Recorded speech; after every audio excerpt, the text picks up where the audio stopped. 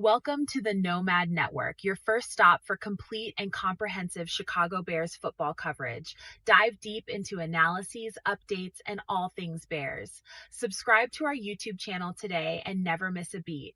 Thank you in advance for your support. We promise to bring you the best because together we're unstoppable. Go Bears.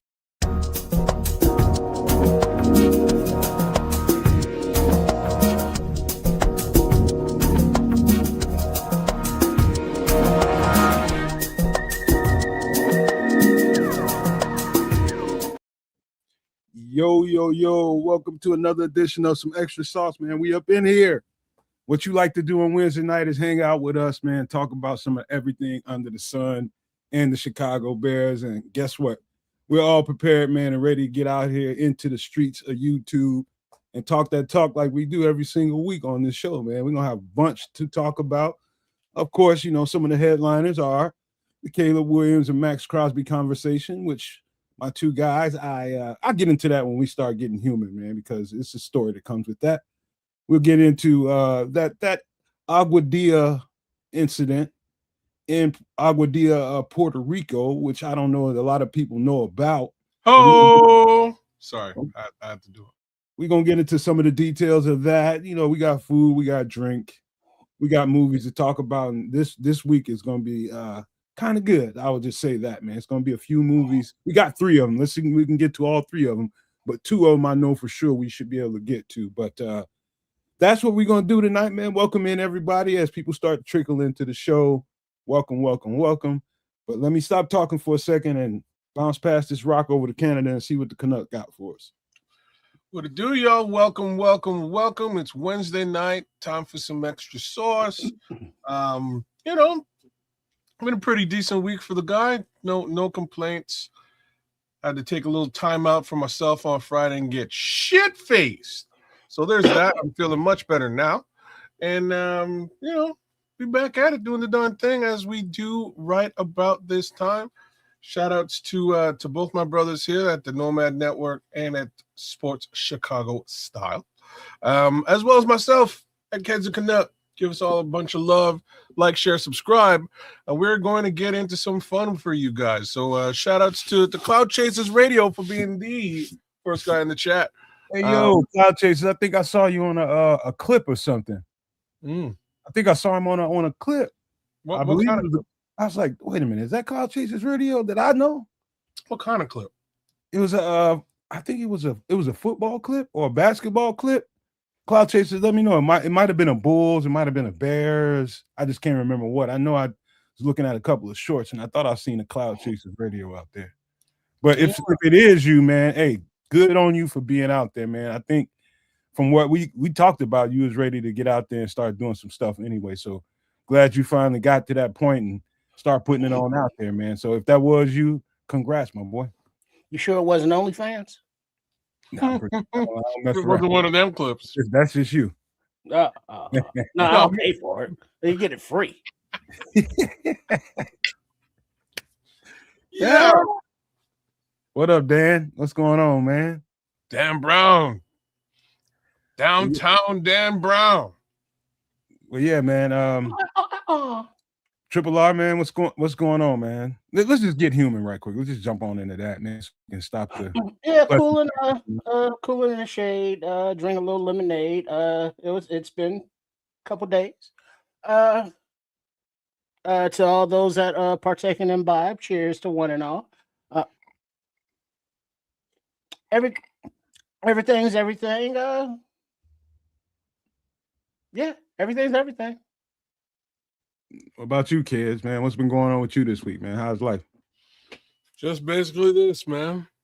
It's ice cold out here in Canada, so you know, do a little bit of love to Caleb Williams at the same time, but nothing major. Just working my way through a little situation, and if everything turns up roses, I will let you guys know in full in the weeks to come. But fingers crossed. Pray for the dude. I'll pray for you back. Mad love out. Good enough. I tell you what, let me go on and get into a little bit of my week.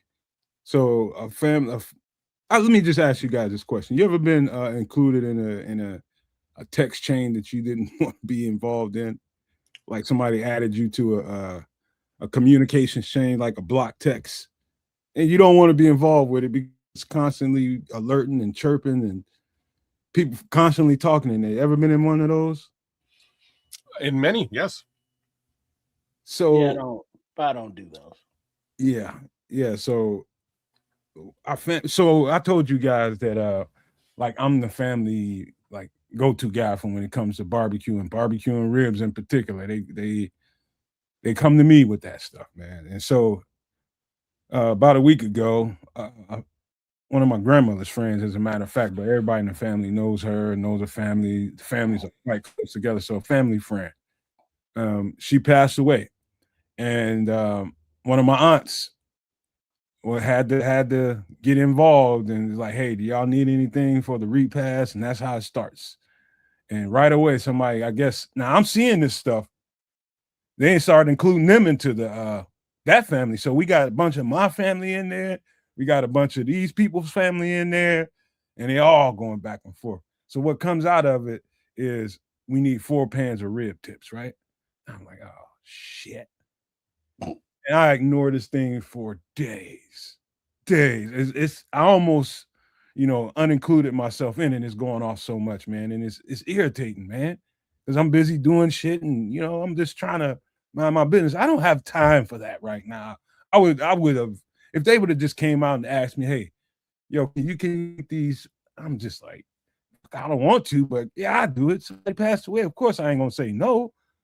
But they just did it indirectly. So the thing goes quiet for like say 12, 24 hours, 18 hours or something like that. And I think they just waiting on me to respond. No, everybody said something. I ain't responded. And so finally on the 3rd, 4th day, and my mother comes calling me. And I was just like, I heard about it, Mom. I heard about it. She's just like, well, can you at least give us $25 so we can get a collection going on so we can get them? I'm like, yeah, I'd be glad to give $25, man. But Lord, don't ask me to make all them ribs. So if you never made, I know a lot of people in the Chicago area, everybody is eating them out in the streets.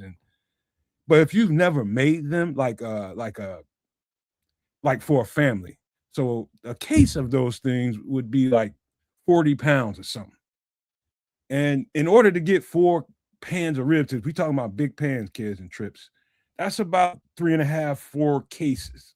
So 120 pounds of them. They're just sticks of fat and membrane that you got to clean and take care of. It takes you, just for one case of them, takes me 6 hours to do them right. Think about what happens when you have to do 3 and 4 cases of them. Ribs everywhere. It's just too much work, man. And I was praying when she called me. I picked up that phone. I was like, Lord, help me. Please don't ask me to do that. And she's just like, can you at least get 25? I'll be glad. Hell yeah. What do you want me to send it? Send it right now. But man, I dodged the bullet, man. Big time, dog. Because I did not want to cook all them rib tips, bro. I'm just at that point in my life where I'm just not excited about it no more. Yeah, that's a lot of work. Yeah, it's a lot of work. Shit. And it's a hell of a lot more expensive than $25. Yeah, $25 to get you an order with some white bread and some fries and some coleslaw. Get you a drink on the side. Man, dude. Yeah, Kaz, me describing that to you, I don't think unless you've seen a case of rib tips and what they look like when you unpackage those things and you put them in your sink and you got to unthaw them first because there's just big brick of strips of meat. And you unthaw them first. And then once you got them loose, now you got to start taking, it's a ton of fat on them. Absolute shit ton of it. And membrane all over the place. So you got to strip all of that off of them, get all that off of them, clean them again and get them right, season them, get them in some marinade and let them things soak for a couple of days before you even put them on the grill. Once you put them on the grill, that's a whole back and forth thing all within itself. And I'm telling you, it is, by the time I'm done with them, I don't even want to eat them. It's so much of it. Ah, man, you want to see those things again, man. I'm with you. Dude, it's pretty rough, man. Well avoided, sir. I will applaud you in that respect. Well avoided. Man, I thought I was gonna get cussed out, man, because I know they was waiting on me. But anyway, man, how about y'all? Y'all want to anything else before we get into some food and drink? Well, I think we can fast track this week, man. Like I say, things are pretty status quo, pretty stable in my world right now. Nothing too spectacular. But yeah, what about you, Trip? Everything copacetic? Yeah, everything's everything. Yeah, I'm good. All right. Let's get into some food right quick, man. Get a little something in your belly before we start drinking. Hold on, make sure I got this right. Let's check this out, man. I thought this was a pretty good recipe, man. What y'all think? Chicken creamy, ramen creamy chicken ramen soup. Ingredients: bell pepper, carrots, chicken, onion, garlic, curry powder, ramen noodles, coconut milk, chicken broth, salt, pepper, cayenne, cilantro, and lime. You see that the cilantro, the lime, that just gives it that Tex-Mex kind of vibe and flavor. Everything else is like your basic ramen ingredients, and then that curry powder. That's interesting. I think the lime and the cilantro is totally, unless you want that flavor, I think it's totally unnecessary in this dish, to be honest with you. But the curry, like I was telling you before, kids, I got plenty of that in my cabinets, man, and I'm never really use it. You know what I mean? It's just there. I might have, sprinkled that stuff on a little something here or there, but never really used it. But more recently, I'm starting to really, really enjoy the taste of curry on a variety of things, and yet to have put it in a soup. But this is giving me ideas. So one thing I will tell you about this dish right here, don't go to Aldi's and get those 50-cent pack of noodles. Don't get those, man. Get you some good ramen, dude. Buy you some good real ramen. It's a boatload of difference buying the real ramen versus some of the stuff you get out of these, blockchain stores. I'm telling you, if you never had good ramen, then you probably don't know what I'm talking about. But it's a difference. Yeah, basically get you rice noodles. Well, that's different. Well, yeah, because what are ramen? They're rice noodles, aren't they? But just thinner cut, not flat. They're actually usually they're rice noodles, man. They're usually egg. But I don't like it. No, I actually hate it. Like I'm like, let's just be honest. On normal pretenses, I grew up as poor folk, so you know what I mean. Like I've been ate my ramen, and I am not turning back. I've made my own money. I don't have to eat this. Hey, bro, you sound like my brother, man, who went to jail. That came out. That's you know what I'm saying? Like, came out of jail. He said, "Man, I ain't never eaten ramen. I'm not eating that shit again." Like, so it's funny. My daughter brought some home. Like, she went to they just opened up a ramen restaurant just around the corner from my spot. So she came home with a big old bowl of ramen. I was like, "Damn, what you got there?" She said, "Oh, I got some noodles, Daddy. I got some ramen." I was like, "Okay, let me get some of that. I gotta test this out." So I tested it out, and like immediately I was like, "You know what? I'm good. Like I don't like this." So the reason why I don't like ramen, it's got everything to do with the noodles. As I've told you guys before, I'm a soupy man. I like soup. I do. So everything else with the slight exceptions of a couple of things here. So I'm not a big fan of coconut milk. I know I'm from an island. I'm sorry. I'm not a big fan of cilantro and lime together. It's weird for me. It's like a weird flavor. I like it in very specific things, but I don't know if I would like it. We're talking about that you don't like. Say it again, kids. I'm sorry. Coconut milk, cayenne. Sorry, not cayenne. Coconut milk, cilantro, and lime. What you don't like about the coconut milk? Sweetness.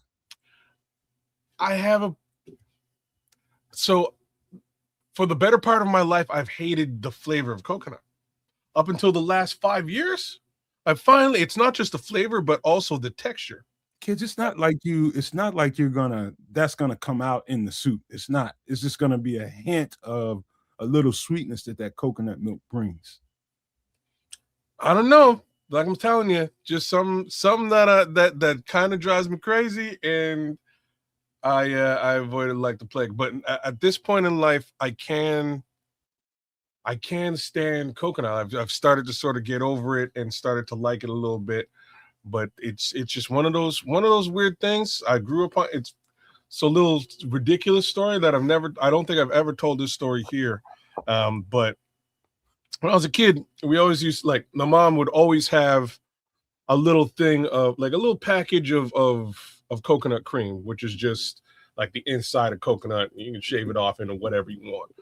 And I was, I'd always open the fridge, look at this stuff, and be like, what's it like? What is she putting that in? Oh, well, whatever. Get my cereal and go off and eat. And one day I come in the kitchen and I'm watching my mom, and she's shaving up the coconut cream into a pot of rice and peas. And I grabbed her and I was like, "What are you doing?" I was like, why are you putting coconut in that? You don't need coconut in there. She's like, "Son, I've been putting coconut in your rice and peas for your entire life. You eat rice and peas at least 3 times a week. I just didn't tell you that I was putting coconut. It's part of the recipe. That's how you make it."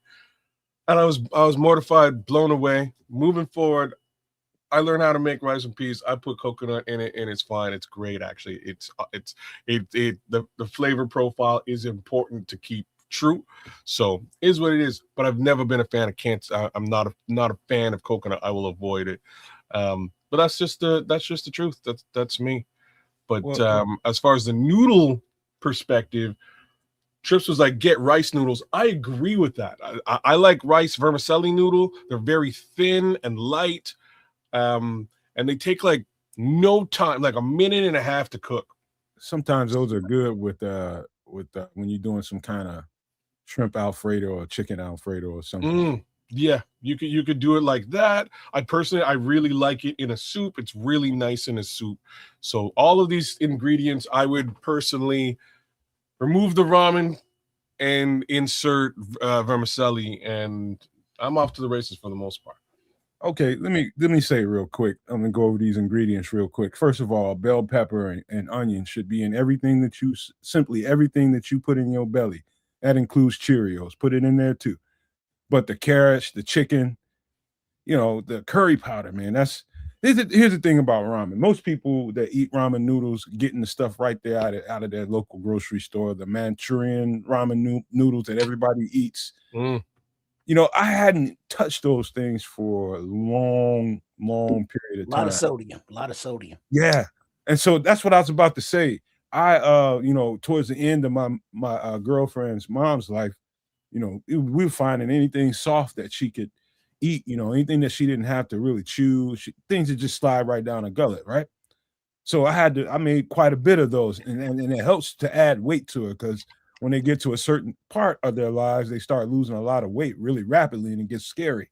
And so you try to fatten them back up, and that's a good way to do it. And so I had some right before she passed. I can't tell you, like, I felt every single ounce of those noodles. It was a pack of them because I hadn't had them in a long time. I just whooped them up, put some cheese in them. Man, I felt those noodles had me feeling so heavy, man. And I'm just one of them people now that doesn't eat a lot of pasta. So anything pasta related I'm gonna feel that. You know what I'm saying? As opposed to somebody that eats pasta on a regular basis. But yeah, you're right about the sodium intake too, man. They're heavy in salt, man. They're very heavy. So be careful with the ramen. Make sure you wash them off. That's the key to it. Get some of that starchy stuff off of it. Give them a good rinse, a good thorough rinse. That will help a whole lot. Enjoy them, but make sure you give them a real thorough rinse under cold and hot water. That would be my suggestion to you. But anything else before we get out of this? Yeah, but definitely whatever kind of noodles you choose to use, I wouldn't recommend putting all of them in the pot. because if you don't eat the whole pot at that first sitting, if you put them in the refrigerator, the noodles are going to get mushy. And so when you reheat it, it's not going to be right. So whatever portion, or at least I saw this on the clip of Chef Trips, a MF in the kitchen, when he was on here live and made ramen, the fee pho dumb, and he measured out the amount of noodles that you want in a bowl. So get whatever amount you want for that serving, and then put it into your soup and let it cook like Wow. the vermicelli. Cooks in a minute. From raw in the soup, so it absorbs that flavor. I got a hack But for you, Trip. but don't leave it all in there. Scoop it all out, and spaghetti the same way. Go ahead. I got a hack for you. I learned over the years. Like if you get your noodles to al dente, and if you know what al dente is, you know what al dente is. You get those things to al dente, and you don't plan on using them all in that pot right there. And you want to save some for a little bit later for the reasons that Trip is talking about. Because the more they cook, the more they expand, the more they get mushy. So a hack for that is you blanch them.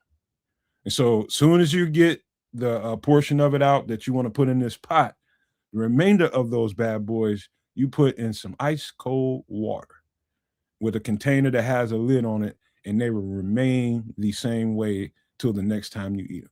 Trust me, I had to learn. I'm shit. I must be some Italian in my blood because I grew up in a family of pasta eating MFers, if you ever want to meet some. And I had to learn how to navigate that, what Trip is talking about. When you don't eat that shit right away, are they any kind of good the next day or the day after that? That's how you do it. That's a hack that I learned. You blanch them bad boys in some ice cold water, leave them in some ice cold water, and put a lid on them, and they will remain just like they were when you took them out. Yeah, because I know the actual rice noodles, you soak them in the water for like an hour. But instead of leaving them in the water, you can take those actually out after an hour, toss them with a little olive oil so they don't stick, and then you can store them in a Tupperware, and they'll last in the refrigerator. And then once you want to reheat your soup, then you can take those still. I mean, once you put them in the water, they're not cooked. They're still raw, but they're more flexible and pliable and usable. Then you take those out and then put them in the soup to reheat, and then they'll cook in there. So either way, just put in fresh noodles every time you make a fresh bowl. All right. It's my last thoughts on this, man. But again, I will just say that the curry powder is something that's fallen heavily into my favor right now. I'm really, really enjoying it in a bunch of different varieties of stuff that I make. Like I snuck it on chicken recently in the last couple of months. My girlfriend didn't even know it. And she complimented me, which she doesn't hardly do now. She's used to my cooking. Hardly the compliments come anymore. But, she was just like, ooh, this chicken's good. I never did tell her because she didn't like curry. Yeah, I just snuck it on there. I didn't tell her shit. But all right, man, let's get to this next. Well, that's the thing, though. Like Kez was saying, and like she was saying, if you don't tell people what's in stuff, they really don't know. And it's like at the same time, Trish. So that's a little unfair too. Well, yeah, but I mean, you make a pot like this, and it's like, oh, this is good, and it's like, yeah, it is, and it's like it's got shit in there you don't like, of course, but it's still good. But if it's something in there, it's like, oh yeah, I like that. Oh, I don't like that. Well, you just ate it, so you do. Hey, you know what? Who is this? I think this is Chris Foster. My girlfriend, when I met her, she could not stand bell peppers. Could not stand them. And I snuck them in a dish, and she didn't know it was there. And now, pretty much, and over some time, pretty much everything I make, she always asks, did you put the bell pepper in it? So that just goes to show you, I mean, people's palates start to change, you know what I mean? Like Kez is talking about over his life, he couldn't stand the coconut milk, man. But, over time, as your palate changes, you start to, like, I admire a lot of stuff that I previously wouldn't have really, I'd have turned a nose up to it, like curry anything until I went to Jamaica. To be honest with you, but that changed my palate. It helped expand it. That's Dan Brown was saying his daughter doesn't eat onions or peppers. Man, I used to I used to hate onions as a kid. I used to, like, if I went to McDonald's, my mom, got me a McDonald's burger, little hamburgers. I would spend the entire time picking the damn onions, little chopped up onions out of do that with spaghetti, man. I used to hate the cheeseburgers because it was even harder to get the damn, you know what I mean? Because there's cheese in there and now it's all smushed up and like baked in. And damn it, I hate the cheeseburger. I would pick all these onions. Now you couldn't, like, if you don't put onions in the meal, I'm questioning your life choices. You know what I mean? Like, I'm not sure how you. That's the truth. You know what I mean? Like, what are you doing? How? Anyhow, onions are the bomb. I love onions. Oh yeah. And my brother-in-law is the same way. And I'm like, dude, you need to mess around, mess with some onions, man. Onions are awesome. But anyways, I just can't remember. I was exactly the same way when my mother. And spaghetti, I always be telling Mom, don't put too many onions in. I ain't put that many onions or no peppers and stuff. I used to pick all that shit out of my mother's spaghetti, all of it. And by the time I'm done, by the time I get ready to eat it, is then they're getting cold. And oh man, because I could not stand to see. I didn't want to. They always still had a slight crunch to it. And it's the texture. This is what I was about to say. It's the texture that gets you, and that's the same thing I assume with the peppers. Which reminds me of my mom's burgers, because my mom's, black people burgers. You know what I'm talking about? You know what I mean? You chop up big ass pieces of green pepper. No. We got McDonald's at home. You all know what I'm talking about. We got McDonald's at home. Oh man, but like, it grows on you. Like at this age, you're like, damn, like why aren't there peppers in this burger? You know what I'm saying? Like it's kind of a different thing. But man, like Chris Foster, like at this point, Eddie Murphy, at this point, I actually raw onions is cool with me. Like even raw red onions on like a salad, not so damn bad. I had a really bomb ass salad the other day, and the red onions really made it kick. So see, I ain't crossed that threshold yet, man. No, I'm telling you, bro. I ain't crossed that threshold yet to be eating on the salad. I don't want them on no salad, man. I'm telling you, like at this point, I don't. Because I'm not really like a salad eater. Like I don't like salad. I just power through salad. You know what I mean? So somebody presented me with a salad. It happened to have red onions on it. So I was just like, you know what I'm saying? My boy, if you don't like salad, that to me tells me you haven't had a properly made Mediterranean salad. Oh, no. That's like the one salad, like, well, Greek Mediterranean is what you're talking about? Yeah, man. Yeah. That's the salad that I actually really like. I'll actually go out and get a Greek salad, like I will. But like that don't really catch me. Don't really catch me going out ordering a salad and shit. Like, kids, we know that you fronting. Not only do you eat salad, you toss salad. So stop oh, damn. We lined that shit up for him so well he couldn't let it go. Oh Lord, let it go. Lord. See, yeah, God. We talking about food too. Oh Lord. Where do we go next? All right, here we go. I hope you don't have a damn salad on the menu. Yeah, you nasty up there in Canada. Damn. I just wonder who grew up eating stuff like this, man. And is it still something they eat? Do they still enjoy it? Oh, chili mac. Hell yeah. Well, in Canada for sure, yeah. Go ahead. Chili mac, the ingredients: elbow macaronis, onion, bell pepper, garlic, the holy trio, chili seasoning, ground beef or ground turkey, tomato paste, chili beans, cheddar cheese, stewed tomatoes, and chicken broth. Important. Those last, let me see, 5 things there. Make sure you got the tomato paste. Make sure you got the right chili beans. Or you can go kidney beans, whatever you like. But the cheddar, the cheddar is what takes that over the top, man. My mother makes a bomb when I say absolute bomb, the only difference is in her dish is she uses just regular thin spaghetti. So just replace the elbow macaronis with the spaghetti. I started adding the cheddar. You know, she never did that in her dish, but you didn't need it in hers, man. That chili mac be so good, but that's just something I started doing. And I've even went so far as to throw a little sour cream in this. Yeah, that's a nice jazz up.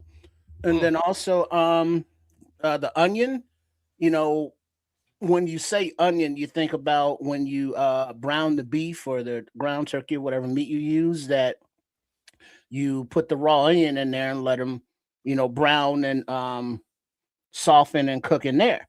But another jazzy chili mac upgrade, I saw somebody in the chat. Was that Caleb? Somebody.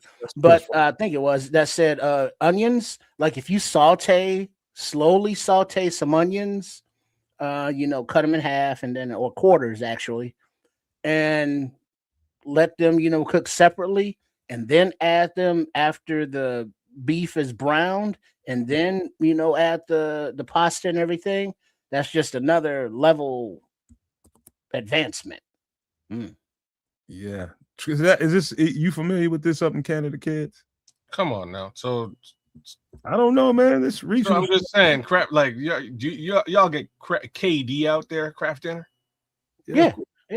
So the craft company is Canadian, right? They're a Canadian company. That's macaroni and cheese is like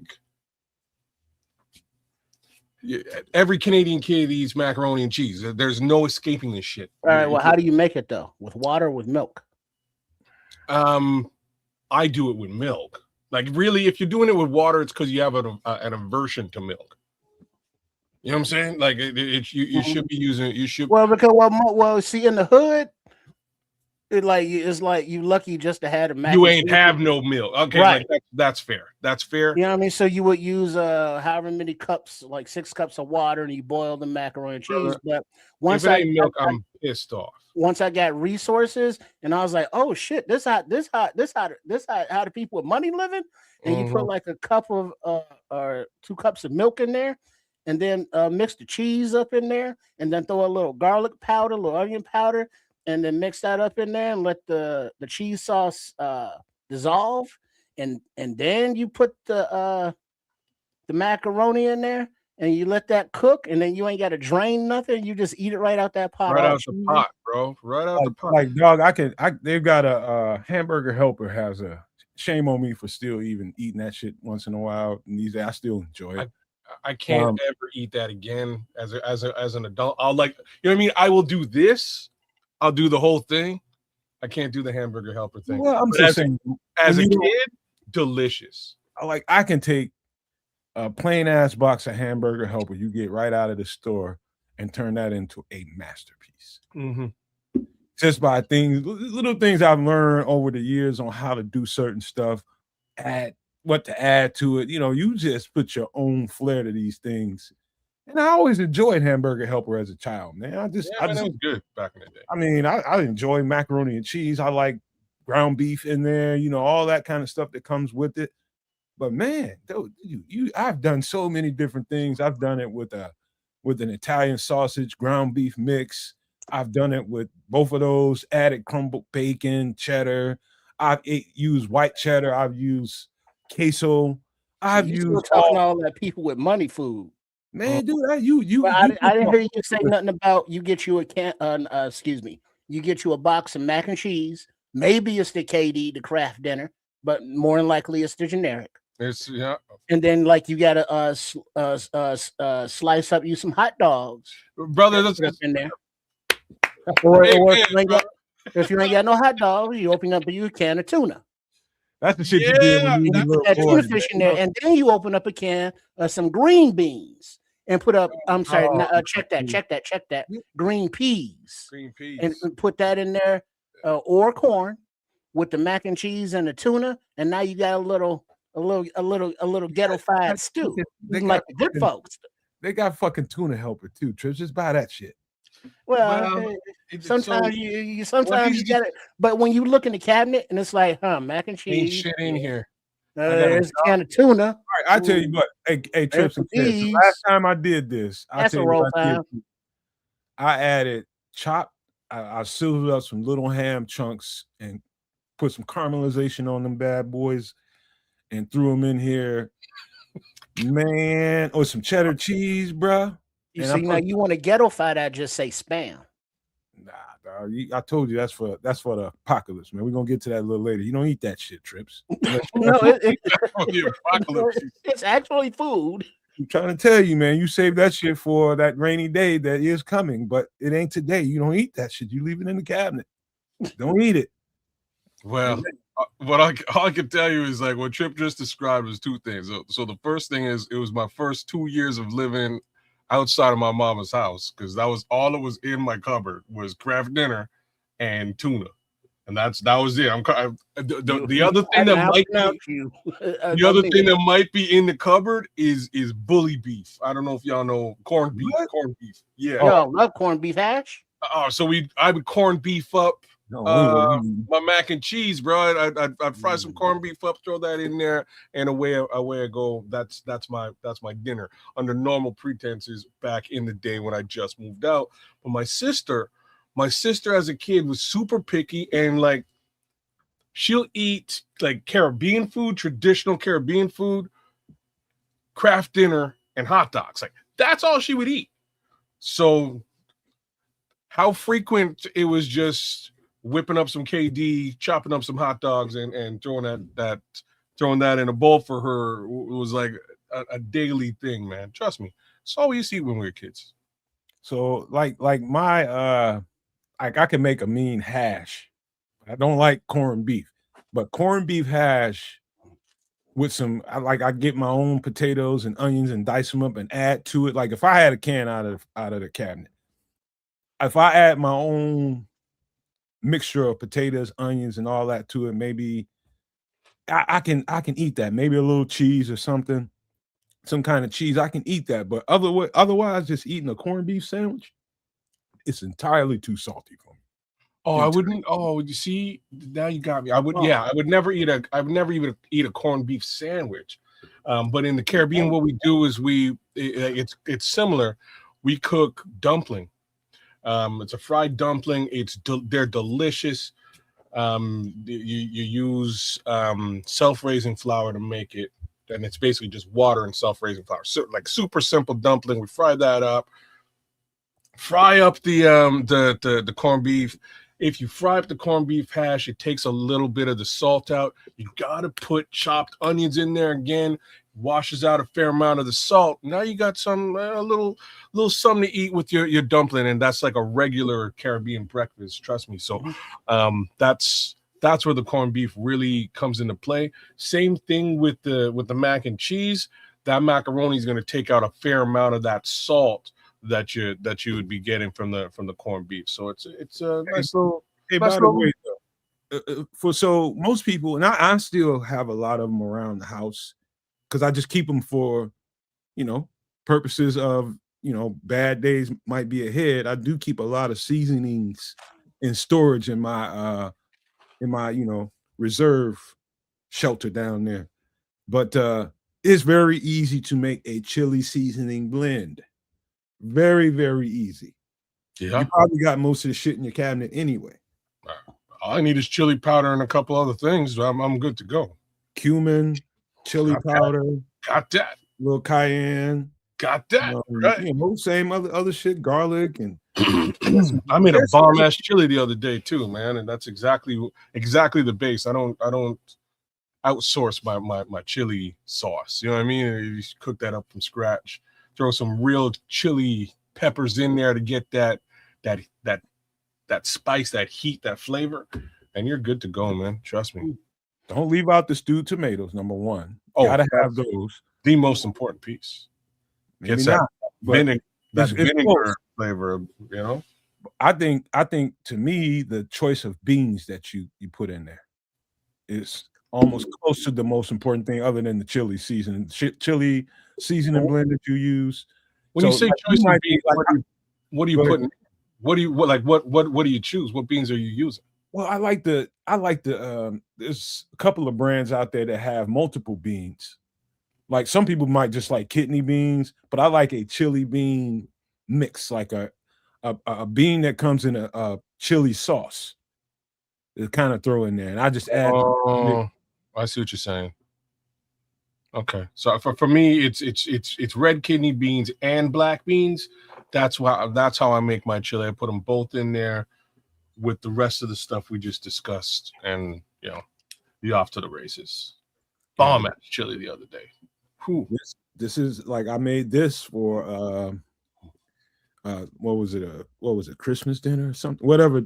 We was having a little holiday dinner, and I made this, but my mother's way, the same way you see it on TV. It only had pasta in it, and everybody like scrolls was just like, "What?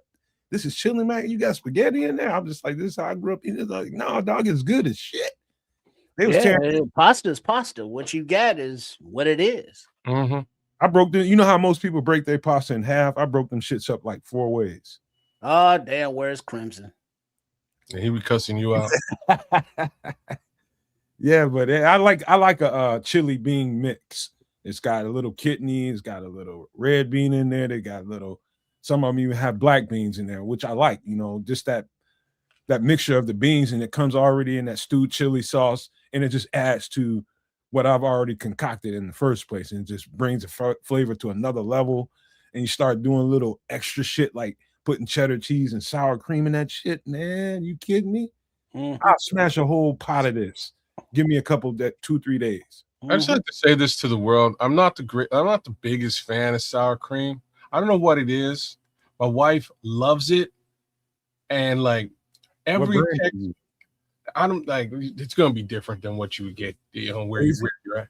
It's not like I don't like it. It's just like I can totally live without sour cream under all pretenses. It's not necessary. Wait a minute, even on tacos? I don't need it on a taco, man. I just need meat, lettuce, some salsa, hot sauce. I'm out. Like if the sauce is what is it about the sour cream? It's got to be. What about a baked potato? Don't need it. Oh, I just don't. It's like it is an extra thing. People enjoy it. It's okay. I don't need it though. Well, I mean, there's a thing between need and want and enjoy. Like I'm like exactly what Chris Foster is saying there. Don't put sour cream on anything, but if it's on there, okay, yeah, I'll eat it. I'll eat it. I get pissed at my girlfriend because I make a mean. When I say mean, I mean this shit's aggressively mean pot of chili, and I ain't talking about spiciness. I'm just talking about the flavor. It's just off the chain. Yeah. And my girlfriend f's it up every single time, putting all that sour. I was like, you should put sour cream in there. I get mad, man. I was like, you want me to make you a fucking burrito or something? What the fuck? See, I'm like, enjoy the taste. You know how long it took me to make that?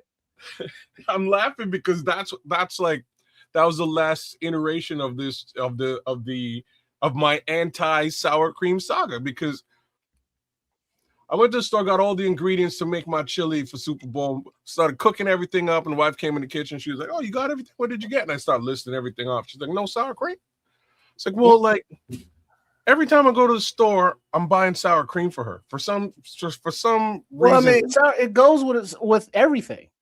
You can have it with eggs. You can have it eggs and sour cream. Yeah, I mean, it's Why like would you do that? Do you eat ketchup with your eggs? No.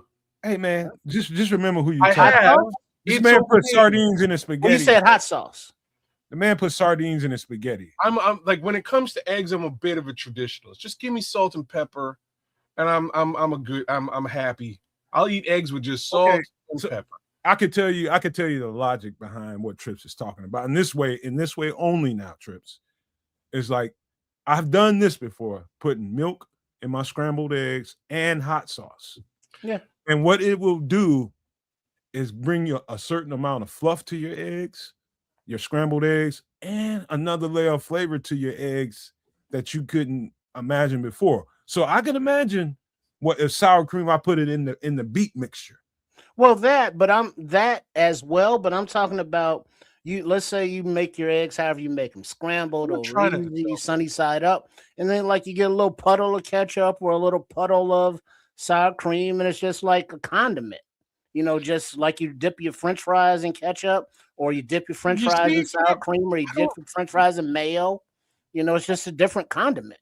I don't need a condiment with everything. You know what I mean? Like that's just Well, where I'm good at. for you. Congratulations. You won goddamn medal. I think I deserve a fucking medal. I think I deserve a medal. In some situations, as Dan Brown has pointed out, I'm a purist, especially with eggs. But I am gonna test. I'm gonna test what Nomad just sort of put together between the two of you. And next time I make scrambled eggs, I'm gonna throw some sour cream in there Yeah, as opposed because to. you won't really taste it. I mean, as long as you don't Well, put too much in there. I But usually use just milk and cream, but it will I'll try. add. Yeah. Hey man, I'll try sour cream. hey kids, I'll just tell you this. I'm like, who I don't know who made this song, but your whip game better be proper. You want to use any of that stuff, hot sauce, milk, or sour cream. Yeah. You got your whip game. You got good wrists. You got to whip that shit. Mhm. I mean, And then whip it real sometimes good. it's like if you get tired, you got to switch hands and go with the stranger. You got to really whip it to get that You got to fluff. whip it good. Whip it good. Get that fluff and have that pan hot and plenty of butter up under there, and you're gonna have there's gonna be some of the best eggs you've ever eaten. Because you want that layer of the butter between the skillet and the eggs to be really hot. So when you put the egg in there, it sizzles right up and it makes that nice little layer on the underneath. And don't go beating the egg up in the pan. Just take your time and it's kind of sift it through there. Just kind of wade it through there, so they kind of turn into little waves. That's how you cook good scrambled eggs. Man. You don't just turn it into a bunch of bullshit. I told you guys I'm a borderline professional. It's like you take the thing and like as the breakfast the egg solidifies, it's like you twirl it around and twirl it around. Lift it. You know what I mean? You just lift the pan a little bit, let the runniness run off. Man, trust me, man. But Nice you guys are nailing it with the butter. The butter is the most important piece. You got to get that butter in there. No oils. Olive oil will work. It will work. I'm not saying it won't, but you may wind up turning your scrambled eggs crispy, and that sucks. Well, I don't mind cooking them, man. I like my eggs. Well, while you're bullshitting, when you say oil, I made a couple burgers, and I want to top them with some fried eggs. And I wasn't cleaning out the skillet, so I just moved oil. You just threw it in there with the existing oil. But like then you get that crispy shit around the egg. I hate that. Yeah, I like that. I like the crispiness and crunchiness of it because the top is soft and fluffy. First of all, if you got any crisp in your scrambled eggs, if that wasn't not scrambled for the burger, it was sunny side up.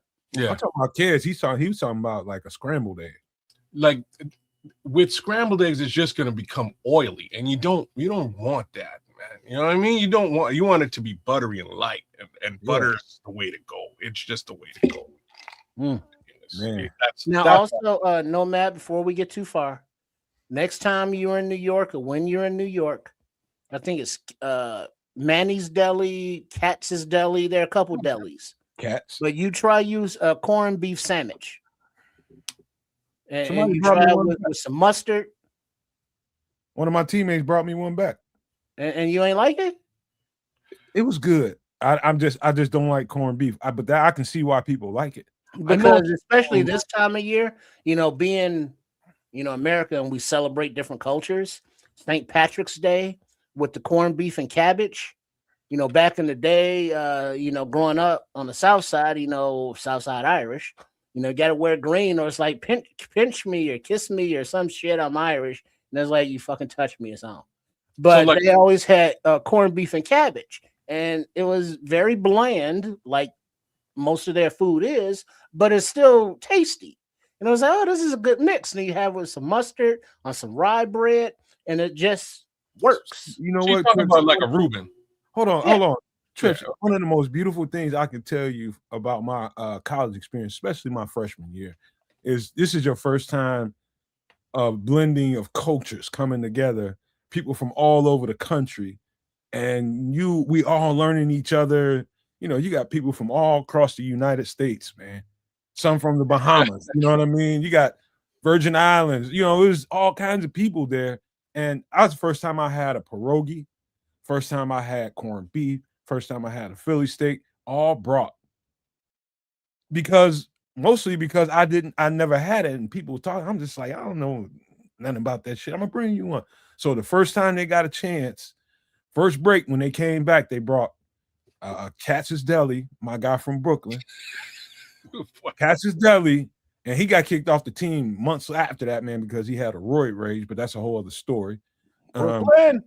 Yeah, but he brought that Katz's Deli, which I can see why people enjoy that. First time I had a Philly cheesesteak. First time I had pierogies. A bunch of different shit. First time I tasted some deer. Country people that was coming to school, man. Country boys, they like deer and shit. So that experience for me opened up the doors to everything that I enjoy right now, just because of those experiences. Mm-hmm. I'd hate to see what my life would be like if I didn't have those experiences, man. Oh, and FYI, pierogi is plural. The singular is pirogue. Okay. Oh, word? Yeah. Okay. Damn. We're getting a grammar lesson from Trips. Ruben said I made a mistake. We was recording some stuff one day over at the channel at Sports Chicago Style, also known as Triple R SCS. And Chef was talking about something and Trip got into it with something, and then it was like, no, it's how did he say it? It is the pierogi, because pierogies is superfluous because it's already plural. Okay. So that was how the conversation came about. So it's like, yeah, I was like, oh shit, okay. And so next time I go on Jeopardy, or the first time ever, some knowledge there for you. All right. Pierogies. Rest in peace, Alex Trebek. Pierogies ended up being something I didn't know that was my spirit animal. I didn't. Did you know that they're different ones, right? It was just meat, onion, potato, and a little cheese in there. Well, but the thing is, there's the meat kind, there's the onion, there's sauerkraut, there's potato, there's the one with the ricotta cheese. It's kind of sweeter. There's ones with and then you use a condiment like applesauce and sour cream, kids. Yeah. To dip them in. Reasons why I'm not a super fan. I'm not a big pierogi guy. I'm not a big Reuben sandwich guy either. Corned beef sandwich, I have to admit. St. Patrick's Day is coming up too. Come on. Not a big fan. Looking at the chat, there was another one was Dan Brown just questioning the general price of corned beef as of late, and I have to agree, brother. It's been a minute. Every time I go to, you know what, it'd be cool to get some corn. Damn, you know what? It ain't that cool. You know what I mean? I'll get some real beef instead. Corned beef is expensive as all shit right now, which is crazy. Well, where's your Canadian beef come from? Canada? Cows. Well, fuck's sake. He's here all week. Make sure you tip your servers. Thank you very much. But yeah, the local. Well, I asked because the beef that we used to get here in America came from like American moo cows and beef cows or whatever the fuck kind of cows they are. But now it's more of an outsourced thing from like Argentina beef, or something like that. So let's take a quick public service announcement. Be careful what's being packaged out there, because they slide in all kinds of crazy shit in their package. I think I told you that. So just be careful. Remember Dolly? Side story, Trips. Trust me. I know we're way before the whole conspiracy theory part of the show, but remember Dolly, the sheep, how they cloned the sheep in like 1990 and it was a thing. Yeah. Cows are not off limits is all I'm trying to say, really, at this point. So you can clone meat.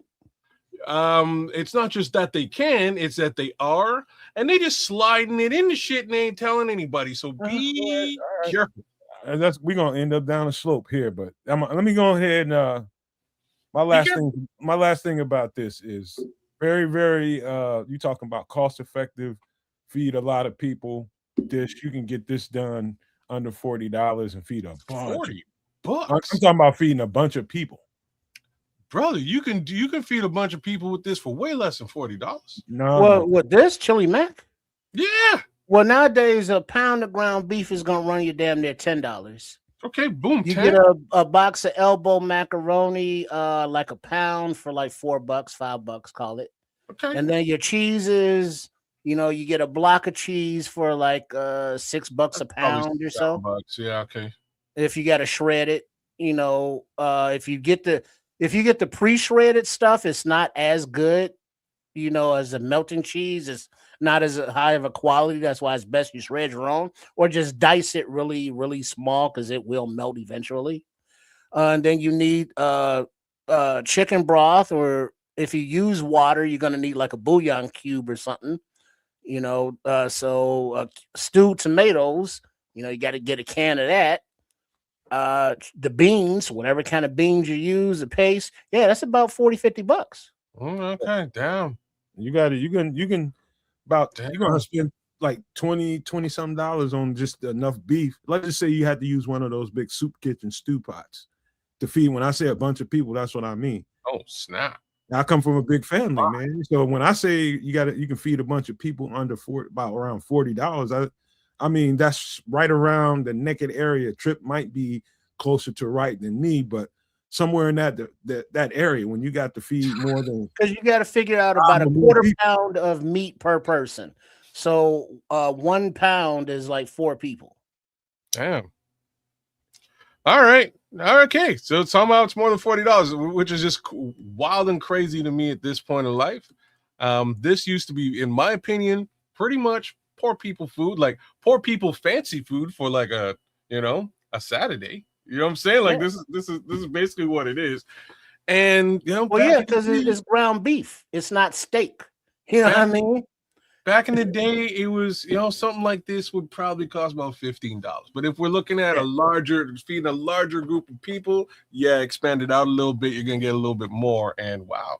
It adds up quick, as Dan Brown says. It adds up. If we talking like ground chicken, we talking like ground chicken, that's much cheaper.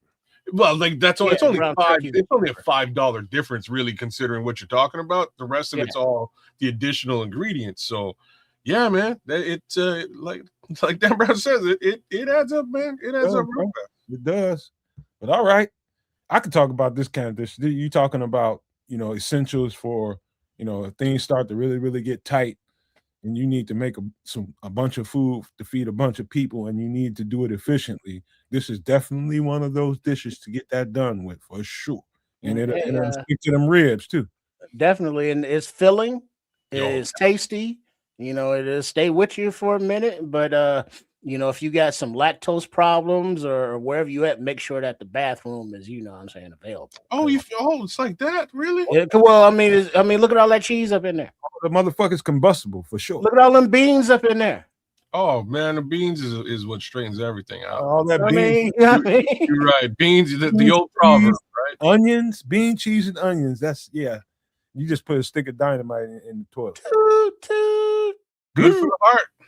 All right, but now as Nomad is bringing up the next picture, you want to talk about the devil and processed food, but I haven't tried these yet, but I saw them in the store. I was like, oh shit, I gotta check that out. But these are can you read that? Hungry okay, Jack. I just give me a second. Okay. Hungry Jack original. What do you I can't read all the fine print though. What's in there? These are hash brown potatoes. Oh snap. Okay. And so you add hot tap water to this carton.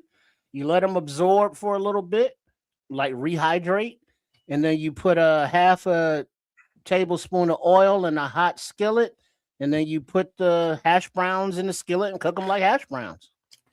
Damn. And this little box right here is supposed to serve 5 because it's like a milk carton kind of thing, but it's full of potatoes, dehydrated potatoes. So it's basically just freeze dried. You just throw some hot water in there, and you're kind of started and good to go. We bought hash browns, and this was like $1. We bought hash browns for the first time last week. Well, this week actually. No, it was last week for the first time in probably 5 years. and I enjoyed the shit out of them Sunday. Nice. Yeah. Oh man, I just missed them because potatoes are carbs. You know what I mean? So Right. every now and again, you got to do that shit just to scratch that itch, or some French fries or something like that. But those hash browns with runny eggs, toast. Because there's so many different ways to enjoy them. Because like with the runny eggs, they absorb all the runniness. Then the toast, and you got some jelly in there, and the butter. Or if you got the French fries and you got the ketchup, or if you're not kids and enjoy condiment, you got ketchup or you got your mayonnaise. Don't need condiments. They just don't need condiments with everything. You know what I mean? Some things like when you eat your potatoes, what condiments do you eat with your potatoes? As of late, it's really actually just been salt lately, or gravy. Gravy's usually the big all right, gravy's a condiment. Gravy, but okay. Yeah. All right, man. I'll tell you what. Away from the ketchup, but there's too much damn sugar in ketchup. Well, you can make your own, but yeah. Food always takes us there, man. Because right on Dan Brown, he's had these. Okay. Yeah, a bunch of I'm gonna try those, man. Just to see some. I like the Hungry Jack brand, but let's get to some other stuff, man. We're gonna get our drinky drink on because it seems like every show we're talking about a mixed drink, and description starts to come up, and what kind of drink you like, you don't like. This one always comes up. So here it is for you. This is the classic. Sour. I had a feeling. Oh, there's kids. But before you go, I've had these a couple different times. But that's I don't know if I can remember somebody going to that length to make. Ain't nobody ever put no egg white in my whiskey sour ever. Never had it like that. That's why I said it's a classic whiskey sour. This is the classic way it's done. That seems like a lot of effort for fucking cocktail. Let's just wipe separate out the egg white from an egg, and it's crazy. So here's the ingredients, y'all. Classic whiskey sour, lemon juice, simple white syrup, egg whites, a black olive, ice, and a shaker. I have 4 of these ingredients, and maybe 5. I might just go make me a whiskey sour as this day goes through. But I sure as hell ain't putting no egg whites in there. You wouldn't even try it just to see. All right. So in the ingredients, the way they say how you put this together, once you get everything together, you give that thing the proper shake that it needs, and you leave it there for about another 45 seconds to a minute. Just let it settle, and that's when you pour it over the ice. Pour it into the glass. So you really shaking that up, though. Like I can see what you did. It kind of gives it more of a thickness and a froth. But like I wouldn't like. It's got less to do with like whether it would taste bad or funny or anything like that. It would probably taste awesome. You know what I mean? Like, I'll be honest. It probably tastes great. For me, it's like if I was at a bar and I'm a bartender, I wouldn't want to be fucking with eggs. You know what I'm saying? Like you gotta separate that shit and get the yolk out. And that's a whole. Now you got egg crap on your. Nah, man. Hey, some people are very skilled at that, separating egg whites. Very skilled. I've seen some very skilled culinary people know how to do that really, really well. And whiskey. Yes, whiskey is important. Somehow whiskey was missed here in the mix. Definitely whiskey, and I have that as well. Yes, whiskey. So I don't know how many I've had this drink out. Let's just say anywhere between 3 and 5 times. Usually somebody bought it for me because that's not a go-to for me if I go out to a bar or something. However, I had it once at home, and instead of the simple syrup, I just can't remember the mixture that I used. Just can't remember, but it was a good mixer. Me and my girl was out, and she was just like, man, you want to do a whiskey sour? I was just like, let's do it. And we just went through the shelves and got what we wanted. We just looked at shit, and I'm more the adventurous type when it comes to trying new shit like that. Like she's more closed up. Like her world is really closed off. She closes her shit off, dog. When I tell you she closes it off, like you ain't getting in that motherfucker, dog. It's unfortunate. Wait, what? We still talking about drinks, right? Yeah, and putting together cocktails and shit. When you do the shit with your girl, man, you just like to spritz it up and do some shit different, man. You know what I mean? So We do that shit from time to time. We're still talking about drinks, Trip. So weird ass.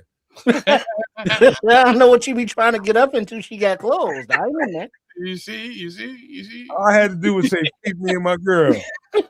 Oh snap! She's like, no, come on, baby, please. So, have you done a whiskey sour trips?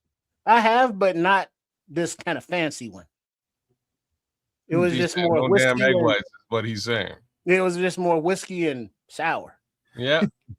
It was, I didn't have no black olive. I didn't have no egg white. Yeah.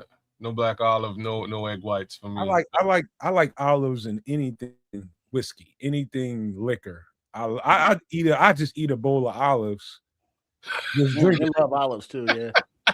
So we know how to get you in, man. We just give you a bowl of olives and some booze, and you're ready to go. Next time you have a beer, throw some olives in that beer. Hey, Samuel, you want me to send you an invite? Because I didn't. Yeah. Samuel Rothstein. But yeah, man, let me know, because I didn't send you one this time. I'll send you one. But yeah, whiskey sour is one of them drinks that I'm probably even sounds like what's up with the egg white stuff. Yeah, that's why I say classic whiskey sour. This is a classic way. That's how they drink them. Okay. Oh, the they? Now I get wink, wink. I ain't want to say now that. I get it. That's hey, quit being a segregationist, son of a. I ain't said nothing. All I mean is they is not us. They is them, not we. That's right. That's all I'm saying. Yeah, I haven't. Yeah, like you won't go out to no neighborhood dives around here. Nobody gonna put no egg white in there. But look at you like egg whites. I never been to a bar and had the bartender go, hold up, I gotta go get me a dozen eggs first. I'll make these these whiskey sour. I just turn around, boom, and there's a whiskey sour in my hand. And it looks a fair amount more clear than this. So, like I said, this just added a bit of thickness and froth to it. I get it. Look at Patrick throwing flames. Ooh, Patrick. Patrick. Wait, what does it say? He said, who produced the better 2026 Bears roster, Samuel or Keds? Well, no, it's not fair because I was just GM. Because didn't Samuel, he used that different platform? No. Oh, wait now. Yeah, he used the OG platform. Right, so it's not the same. All right. So Samuel Rothstein got to come back on and do the stick to the model, that version of it where they got the extensions, the cuts, the trades, the re-signings, and the draft all in that one platform. At the Samuel see that one, he gonna want to do that shit again. Mm-hmm. Look at that right there. As soon as I said it, I need the new platform. So trust me, I did a little mock there yesterday, and it was even more disgusting. It was so good. I was gonna post it, but I was like, nah. I posted my first one. I don't want to, you know what I mean. I don't want to take the love away from the OG. But I got some players, y'all. All them players that you were suggesting have been. Shots have been fired. He woke up and chose violence. He did. Challenge, he says. But no, man. The second time around, we got a crazy team. I don't expect Ryan Post to do anything like what I put down the other day. But it was but the interesting thing is, what up, Levante? Yeah, that's it. Stick to the model. Like you look at how the prospect draft board is set up now, and most of the mocks have pretty much the same players in the same places. So real life is going to be different. IRL, as the kids say. So players will not be there. Teams will make trades, and teams will pick players that it's like, well, that's a reach. And it's like, even though the mocks had him at 75, it's like, yeah, maybe it was a reach. Who knows? But it's interesting to learn the names that are not, the top 10, top 20. As Nomad has done research, and he's saying, he's getting through more position groups. And as we get down deeper into those later rounds, he's like, oh shit. And so it seems as though like this draft, could have some depth, at many position groups that will contain dogs. Am I right, Nomad? For sure. I'm writing Patrick back because he just asked a question about. Now I don't have to write it. He says Bryce Lance. Yeah. Lance, and he's at North Dakota State. Man, I think that dude's gonna be. He's got like what's his name at with the Seahawks? What position? With the long ass name, the receiver. Oh, Jackson Smith and Jigma. Man, route running extraordinaire. Catches every. I mean, hands are golden. This dude is going to be special on the next level. Everything you think about, what's his name that's playing in Green Bay right now that came from the same school, all that speed, he's got all that and great hands, great body. Christian Watson? Yeah, he's got great body control. I mean, everything you want in a receiver. Route your ass up when that ball is in the air. He's got body control to come down with it. I mean, he's got a skill set. Like, I don't know who he's been working with, but man, Trey Lance's brother. Ooh, is it? Y'all see him? Yeah, Bryce Lance is Trey Lance's brother. Okay, the quarterback Trey Lance. That boy got game. I'm telling you. Yeah, Okay. 6'3". He's 6'3", 209 pounds, 24 years old. Man, all you had to say was 6'3". It's now just a question of how fast he is. It sounds like you got the route tree covered and you got the height covered. Those are two dangerous things to have as a wide receiver. Because he's better. Hold on 1 second. To answer that real quick, 40-yard dash with a range of 4.49 to 4.6. Okay.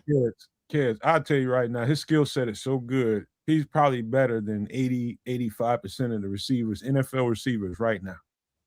So, Scrolls, stuff like that. Oh, come on, Red Bear. If staying away from talking about being messy. Scroll, you messy as fuck. You know what I mean? Stay away from the St. Brown family after Equanimous, but the other one is one of the best wide receivers in the game. Right, the St. Browns, the Watts, you know what I'm saying? Sometimes that pedigree flows, right? So, well, let's stick to Diggs now. We're gonna get into we got quite a bit of football to talk about, man. But let's get on these drinks. Let's finish this up before we get into it. All right. Let's take this whiskey sour up a little bit. Take it up. We stepping up now. Blackberry whiskey smash. Now, all right. Ingredients: peaches. Going to the country. Gonna eat a lot of peaches.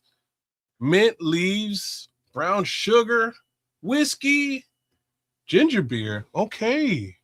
Blackberries and some ice.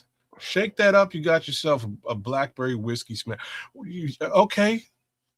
So I'm going to have to do this then. I knew that ginger beer would get you. Yeah, it did. I never thought about whiskey and ginger beer together, but now I have an excuse. See, the thing is, I have a bottle of Glenlivet upstairs. I'm not putting no Glenlivet in a mix like this. That's just to sip on. I gotta go get me something like a Crown or Canadian. I do think this drink here in particular requires let's just say an upper tier whiskey. I don't think you want to put cheap shit in this drink. Like I'm one of those people that even though I haven't had this drink in particular, I can see the flavor profile and what that good better brand of whiskey could bring to the flavor of that drink. Those that brown sugar, those berries, and those peaches. Lord, I'm putting the peaches directly in there. Mm-hmm. Yeah, that's flavor, man. Give it a good shake, bro. Give it a good shake, and I would actually peel them. Okay, Samuel said you ever had a Kentucky Mule? No, dog. What's a Kentucky Mule? I've had a Moscow. I drink Moscows all the time. What's the difference? Man, Sam? Now I gotta look it up. This drink looks so good to me. I'm going to surprise my girlfriend with this because usually what she wants to see is what we're going to do for food, what we're going to do for drinks, and what we're doing for doomsday survival. But she didn't see none of that this week, and she's going to want to do this. I know that for sure because this is right up her alley. This looks actually tasty to me. Really tasty. I don't know about that brown sugar, man. I don't know about. Yeah, but you got to get some kind of sweet to it. So I'm betting a Kentucky Mule is a Moscow Mule with whiskey. Is that what you're telling me? Is that What's Vidal? Vidal is it's with bourbon. It's with bourbon. Or he's saying whiskey. Okay. Damn. And the Mexican Mule is with tequila. I Chihuahua. I had one of them before. That's good. Badges. We don't need no stinking okay. badges. All right. Now I got all kinds of mules that I gotta mess with now. Damn. There's all kind of mules. There's all kind of mules. There's all kind of highballs. There's all kind of ashes. There's all kinds of whiskey sours. There's just like a whole gamut of all those things. And just know that a Mexican Mule is different than Donkey Punch. Okay. Thank you. Not the same. Like there's a bunch of ways to do margaritas. There's a bunch of ways to do all kinds of different things. Oh, damn, Sam. Sam's the mule. He's a mule expert, bro. So Moscow's vodka, because like that's where vodka comes from. Mexican Mule tequila, because that's where tequila comes from. Kentucky Mule, bourbon whiskey. I get it. I'm with it. I'm gonna have to test this out now. Just have a what mule. kind of mule do you want today? You know, so mule it up. How appetizing does this one look to you? No, like I say, this looks pretty nice. I'm not so sure.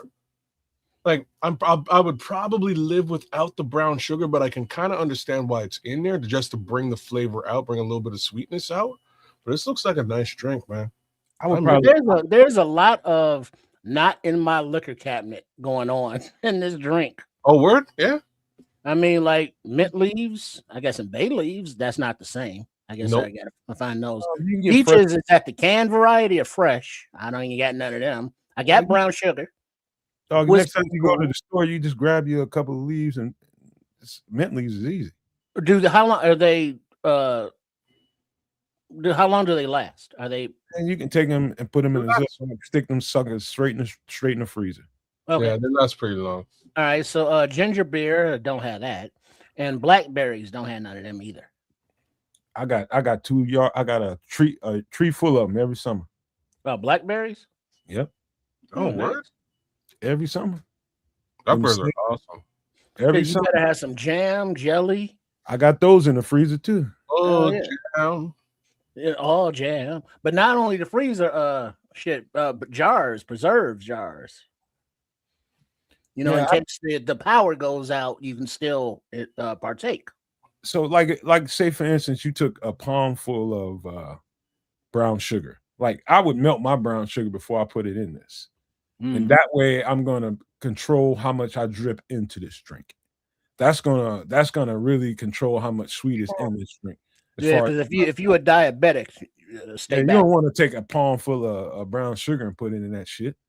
You want to melt that shit down so you can drip a couple 4, 5, 6 drips in there and be done with it. Yeah. You know what I'm saying? So that'll help you control that. Interesting. Yeah, you can get by using the stevia brown sugar. That'll cut some of the calories out of it. And the peaches are a natural sweetness. You know, so it's all a natural, you know. Well, there's going to be some sugar in the ginger beer anyway, so it probably doesn't really need that much brown sugar. But I know what they're doing here. They're trying to bring out that sort of that earthy smokiness from brown sugar and counteract that bite of the ginger. I do this with some nectarines, some good ripe nectarines too. I've been more nectarine these past couple of years too than peach. Nectarines are coming out pretty good these days, man. Some really, really good ripe nectarine. That's spend enough time in the sun. Oh my Lord, it's probably better than a peach. I just would like to say that's the most I've heard the word nectarine in the last 25 years. You said like 7 times in the sentence. I think I'm good. I'm good for the word nectarine. Many times? I'm just messing with you. I'm gonna have to test them out, man, because it's been a very long time since I've had a nectarine, to be honest. Well, I can never tell the difference between a nectarine, a tangerine. You know, one's real little, one is I don't know. I think it is too. I think it is a work of art. everything about this drink I love. And But that's a very labor intensive drink, right? Well, when you got a I girlfriend, don't know if it's that labor intensive, but you're right. Yeah. You definitely got to go to the store. You know, you got to take a trip to the store to get this. Well, that's shit part right. of the labor. That there's the in their this life. is okay. I'll give you this advice. If you're interested in making this drink, to me, the best time to make this is when these fruit are in season. Mm. So right So now, that's the fall, autumn kind of drink. Unless you live in a tropical climate, you probably won't. By the time this gets to you, it probably ain't as good. I just happen to have a couple of trees in my yard with these berries, so they're in my freezer. So and they freeze pretty well, man. If you do it the right way, you can freeze these pretty well, and they come out pretty solid. But I use these in freaking smoothies all the time. I was gonna say you probably blackberry smoothie all day long, every morning. Man, where's the blackberry homemade hooch? Man, we did that. We did that on the show, man. Remember that? No, I mean that you made. I can't. You know what? I haven't. My girlfriend wants to do it, but we ain't. That's what I'm saying. Where is it at? Why are you tripping? We gonna make it. We gonna make it. Because if you make it right, your girlfriend might open up. Whichever you need to open up. We're gonna do it out some Mississippi Shine. I got one of my aunts is coming up. I think in April. No, man, I got into some Shine on Friday, bro. It was an experience. Hence your fucked upness. Yeah. It took me two solid days to get over what I inflicted on myself. But what is there's two different kinds of Shine. One is with sugar and one is with molasses. Is that the difference? I think so. I know he used molasses. That's what he told me for sure. But hey, y'all to be honest with y'all, since you brought up molasses, if you're gonna do any kind of sweet, the natural sweetness is the best way to go. You're talking about your honeys and you're talking about your molasses. I remember working on a job. I just have to say this before we get ready to get out of this. Working on a job that I had the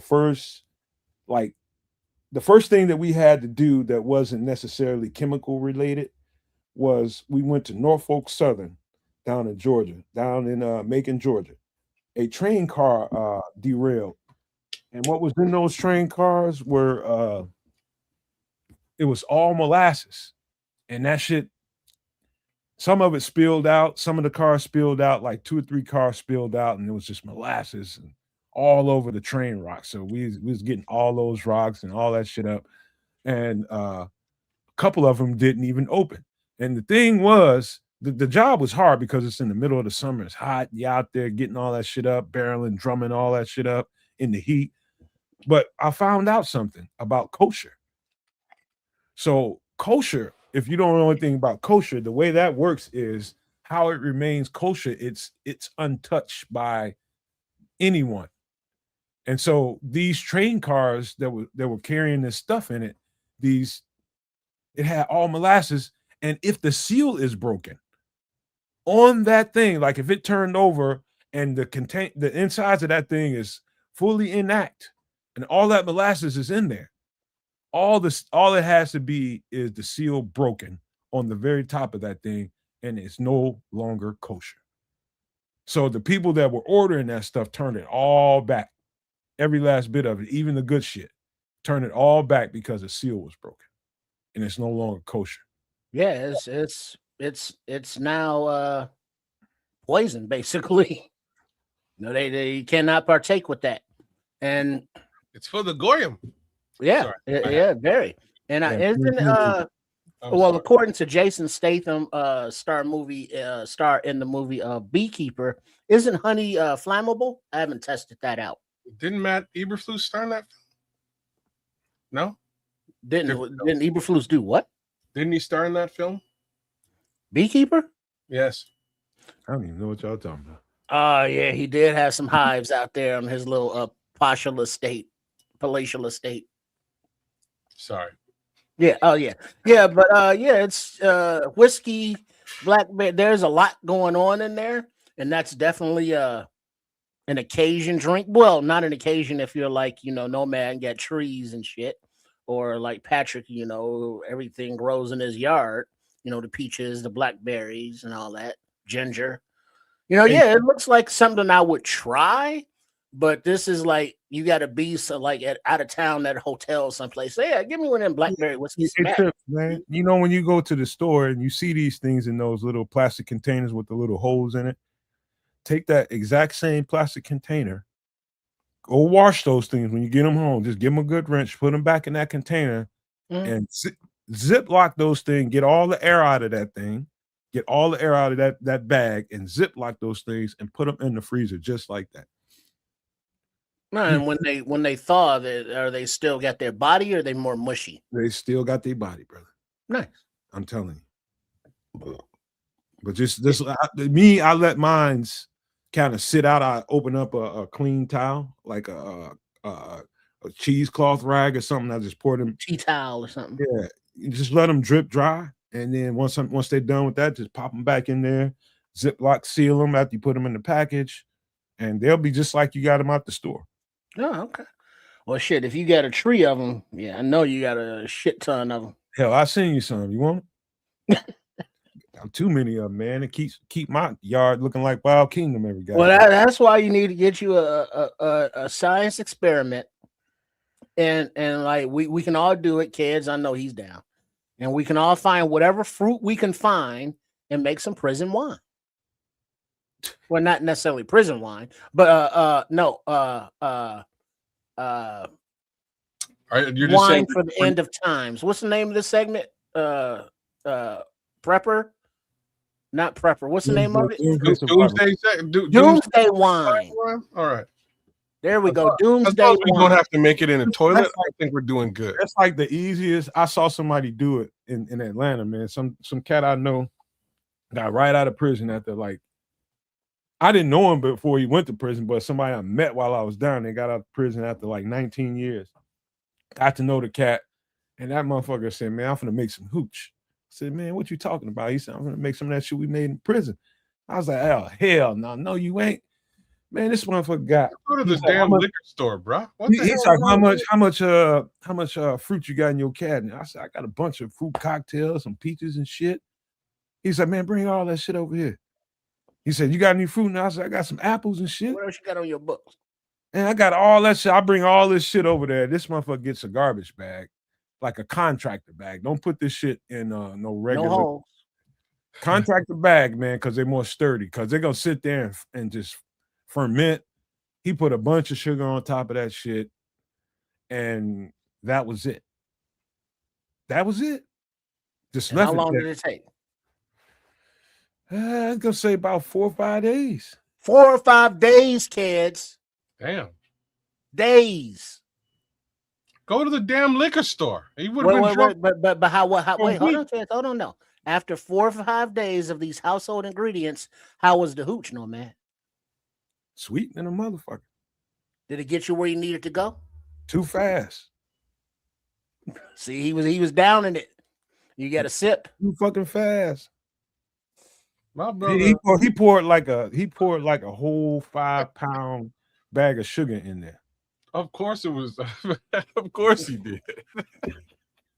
Shit, Benny's beverage. Shit, if they ain't got it, ain't worth drinking. Well, if they ain't here, and I got some fruit, and I got some sugar, and I got a container. I got wine. Everybody come out of the joint ain't got no teeth and shit. I just like to give a shout out to Big Samo Rothstein, man, because I just found 36 different mules out there. I'm gonna be drunk for quite some time moving. So there's that. So the mule's gonna be kicking your ass for a minute. For a minute, dog, for sure. Oh boy, they got lemonade mules, sangria mules, French mules, Spanish mules. Before we get into all those mules, I just wanted to say about that prison hooch kids and trips. What made that, and one of my favorite fruits in the world, is those black grapes. I just happened to have somebody I knew that had a whole bunch of them and wasn't eating them. Black grapes. The big round black grapes. Oh, those big juicy joints. Yeah, I love those, boy. Now you talking some good shit right there. Put a whole bunch of them up in there. That's a whole different great flavor, kids. Would you believe they got a moonshine mule? Oh, kids is over there just going the fuck up. No shit. He's gone for the next 15, 20 minutes looking at Brother, they got a morning mule with orange juice. They trying to get me drunk from go search highballs when you got from 6 a.m. I'm on this. I don't, you know what I mean? Anyways. I got them all stuttered and flustered. Damn. I'll be drunk all day. Man, all right. We do got football to talk about. We are hour and a half into the show, man. Please, you guys, make sure you guys are subscribed to all 3 channels, man, and hit the like button on all of them. New show. What's your mule today? We are live on the Nomad Network, which you're here now, on Kids of Canuck, and on Sports Chicago Style. All 3 are streaming right now live in all kinds of different places. Make sure you hit the like button, man. Make sure you subscribe if you're new to the channel. We definitely appreciate the love, man. But let's continue to have some more fun, man, because now it gets really interesting. We getting ready to talk about some football. And let me do this right quick before we get going, kids. Hold on. I got a dead mouse right quick, and I got to scroll. Give me a second. There we go. I got a few guys we need to talk about real quick. Oh, I think I know who they are. I'm gonna start with the guy that you've seen on the screen. That is Peter Woods, 6'3", 315 pounds, 3 technique, nose tackle, whatever you need him to be, out of Clemson. Like this guy, I really like.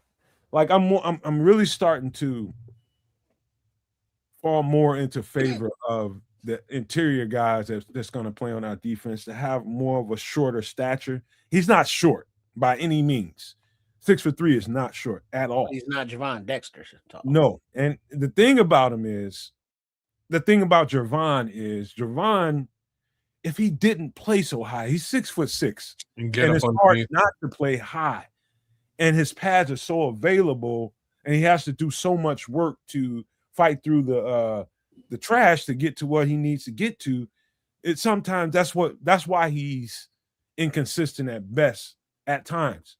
Which is why I think you get a guy that plays a little bit lower to the ground, like Peter Woods, and his pads, I'm not going to tell you that he plays low to the ground and his pads are low all the time. He's inconsistent at times because, number one, he's more athletic than everybody that he's playing against at all times.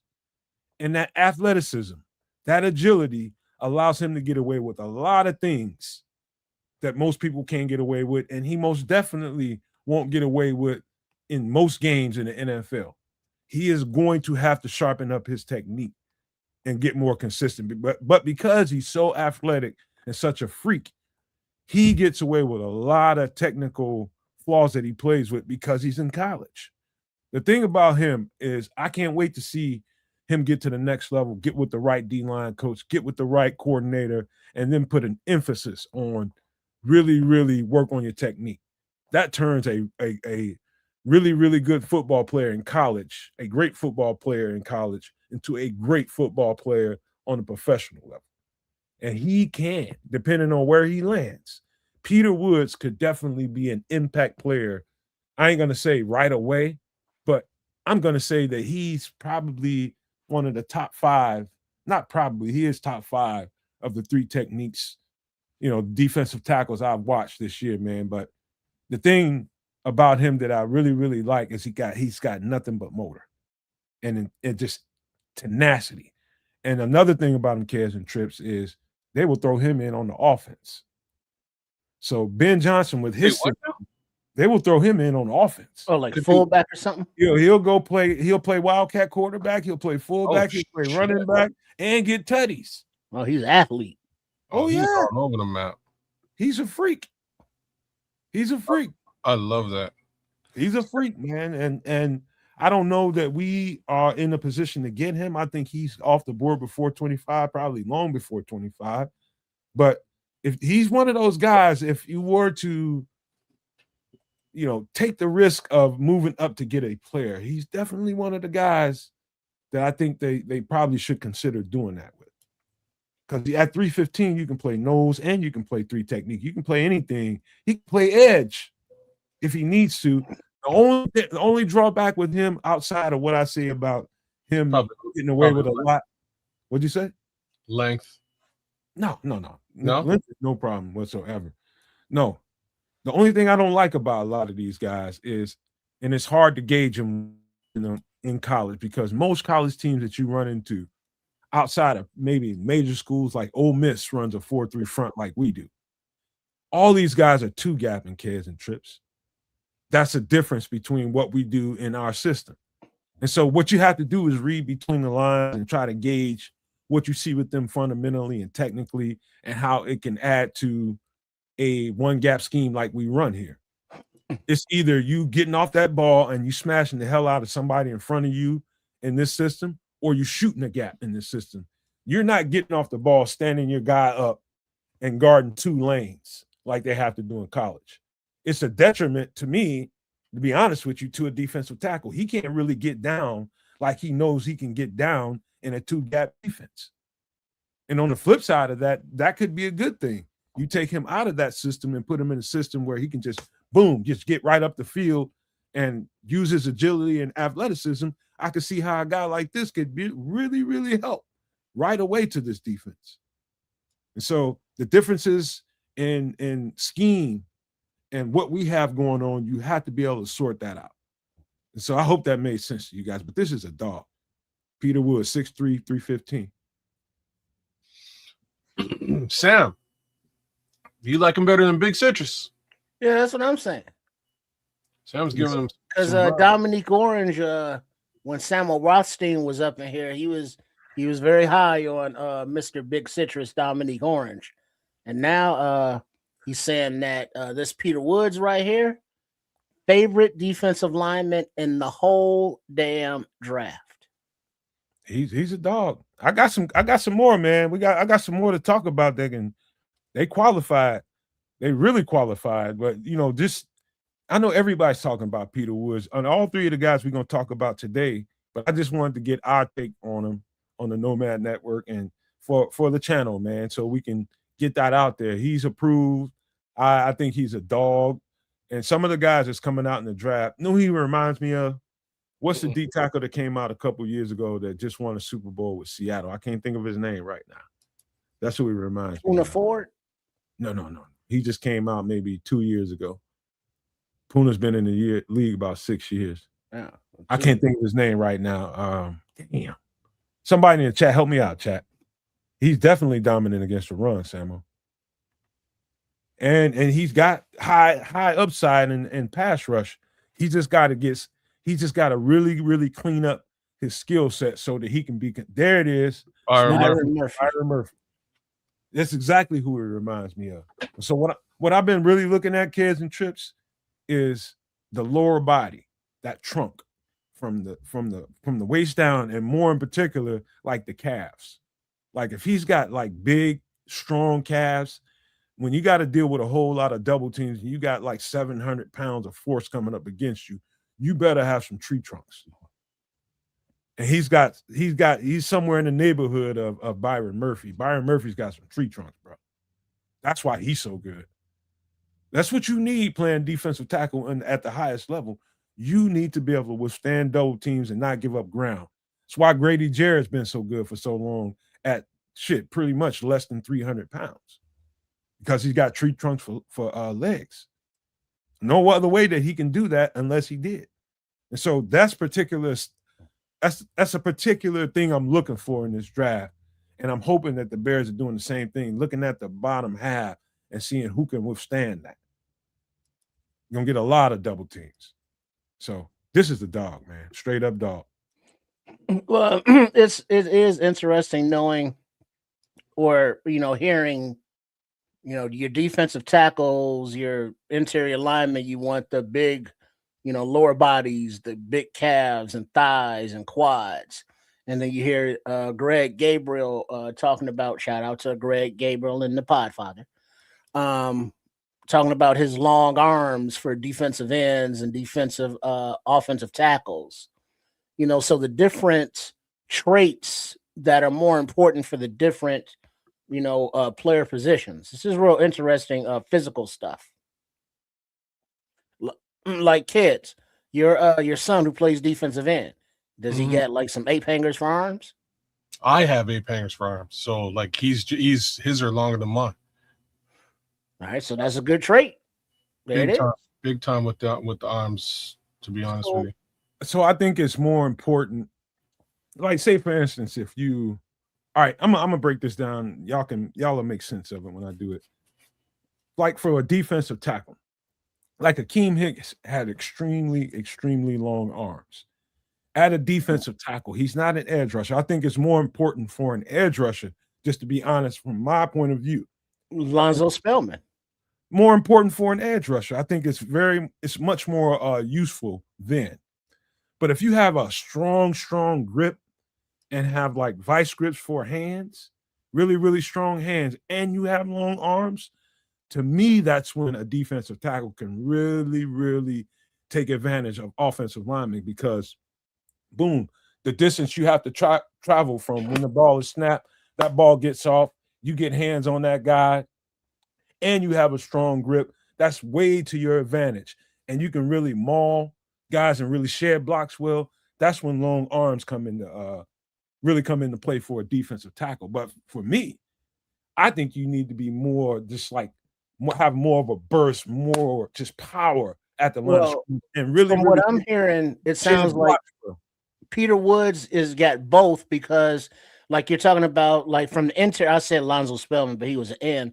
But like Akeem Hicks he's still alive, but when he played, had those long arms, whereas Tommy Harris, he was shorter in stature, but he was quick as fuck off the line. Which to me that makes a better three technique. So I mean, it sounds like Peter Woods is kind of a hybrid of quick off the line and long ass arms. Yeah, man, he doesn't lack for length whatsoever. You 6'3" playing D tackle, that's plenty of good size, bro. And you got long arms, that's really good. But it doesn't really, I wouldn't say I see his arms being an advantage. It's great when you can knock down passes and stuff like that, but his power and his birth, his athleticism, his agility is what really sticks out.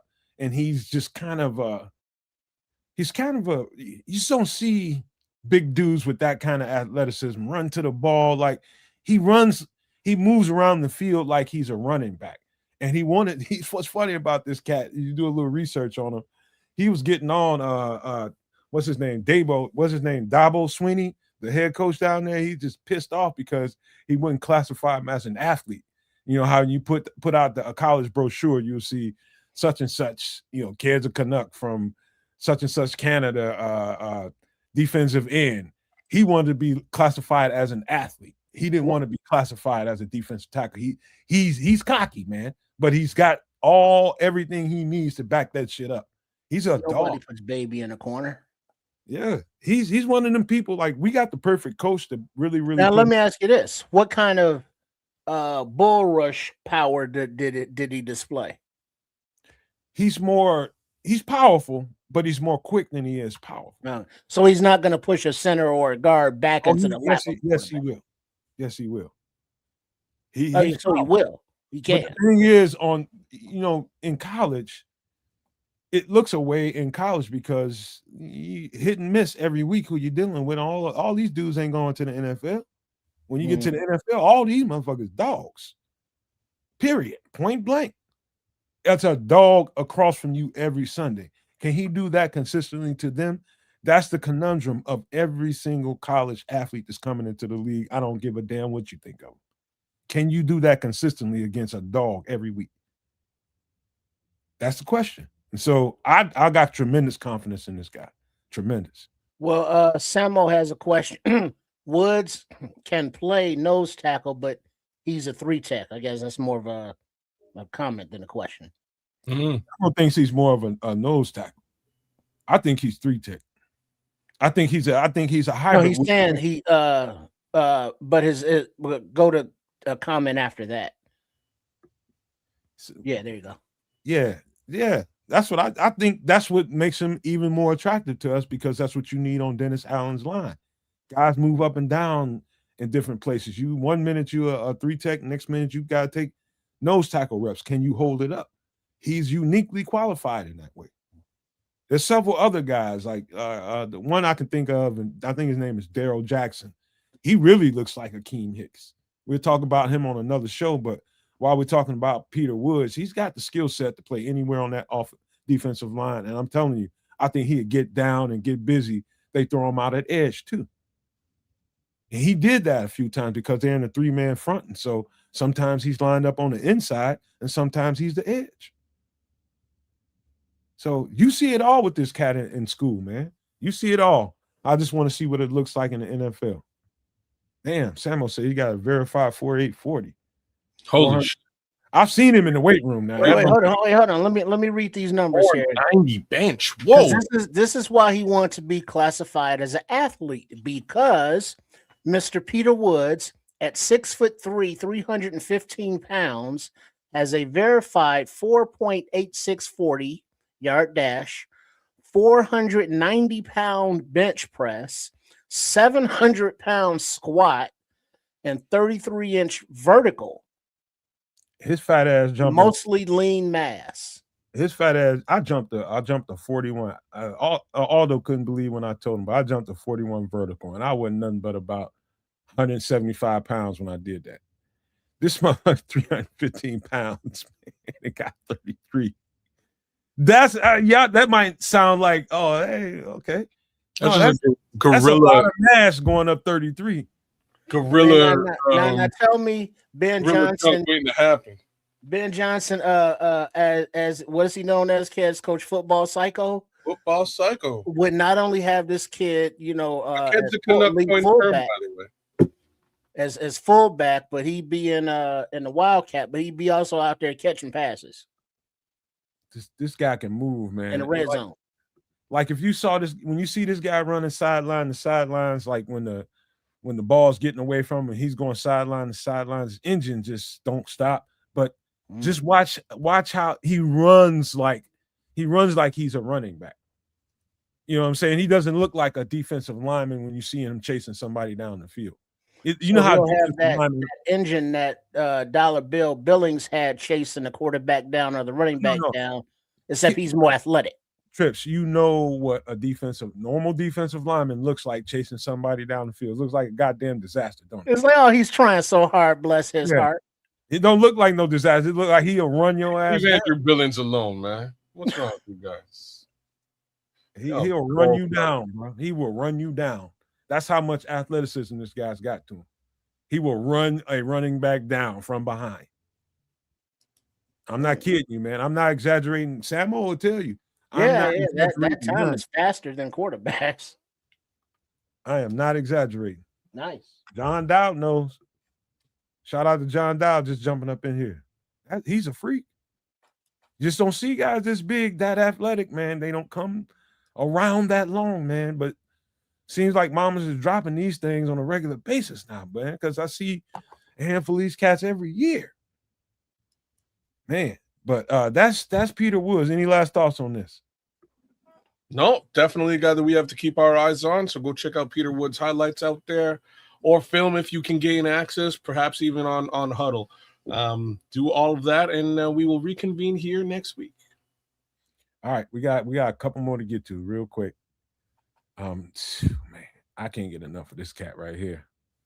Kyle Lewis, 6'1", 220 pounds, out of Pittsburgh. What he looks like to you, looking at him on the screen, you're probably like, oh, is this a safety? He looked kind of like Kyler Gordon to me. Yeah, kind of like a hybrid linebacker, safety, outside linebacker, nickel safety if you need him to be strong or free. Dog, let me tell you something. Like, you got to understand what 220 pounds looks like with somebody with all muscle. And there's a lot of people walking around 220 pounds, all muscle at 6'1". A lot of human beings. But this freaking athletic, like Kyle Lewis's closing speed, like if he's sitting in a zone, if he's in a cloud zone or something like that, and he's covering area instead of a person.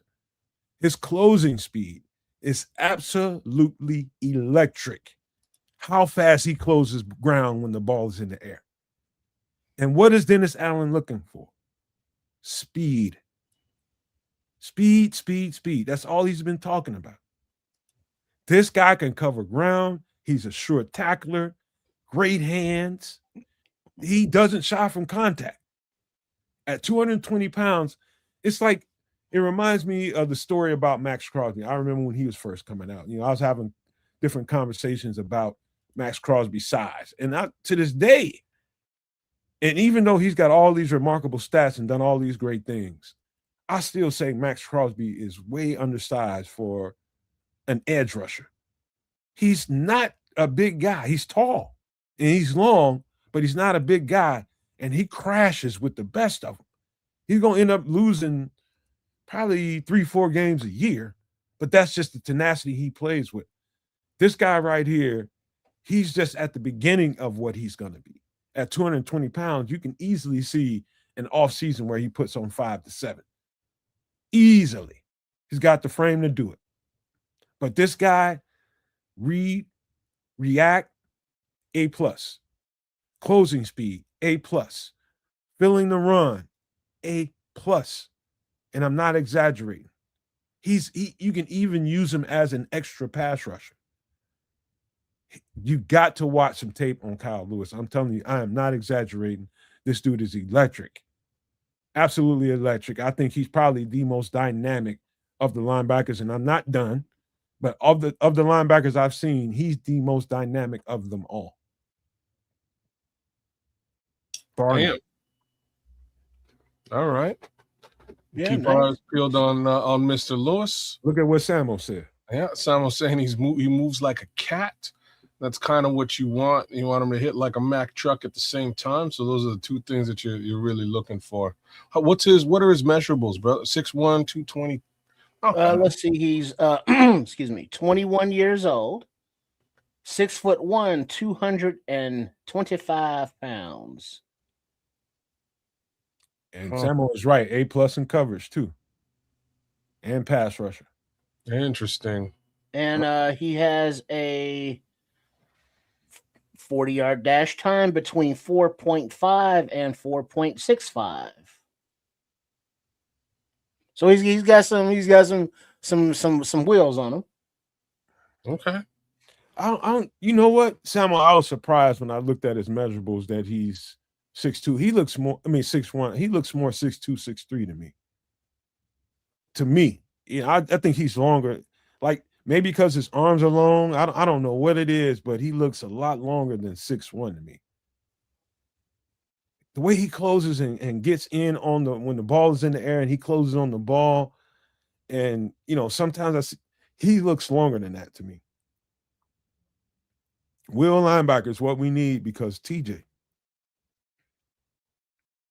Absolutely right. I'm telling you, this is a stud right here, y'all. We looking at a stud. So Samuel's saying he's short. Like I kind of slightly agree. What are your thoughts on the height? I just told you. I think he's taller than 6'2". I think he's taller than 6'2". I mean, taller than 6'1". My bad. Taller than 6'1". But it doesn't really matter what he measures out to be. That shit doesn't matter. The measurables they're nice to look at, but when I watch this guy on film and this cat is constantly, like, I've seen him go from, let's just say, this is the kind of stuff you expect Kyler Gordon to be able to do. You don't expect linebackers to be able to do. He's like probably center right from a defensive perspective as a linebacker. Center right on the play as a player snap. The ball is going to the hashes on the left. He's probably a little bit more to the right center. He covers that much ground while the ball is in the air over there into the flat. So what it was it looked like a 50-50 ball or a back shoulder throw to a receiver over there. Once he saw that quarterback turn and get ready to cock his arm, that's when he broke. There's a certain play that I saw on there. I was just like, oh, that's elite. He covered probably from the inside hash to the right and got all the way over to the sidelines in like a second and a half. Damn. Maybe 2 seconds. You know how much field that is to cover? It's a lot of field. That's a half a field or more. I'm talking about horizontally. Half a field or more. That's a lot of ground. You have got to watch him in coverage. I'm just telling y'all, guys, they don't make dudes like this that often. He's got great hands. Whoo, he's special. Just putting that out there. I agree with that, Levante. He definitely needs to add some weight. I felt the same way about Max Crosby coming out. I was just like, ain't no way he's gonna have a sustained career in the NFL at his body weight playing edge. But he fooled me. And Caleb, he's obviously projected, but 5th rounder. It don't even matter. It don't even matter. He ain't fast as shit, Samuel. All right. Any thoughts about him? Any questions you got? Because I love to answer if you got any. It was a good report. He's got toughness. Looked at a few quick highlights. He's a good blitzer. He's out in coverage. I didn't get check him out a lot, but he's got that dog in him. He's I think that they are looking at a marriage of what the coaches want and what Ryan Poles wants, because we all know Ryan Poles is an RAS kind of guy, and we see from the players that he took when Flus wanted to get players. They had that RAS thing in them, but they had whatever traits Flus saw, and they reached the agreement on whichever players. And it seems as though from the first draft under Ben Johnson, it's the same thing. They're all very athletic. They want to be great at football, which are Ryan Poles' needs and wants. Plus, they have the football acumen that now this coaching staff and Ben Johnson wants. And so if this draft, Ryan Poles goes, hey, Dennis Allen, it's your turn. What you need? And he says, I need speed, I need toughness, I need positional versatility. It sounds like, Lewis is going to be on both of their lists. I'd say this, man, and I said this in a short, and I'll say it again. Any good, healthy relationship between coaches and GMs, Ryan Poles is just getting the grocery list. They're writing down what they want. It's up to Ryan Poles to go and exact that plan. The hell with what you want, Ryan Poles. And for any GM in the league for that matter as well. They get the credit when the shit comes to a head and you end up winning championships and shit like that. And the great GM such and such, at the end of the day, it's these coaches that know their schemes and know their scheme fits that tell, Brian Poles might be thinking a whole lot of guys are he wants to get, but the truth is, it's just like, yeah, you know what? What's the smarter thing to do? I'm not out there coaching these guys day to day. I think I know what I'm talking about in scouting and attaining talent. But at the end of the day, what's more important, my ego or what these coaches want to build this winner? It's going to be what the coaches want. And that seems to be the case here in Chicago. That 1920 football drive really put it over the top for me. I thought that, but it proved to be exactly what I thought it was after watching that. So whoever it is that Dennis Allen wants defensively, Dennis Allen will get. Him and his staff, whoever they want, they will get. I know he's got to be high. He's got to be in the top 3 linebackers they're looking at. He's got to be. But if they want him and he's there at a certain point, to me, I think you do need to draft middle linebacker high or will linebacker high. In my opinion, if you want him for a long time, you got to go get him. But that's my opinion. That's Kyle Lewis, 6'1", 220 pounds out of Pitt. Dog-ass player. Nomad Network approved. All right, let's get to the last guy before we get out of this. This is another guy I'm just wild about. What up, Kamish? What up, AC? That is David Bailey.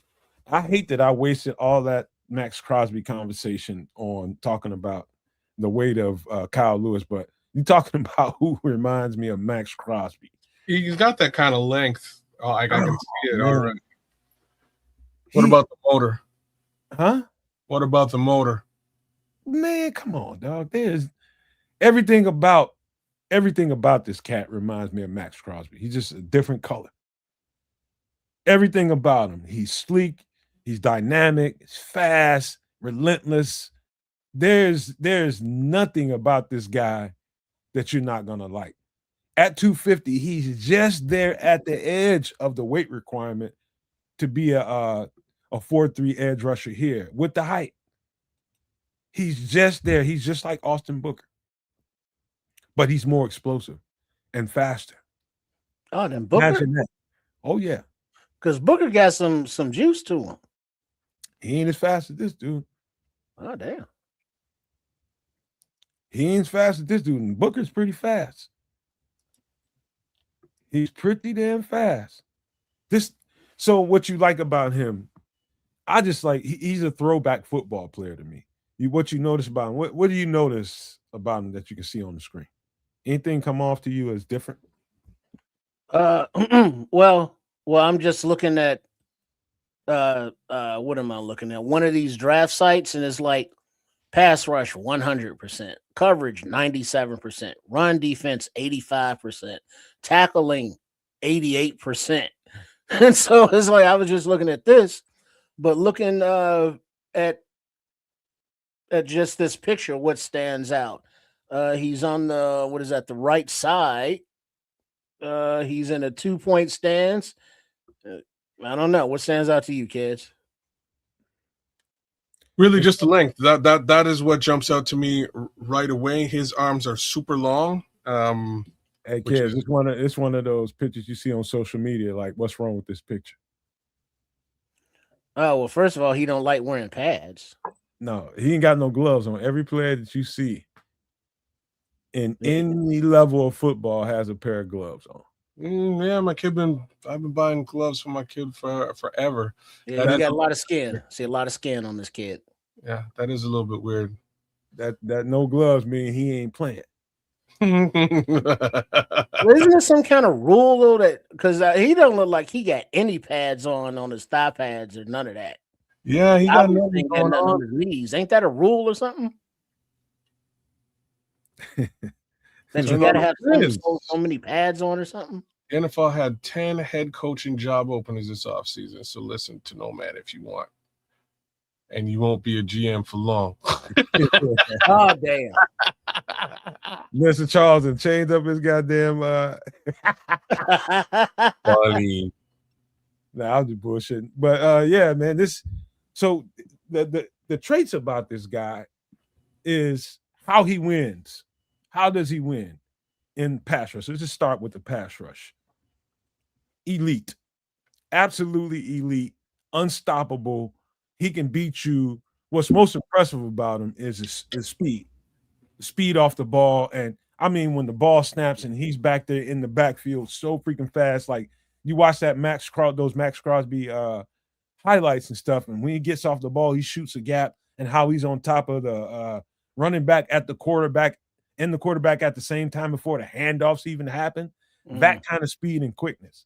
He's 4.5 He'll shoot that gap and be right on top of him. He can go around you really, really fast. I wouldn't want to be an offensive tackle at 320 pounds trying to block this cat. He's just too fast, too slick, and he can bend the corner around a dime. He's elite. I think he led the nation in sacks. Not only that, he's stronger than you think. Like it's 14.5. Okay. One of the things about a player, when you start to look at, what he can be on the next level, first thing you got to do is see him out of pads. When you start getting to that level of projecting what somebody can be. This is a baby. He's got a baby face. That dude, when it's all said and done, is going to be 270 pounds and still as fast as he wants to be. You can look at him, tell he's got that Southern boy in his face. He's going to be thicker. So what he's looking like right now, I just love looking at old pictures from when a guy was a rookie to 6 years later, 5-6 years later, when his body starts to mature as a man and he get his man and nobody can deal with him. Every now and again, you'll get a guy like Khalil Mack that just came into life with big ass muscles and strong like a grown man. Yeah, you get guys like that. But most other people take a few years to get that man's strength to him. He's strong as shit. But wow, what he's gonna be later, and he's good now. What he's gonna be later is gonna be dynamite. 6'3", 250 pounds, 22 years old. Was like a 4.5 40. And the thing with Mr. Bailey is now he is projected to be a top 10 pick, of course. I see top 5, bro. Like he's young. Well, I'm messing around here, and he's jumping off early. Well, but the thing is, he's not only has the physical traits that you can project that he still has to develop his grown man body weight and strength, but he also has the production in college already. Yeah. So he has them both under his belt. So it's like, yeah. Man, you know what surprised me? It was his, because he does have freakishly long arms. He does. That's what jumps out for me. What his speed to power, because he's so good at maneuvering around you with speed, quickness. He can get inside, he can get outside of you with speed and quickness like it ain't nothing. And he can turn to that speed into power, and it's offsetting for the offensive lineman that has to block him, because he's so used to that dude just using the speed and quickness to, depending on when he uses that set, that can be extremely off-putting for an offensive lineman. And when he does it and boom, he puts his hand into the chest of that offensive lineman, you can see it's a total shock. Total shock. He's a nightmare to have to block. Let me ask you a crazy, wild question. Would you move up in the draft to select David Bailey? He's one of the guys that I would. Yeah. Okay. For sure. All these guys. I think the only one of the bunch that might get to 25, and I don't think that's a guarantee. It's a guarantee in mock drafts that Kyle Lewis is there at 25. But that ain't no guarantee. Oh no, wow. Kyle Lewis is projected closer to being a 5th round pick. All this stuff is going to be in flux as we move forward in the next couple of months. But David Bailey is projected to be a top 5 right now, and I don't see him slipping significantly unless something changes. We'll see. But yeah, that's he's for sure one of them. Yeah, I'm for sure if I got machinations of moving up in the draft to get a certain player, this is one of the MFers I'd do it for sure. He's tough, man, extremely tough. What the hell? Samuel says it's pig pork. Anyway, man, that's not exactly what he said. But okay. He's saying yes. That what he's saying is yes. That's what he's saying. Yes. All right. So, all right. Any last thoughts about this guy? Any thoughts before we get out of this? Because we got another conversation to get into. Okay. No, let's go next. What do we got coming up? So one of the things I heard over the last couple of days, and I want to see what you guys thought about it. Here we go. I'm hearing on social media that a qualified reporter on the Arizona beat is saying that I ain't gonna say the Arizona has significant interest in it, because I think you shouldn't use that word. Let's just say they are interested in Tyson Bagent. And I think, I don't know what you guys have heard, but I think rightfully so. Number one. Number two is I think he deserves a shot at a starting quarterback job, man. I think he does. I just like his skill set. I like his heart. I like his moxie. And to be honest with you, we don't deserve to have a quarterback that good as a backup. We don't. He is that good. I think he should have a starter's job. And I'm glad that Arizona's looking at him. I don't know what we get out of that, but I'm glad they're looking at him. He should be starting somewhere.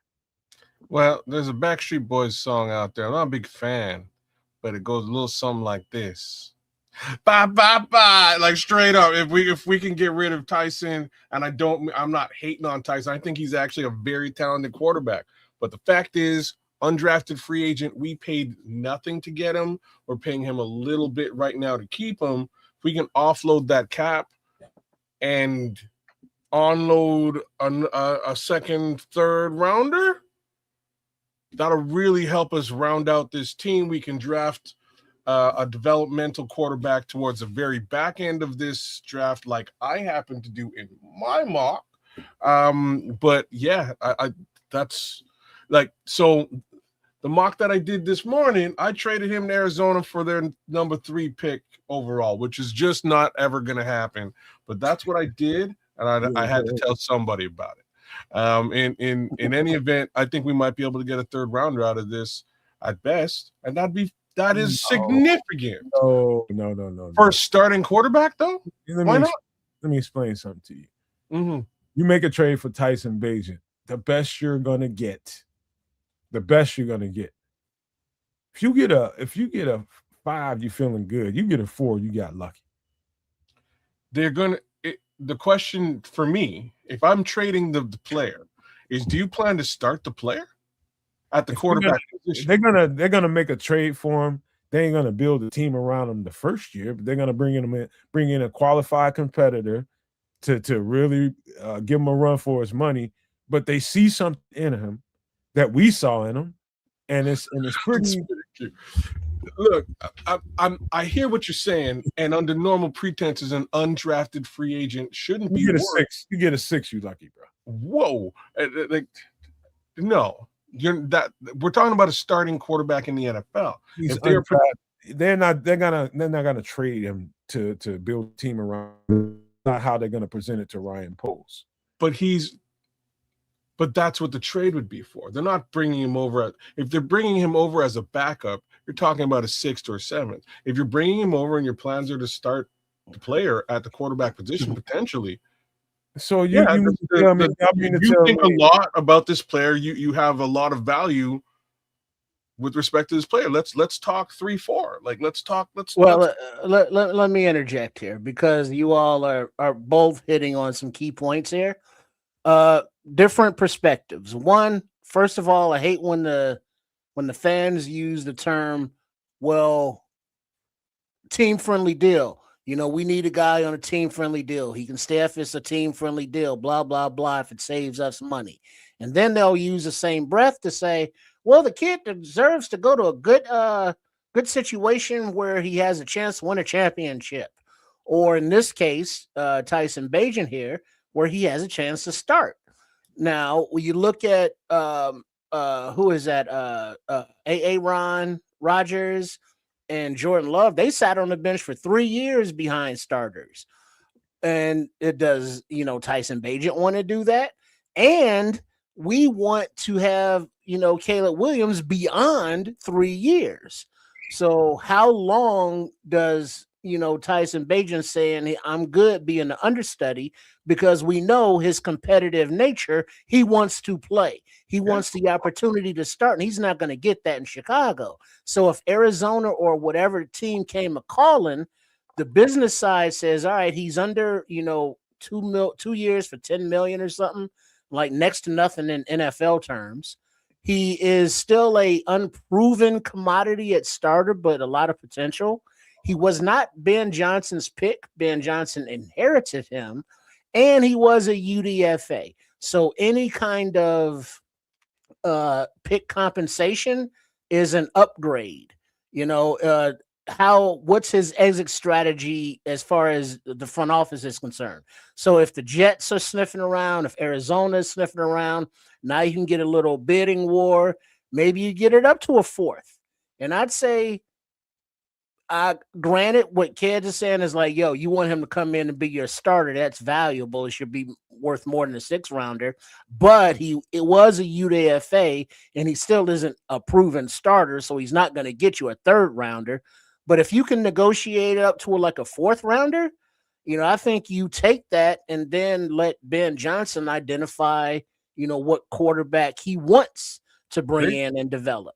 Okay, maybe 5, bring back Case we Keenum. Say 3. Well, we take hands at 4.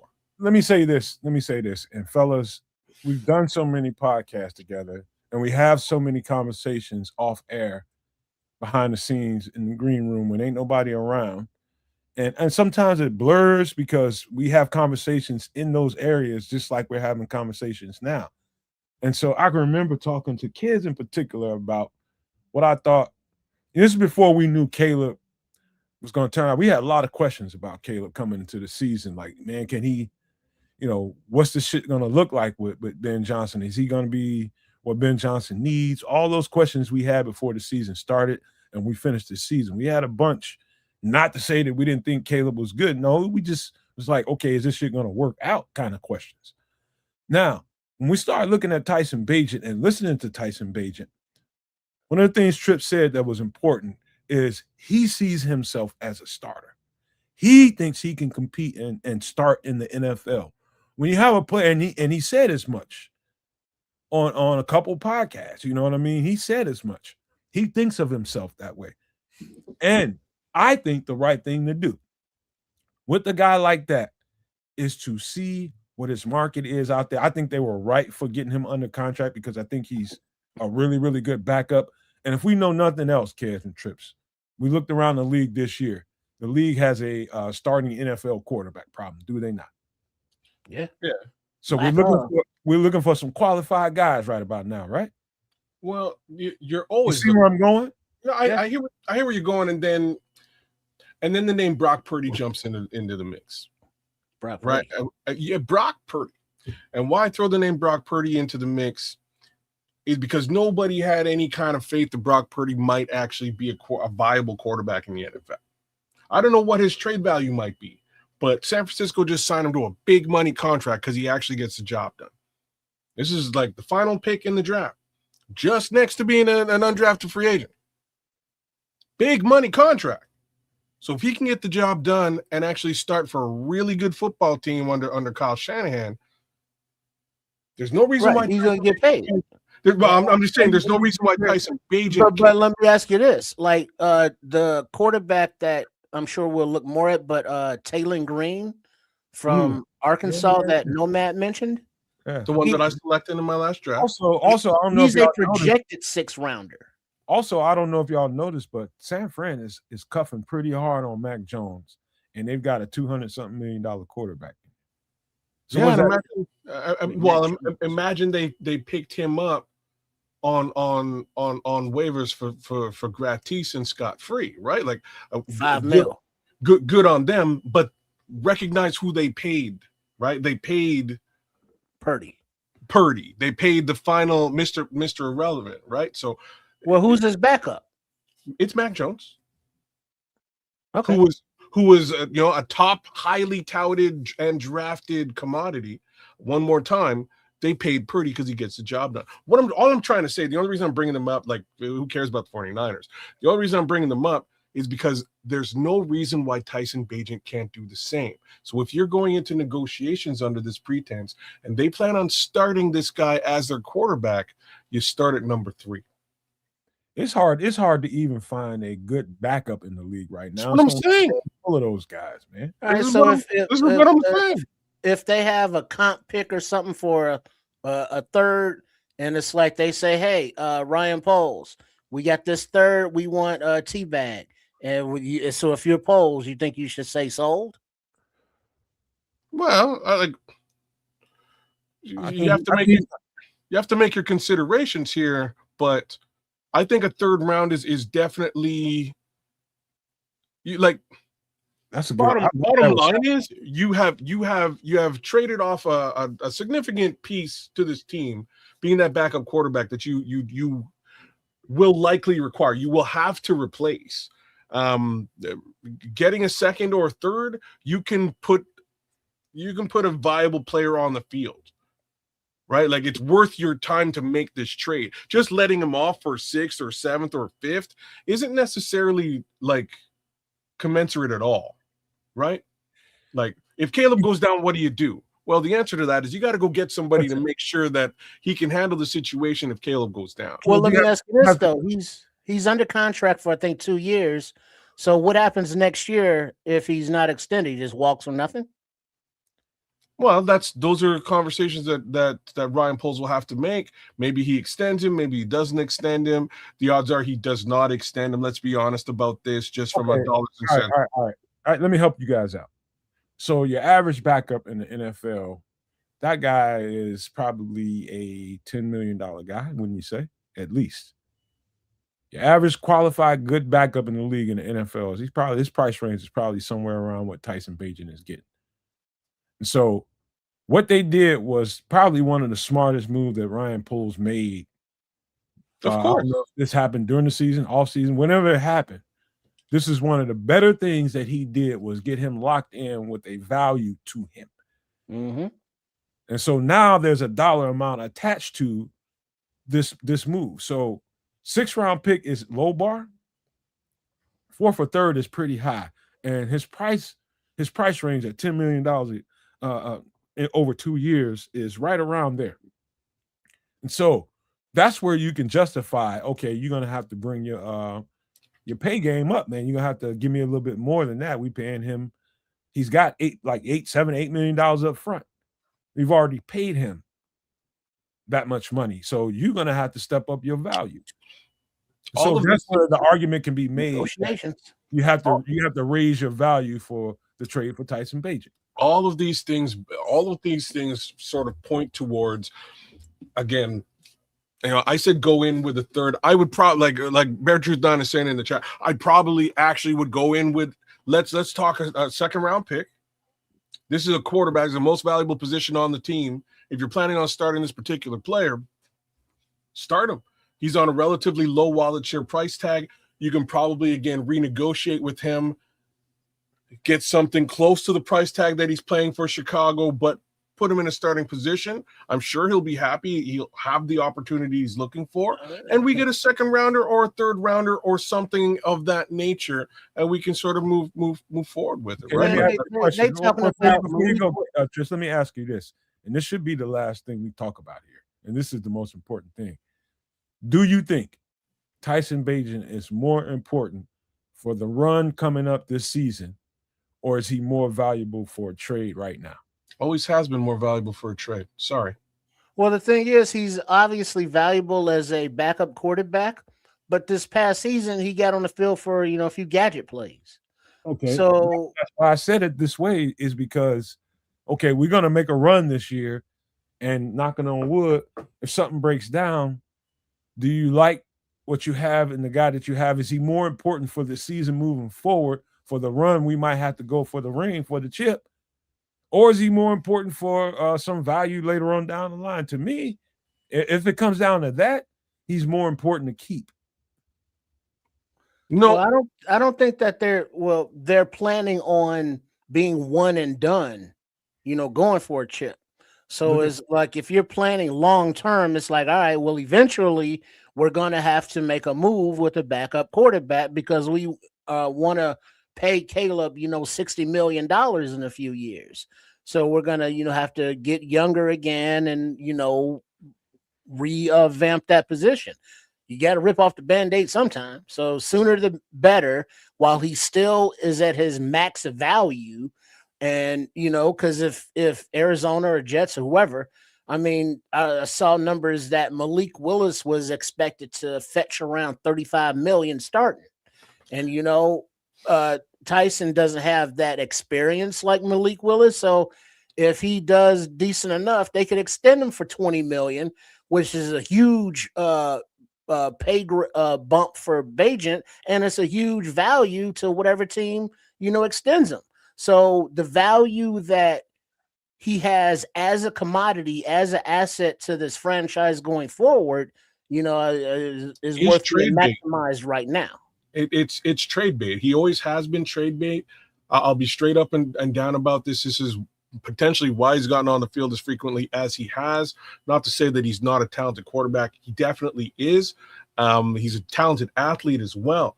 Those things being said about Tyson Bagent really puts him in a position where somebody should be willing to trade something for him. And I've been hoping for this for a couple of years. Now, when you get to the backup conversation, you go get another backup.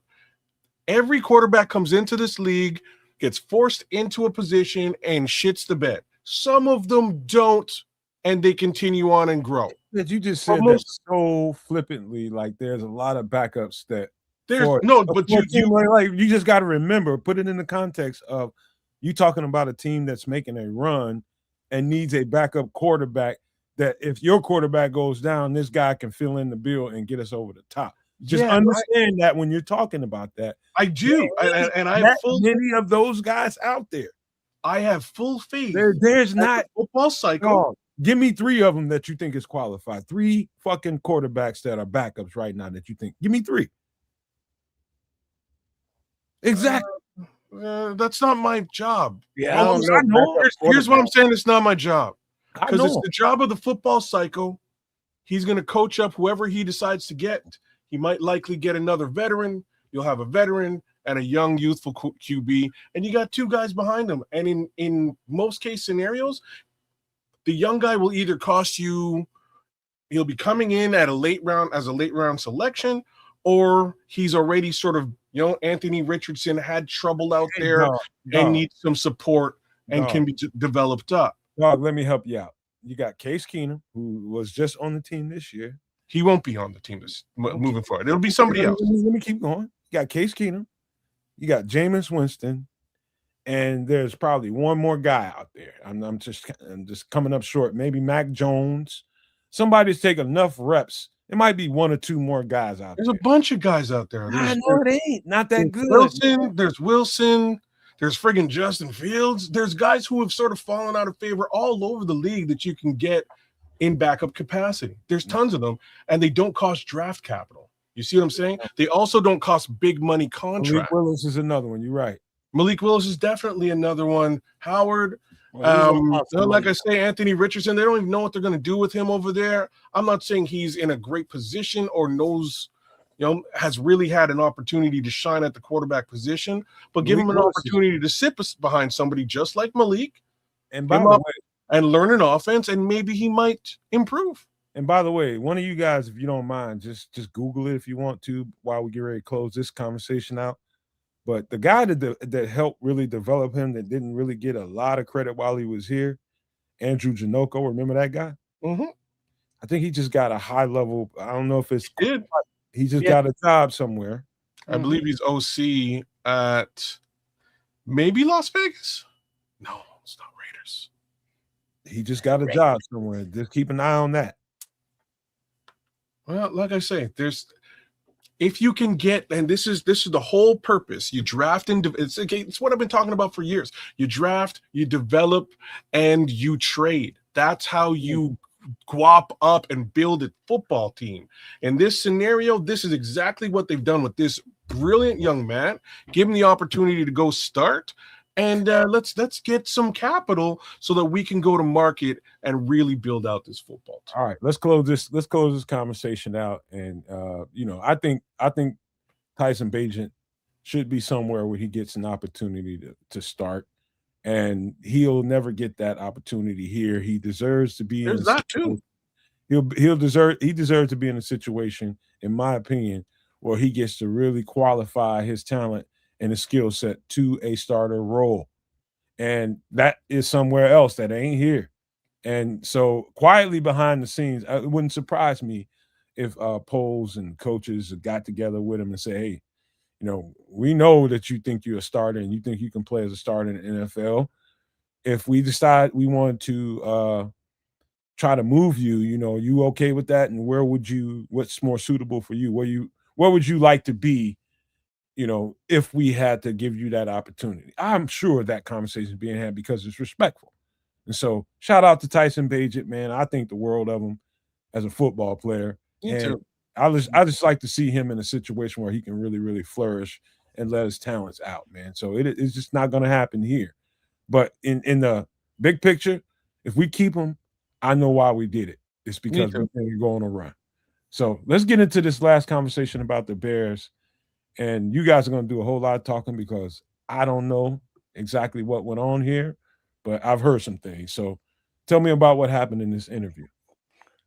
Kids, you watched the whole thing. I watched clips because I'm saving, because it was like an hour and 30 minutes or hour and a half or whatever. So I'm saving it from a bubble bath with some candles so I can listen to the whole thing. So I've only heard a few clips here and there. So kids, go ahead and break it down. You know what? It might be a great bubble bath type podcast. Like I just gotta say, it was, you rubber ducky, candles, maybe some chocolate hearts in a box. And some wine, of course. It was a Valentine's Day thing. These two guys, huh? Or a little wine or whiskey. Oh, a little wine. Okay, yeah, you get some vino in there. So look, these two guys had the opportunity to sit down with each other, and the first two things to say to start this whole thing out. First of all, shout out to the Rush, that whatever podcast that is, we use their graphic, man. So shout out to them.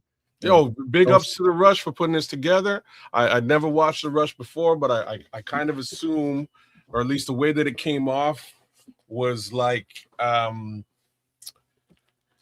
Max Crosby, it's his best friend or one of his very close friends was the host. So it's the first time that I'm watching it. Now, these two guys were just like super cool to on this podcast, as in Caleb and Max.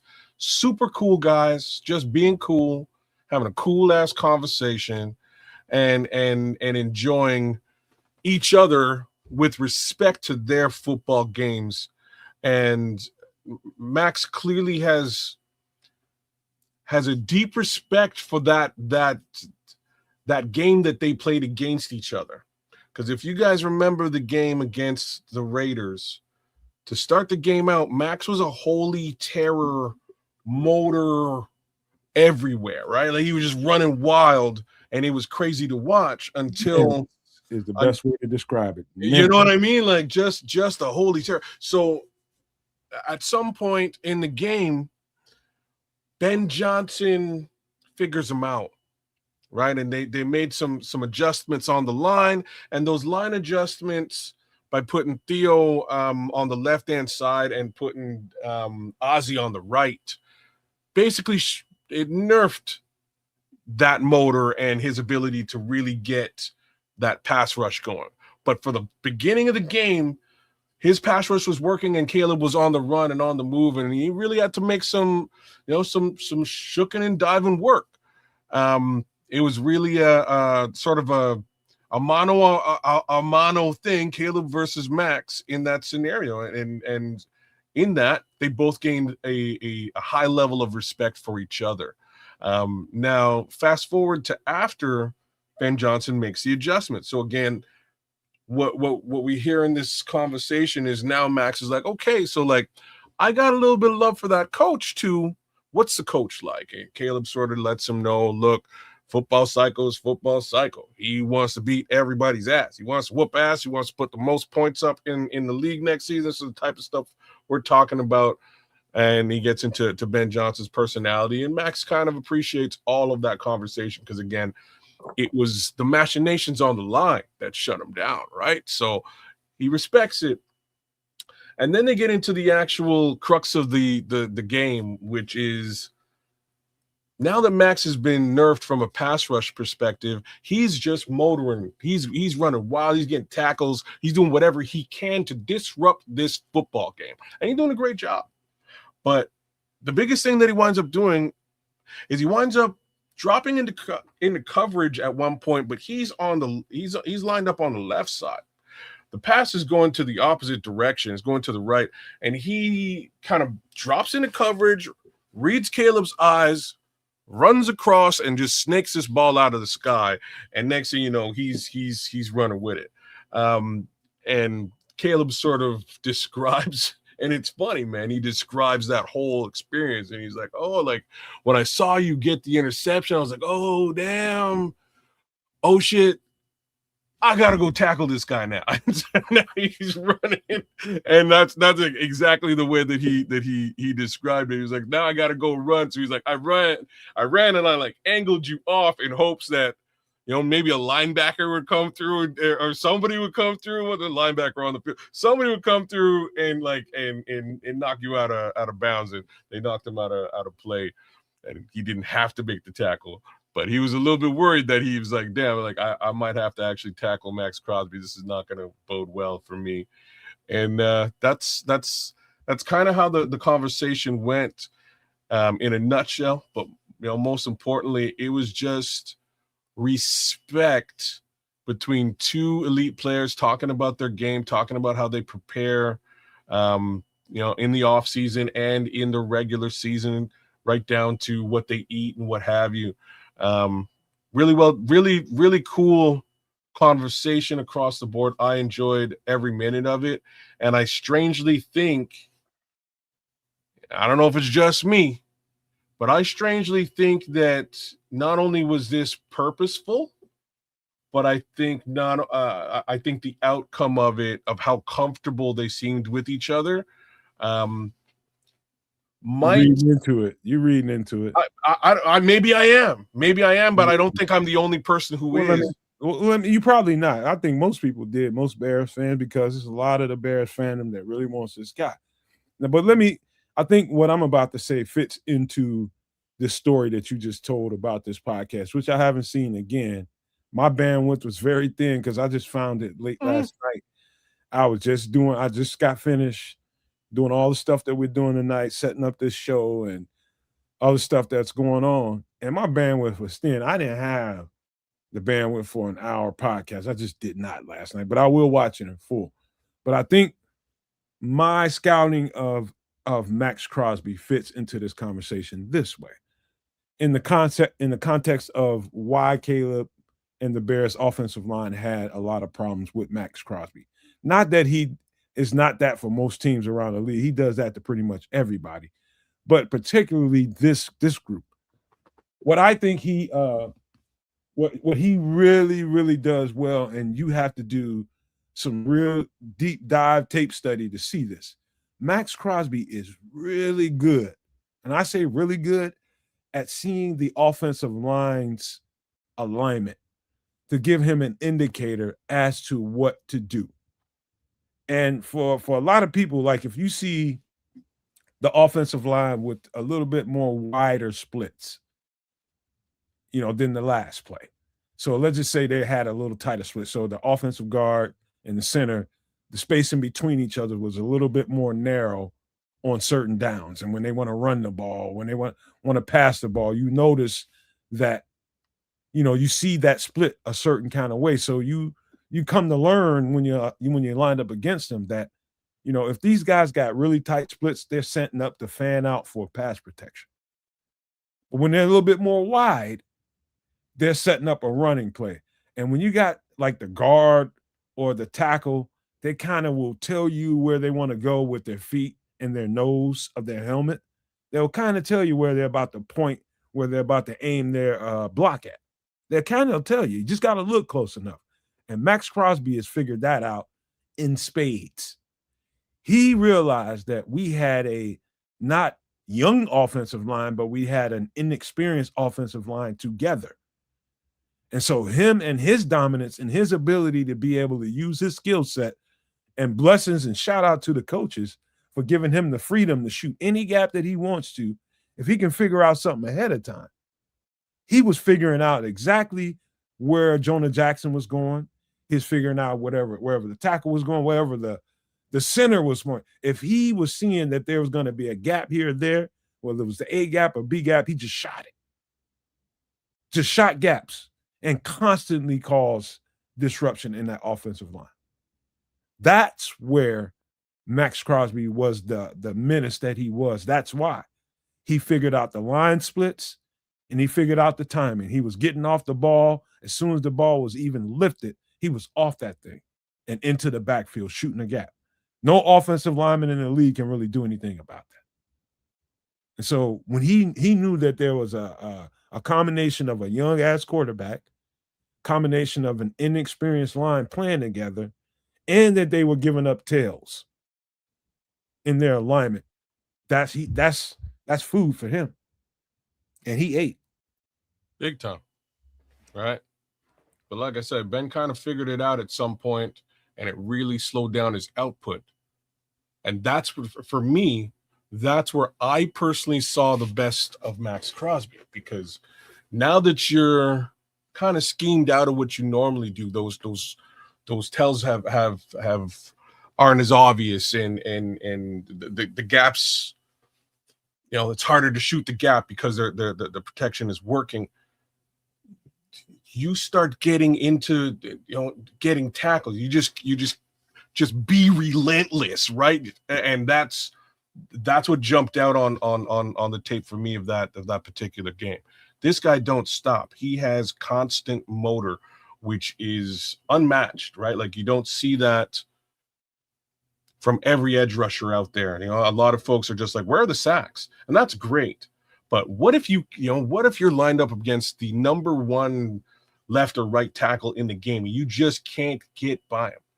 Can you be effective in the football game too? He can. And that's what really impressed me about Max Crosby.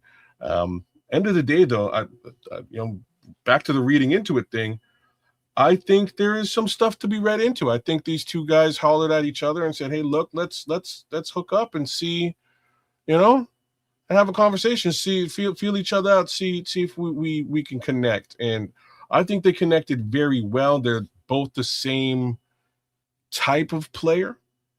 And what I mean by that is, just from a mentality perspective, I think both of these guys would run through a brick wall for Ben Johnson if given the opportunity. So that's sort of my. He's an extremely high IQ player, but I have to go. Time. I have to go to this point, and this point should be the most dominating part of the conversation, but people will take it how they will. For years since we've been doing this podcast, when it comes down to these moments when everybody gets excited in the offseason about, we need this player, we need to go get that player, I want this player, I want that player, nobody seems to either it might be just a lack of understanding. And I understand that people don't do deep dive on football like some of us do, but some of us have been accustomed to doing it. So that's just the only way we do it. And there is a thing about fit that needs to be spoken to about Max Crosby. And also, one of the things that I've been hearing multiple times is that Dennis Allen is pushing Ryan Poles not to do this, not to go spend and do that kind of transaction, because he feels like he doesn't need to, because I don't think fit should be left out of this conversation. Max Crosby's like, I don't know what he's listed at, but I look at him playing when his playing weight, when he's on the field, Max Crosby's about 240. Just telling you. He's about 240 pounds. And I don't care what his weight says when somebody goes and look it up. I'm looking at that guy playing football. He's about 240, but he's long. He's disruptive. When it comes to setting an edge in a 4-3 front, you need to be a certain type. You need to be a certain type. I'm not saying Max Crosby and he's good enough to where you just throw the mold away, but I wouldn't be surprised if they stay true to form and get a guy that has a certain body type. You just saw what they did with Dio. Dio's damn near 300 pounds. They're looking for a certain kind of guy. I just don't want people to get their hopes up high, and he's not even in consideration, because he's not necessarily the scheme fit that they're looking for. I don't know if scheme fit or no. If Dio Odangbo is the example, that example didn't exactly prove to work. So just want to put that out there as well, right? Maybe the 300-pound edge ain't the best move in the world when you actually need to rush the passer. Perhaps 240, a little bit more svelte with some speed. That's the problem, kids. Is where you go to, exactly where you go to when I just get done saying what I just said. You go right to pass rush. That's one aspect of being an edge in football. That's only one aspect. There's other things. Yeah, but like Dio Odangbo is still on the roster, so we could line him up for edge setting case scenario if the requirement is there. I don't know if is what you're saying that Max Crosby can't set the edge? He cannot set the edge quite as well as a heavier guy. No, he's gonna crash down on the offensive line and try to, but he's just not physically built to do that down in and down out. Not in a 4-3 front. He's just not. I don't know about that particular statement. I think he can set the edge, but it's called I do physics, agree. brother. No, It's I called do physics. agree a larger guy can set the edge better. But the detriment to a larger guy is the pass rush might not be quite as effective. So it's 6 of one, half dozen of the other. It's either you get a faster guy who can get to the quarterback, who might be lighter, or you get a bigger guy who can set the edge and he might not get to the quarterback. What is the requirement? What do you need? Do you need more pressure? I can guarantee you that Max Crosby will give you the pressure. Man, it's now if they go out and get Max Crosby, it wouldn't surprise me because he's one of those guys that only come around, every so often, just like a Myles Garrett. You only have opportunity to get guys like this once in a while. But if it's down to, I'm pretty sure Ryan Poles is just like, just give me the green light. We're gonna make an attack. We're gonna make an attack plan. We're gonna get this guy. But if Dennis Allen is inside that building saying that, yeah, I think he's a demon, but down in and down out, he doesn't really fit what we do, then you have to consider it null and void. Well, I mean, run this shit. If you just look at it from the perspective of the Raiders want supposedly 2 first-round picks and a premium player, wouldn't it be more prudent to not use those resources on a Max Crosby and use them to move up to take a Bailey, who has youth on his side, who can be, not the next Garrett or the next Crosby, but the first Bailey or something like that. So don't trade away resources for older players. Use them to move up in the draft to get better talent or prospective talent. So I'll put it like this.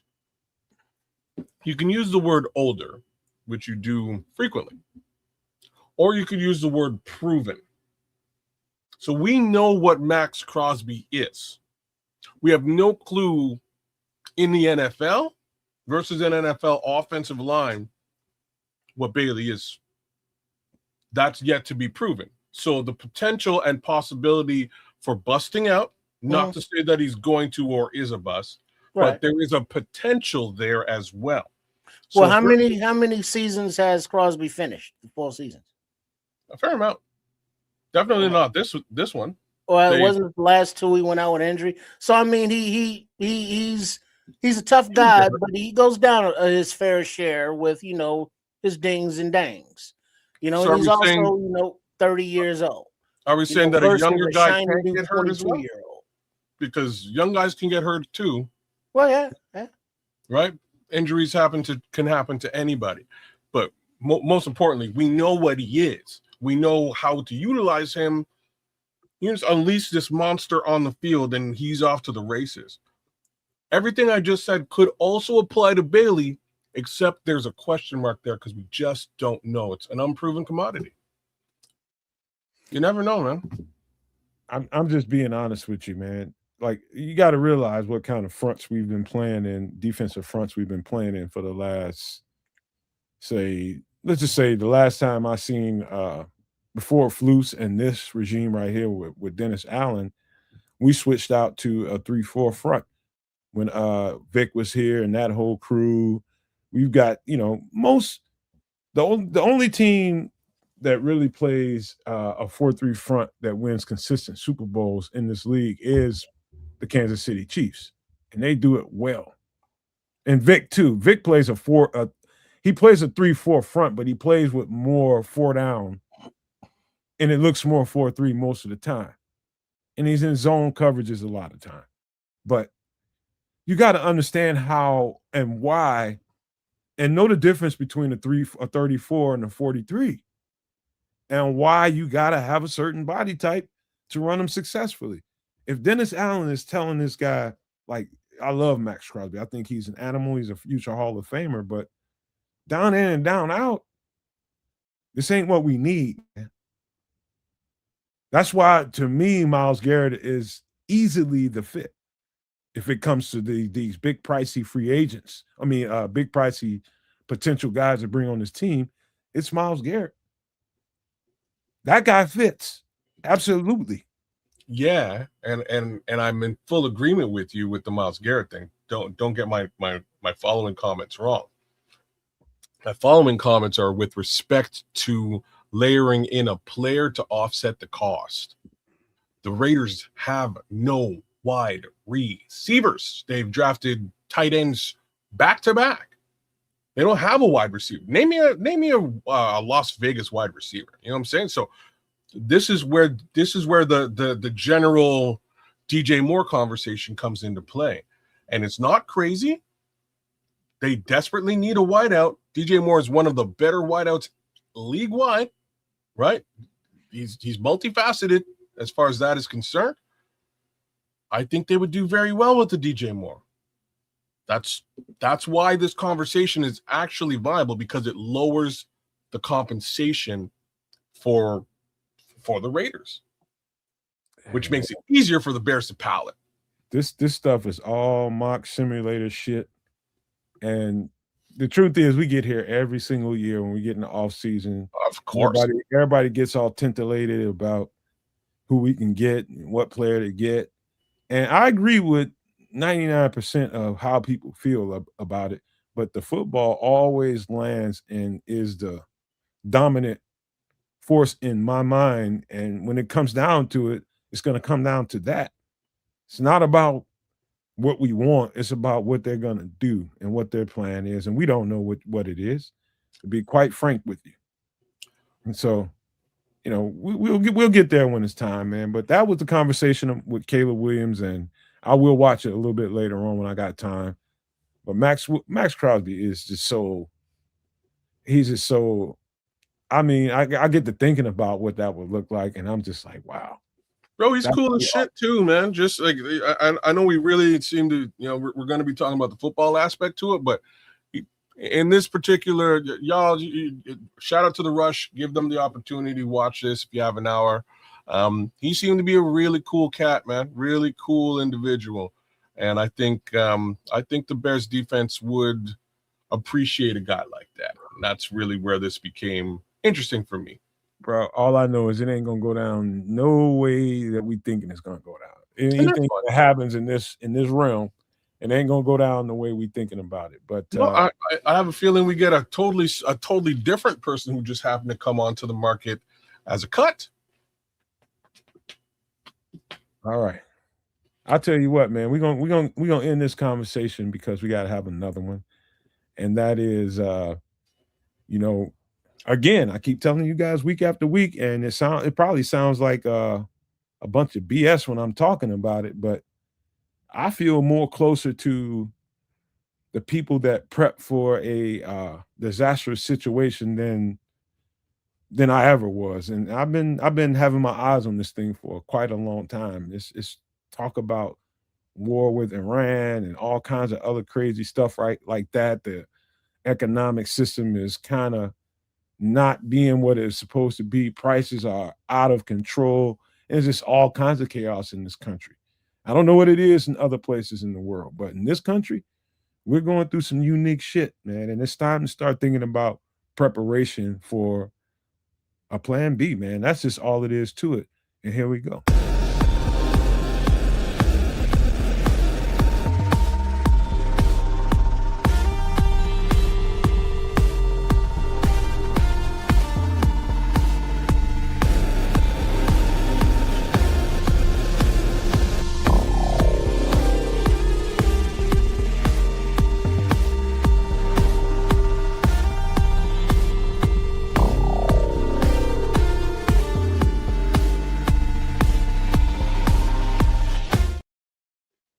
Stay off the chat, brother. But hey, you go ahead, Trips. This might sound or look really, really silly. Like, why, man, why are we talking about a road atlas in 2026? Yeah, it's a Rand McNally Road Atlas, the old school or makers of these. This one's on a spiral. I'm sure it's probably got the wax type paper or pages. But it's very necessary because nowadays, you don't map quest anymore, kids. You just pull out your GPS and it tells you where you are, where you need to go. You see the little icons and all that pretty stuff. Mhm. But in a situation where it's a doomsday kind of thing and you need to go old school, pencil and paper, compass, navigate by the stars and such. Or you pull out the road Well, there you go. atlas, and you figure out where you need to your destination, and then you look to see how to get there. Now you say, hey, Route 66 is closed.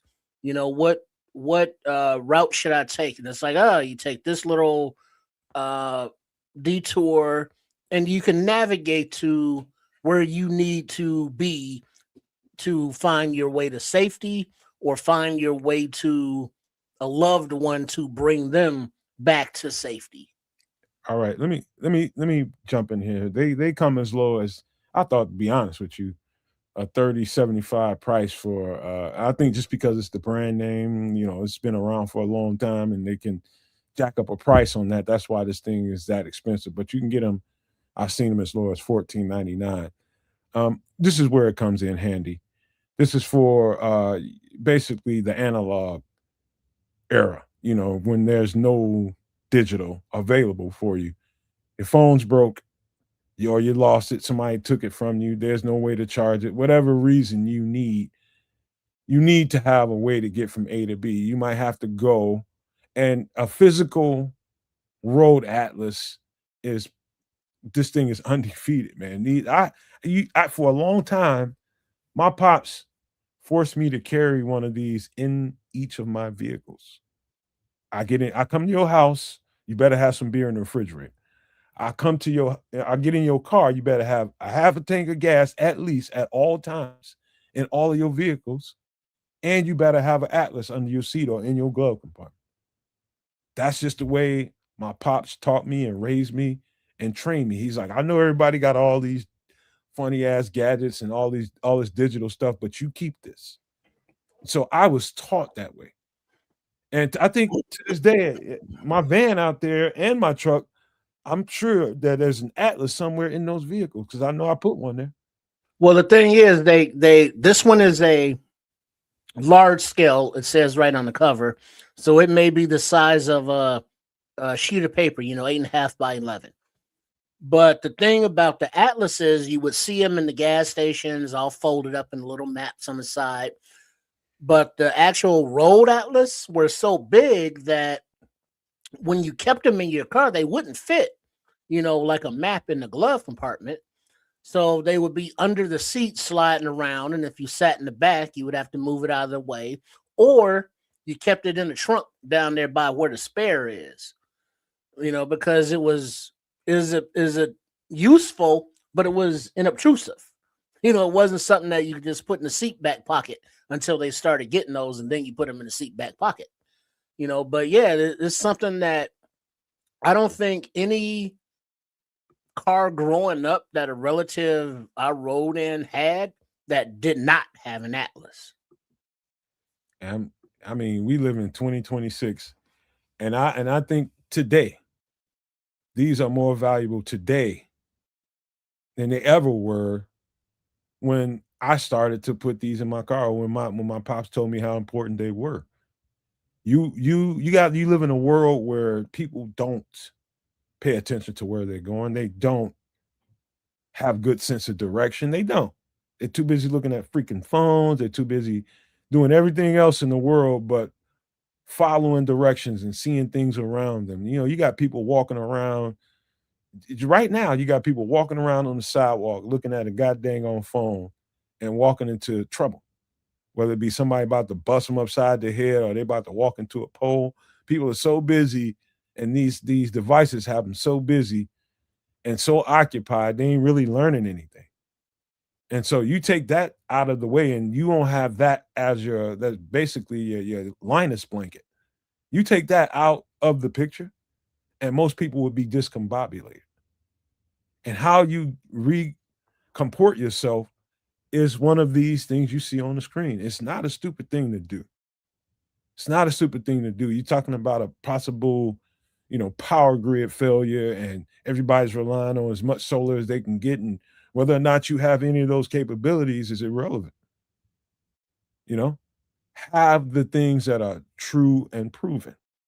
And as simple as this looks, it's important to have it. If you need to get a cheaper version of it, so be it. But you need to know where to go and how to get there. It might be a shorter route to get there, a less, treacherous way to get there. These kinds of atlases will give you some of that guidance, man. So I think it's pretty. Also, something that in the interim, before you actually get the hard copy, next time you're on, let's say your throne and you're scrolling, Google how to read a map. What are the legend and what does it stand for? Because there's symbols in there that people nowadays just don't know because they've never read a map. They don't know north, south, east, west on the page. They don't know interstate highways. They don't know what rivers and valleys and the terrain looks like. So just look at your phone, at your device or whatever you're using, how to read a legend. So if something happens and you come across an atlas, you'll know what you're looking at. Yeah, and Scroll says, "Have you ever heard of Green Book?" I remember watching that That's movie. A little different. Yeah, but to that point, like, and this is to you, kids, for more than anybody else, because you're from Canada. I know you've been to the States. Don't have atlases here. Yeah. I know you've been to the States, and I know you've been moving around in Florida, and you got a couple of stories that you can tell about that. But just to the point of you not knowing the terrain the way, as a black man, the way I know the terrain and Trips knows the terrain as black men that might have to read an atlas and go from A to B. You found yourself in this particular part of the country, part of the world, and you needed to get down to Florida. There's some particular things you ought to know. Do's and don'ts, wills and won'ts. This atlas can help prove extremely handy for you to avoid trouble. I drove from Ontario, Canada, straight to Florida without an atlas. What year was that? This was 1997. Okay, we just kind of point southeast. No, we had an idea of where we're going. Get to that. Go that way. You know what I mean? Go south. We're in the dead north, so go south and I'm sure we had a map of some kind, but definitely no atlas. Get to the I-95 and get to Florida, man. Goes right to Florida. That was it. 1997 was a totally different time, and not that much, but it's very different now. It might as well have been the zombie apocalypse, because we didn't have any of that MapQuest or Google Maps or any of that shit. We just that's how we got there. So again, I would just tell you as a black man, and I don't mind saying this live on TV, you start getting south of that Mason-Dixon line here in the United States in 2026, you better be fucking careful what you do, sir. Oh, we had our warnings. We got our warnings as to where we should and should not stop and plan and map things out.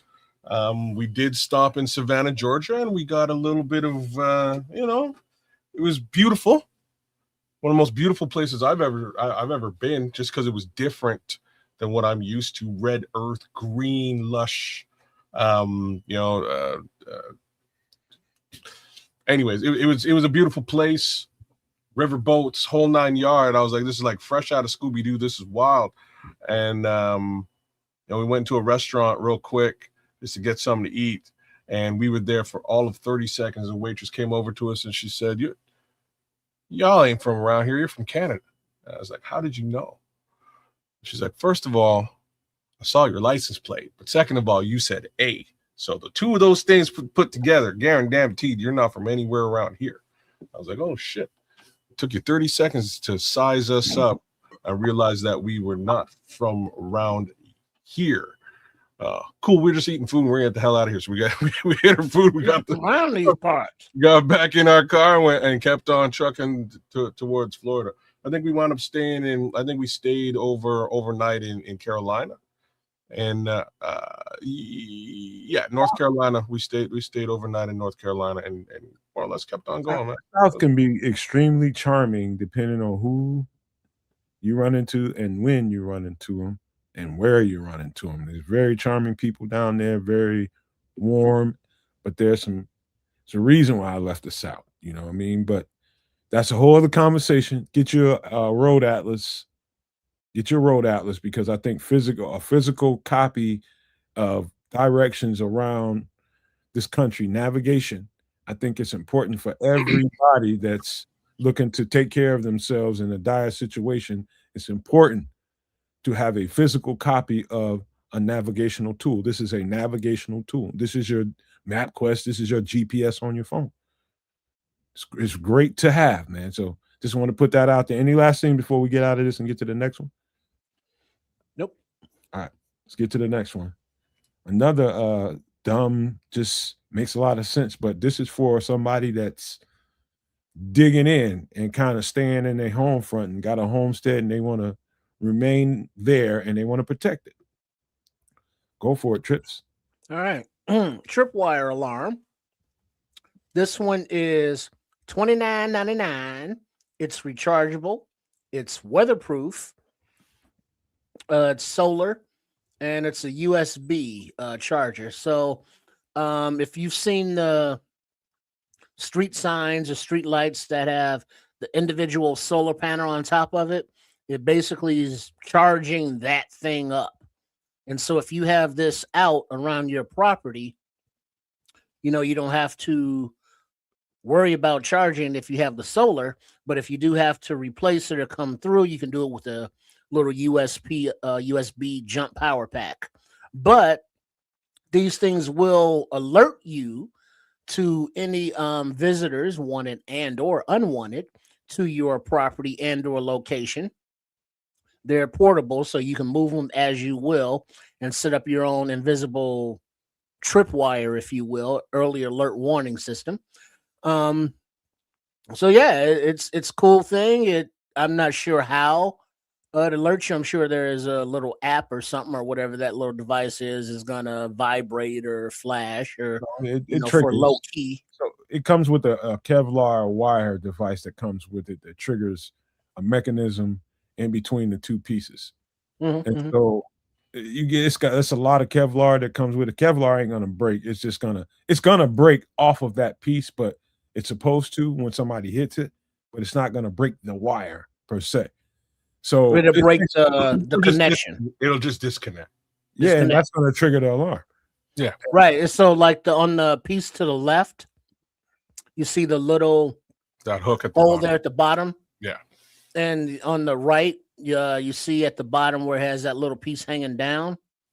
That little piece hanging down looks like it magnetically will connect into that hole, and then you extend it out like a tape measure, and across the pathway that you're rigging up, and then so you have them facing each other, and then the wire in the middle. And then it looks like the little device up at the top is maybe the box, or something that, like I said, will alert you once that connection is broken between those two parts. Right. So I had a couple of good old boys down south. There was some quasi quote unquote militia type guys that was showing me, and I wasn't very interested in it at the time, but they were the kind of people that got me into this kind of shit and got me paying attention to it. And so I've seen the setup. And so this wire, like you front face this towards your house. So the person coming onto your property doesn't see it. It's got a little beam there. So you see on the left-hand side, it's gonna tick up and tick down. So you'll see that thing at night. So it's basically a noisemaker is what it is.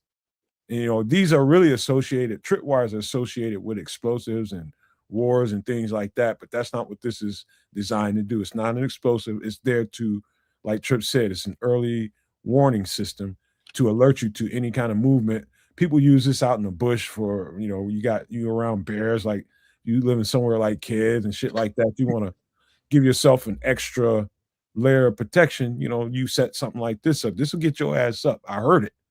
This will get your ass up. When I tell you get you up, it'll get you up. And that's what you need if you're in a situation that that makes you have to protect yourself. And you need something to have some kind of perimeter around yourself. So whether it's some cans jangling on a string, whatever it is, this is actually really, really I was surprised that they selling these this cheap. Because the person I know that had one of these, it cost them like $200. Yeah, So nowadays all the spy gadget tech is a hell of a lot cheaper.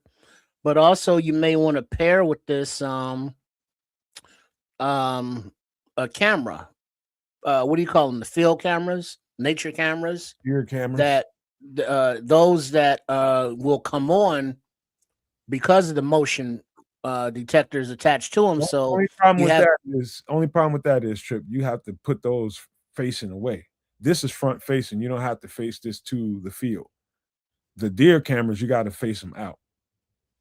The deer cameras, yeah, but there are other cameras that the way you have whatever direction you have this tripwire is rigged, you can mount the camera higher on the same trees or any place around it, pointing to that tripwire. So when it's tripped, that motion will turn on the camera. So wherever you're at, you can see it. I'll just tell you this, Trip. My mother for discrete tripwire, more not the loud noise one that lets you know, but the one that they trip it and they don't know that they tripped it, but you know they tripped it. I'll give you an early warning if you ever have to think about something like this. Number one, you get one of those deer field cameras, on those, live game cameras is what they call them, and you put those on a tree somewhere around your property, right? And it's facing out.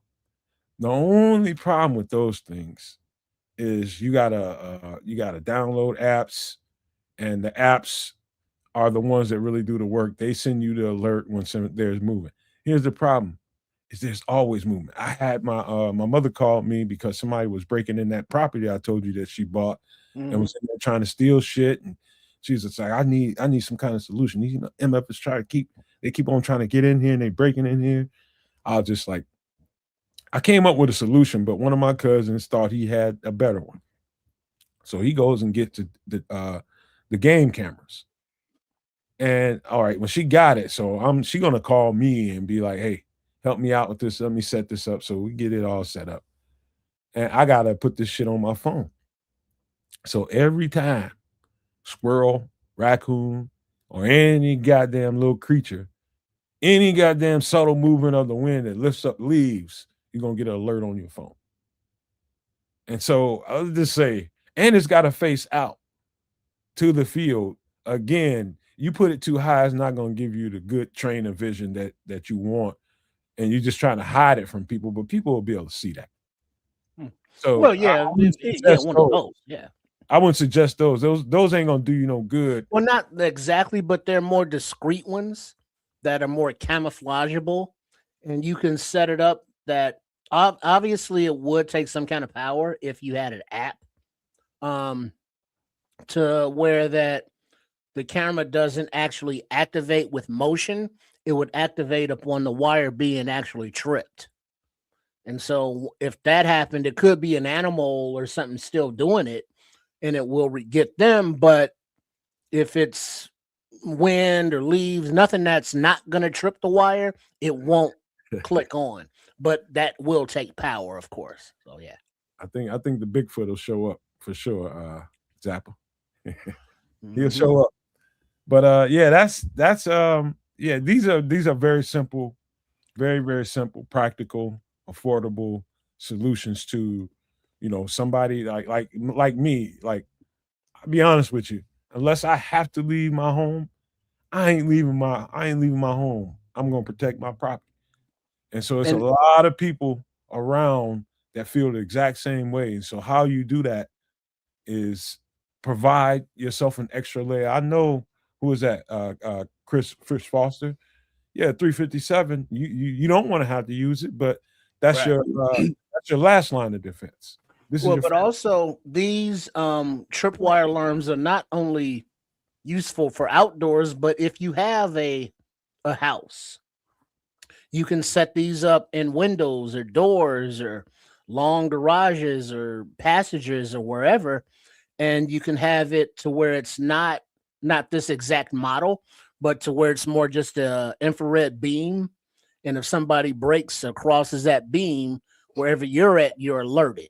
So that's exactly what I've been looking at this last little while you guys been talking about this. I'm not sure if you want a tripwire per se versus an infrared case scenario or a laser. They have very similar things. Price point is not too far off from what he's talking about here at $29. I see things very close. Infrared will do it. Laser would do it. Same speaker case scenario where it's making a loud noise. Solar chargeable under the same pretenses, keeping that thing in check as you need it. So I mean, there's a few different ways of providing that required security in shitty situations. All right. I'll tell you what, man, because we still got more content to get to. We need to get on down the road. Very, very practical solutions to people that's gonna dig in and feel the need to protect home and stay at home and don't want to have to move out of A to go to B. These are practical solutions right here. And I'm really, really good at really practical stuff because you gotta think simply in these days, man. So that's that. This is a tripwire alarm. $29.99 is the price that I saw on these. I'm surprised at this price, to be honest with you, but you can get much more extravagant product for a lot more money. And if you can afford it, try that. But for us poor people, $29.99 sounds good. I'm poor today. Might not be tomorrow, but this $29.99 works for me. But let's get to another part of the show. And let me just start it off this way and bring you guys into the screen. So let me just hold on. Let me start this intro, man. That's probably the best thing to do first. Let's do that. All right.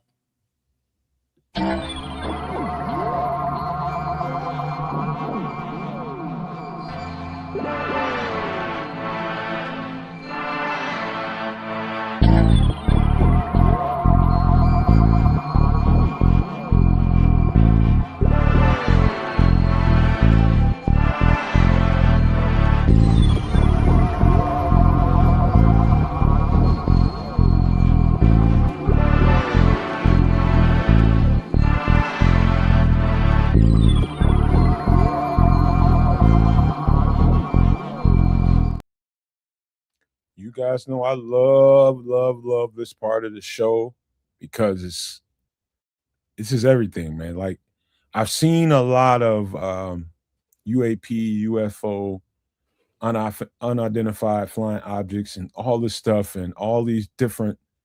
There's a lot of stuff out there. Let's just say this, but there's a handful, and I say a handful. I'm talking about 2, 3, 4, 5 things that really, really stand out to me. So let me just start the conversation off like this, and I don't want to play you guys like you haven't heard any of this stuff because I don't know. I'm asking you, have you heard of the Agua Dia incident in Puerto Rico? Have you heard of it? Nope. Can't say that I have. No. All right, let's rewind it back a little bit. We're gonna go back to 2013. We're in Agua Dia, Puerto Rico. It's United States territory. It's in the United States. So a DHS helicopter is doing his routine patrols over an airport. Now, this is just remember, this is DHS doing routine, airspace, protection over the airport because you got planes coming and going, and you got to protect the airspace. This is how the world works. And in 2013, you know what? This is best that I just show you guys because this is pretty cut and dry. Let me just share my screen right quick. Give me a second. It's best that I just do it that way so you guys can just see it. And I will. It's about 3 minutes and 45 seconds. So I probably will stop here and there just because it's YouTube. Watch this as you're watching this video, Keds and Trips. Just know it's going to be a while before you see anything that really, really makes sense to you. But just watch this thing gets over water and what it does. I'll stop. But just watch this thing. This is a DHS helicopter. This is why it's so you can't really refute this because this is a DHS night vision helicopter that's filming this object moving over protected airspace. So let's just go. We got to turn the sound down in that. It sounded real groovy there for a second.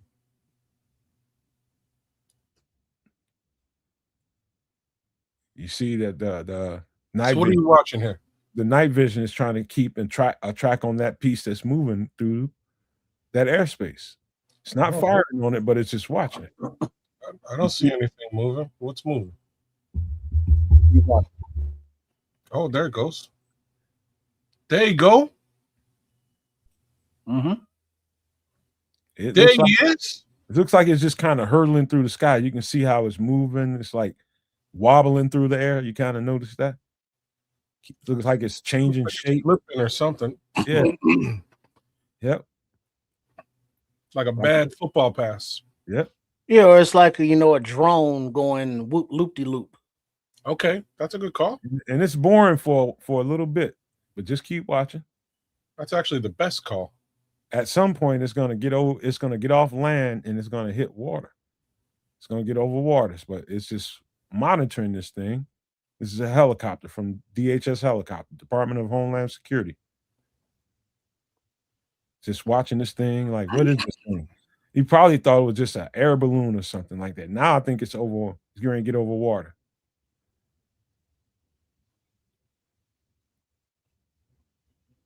Now it's going through the residential area right now.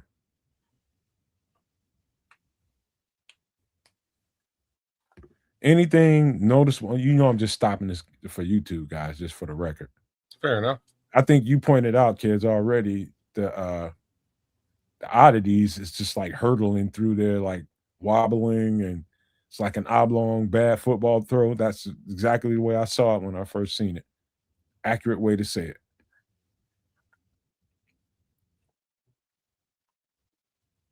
It's just rolling. So it's like a weather balloon that just got out of hand, don't it?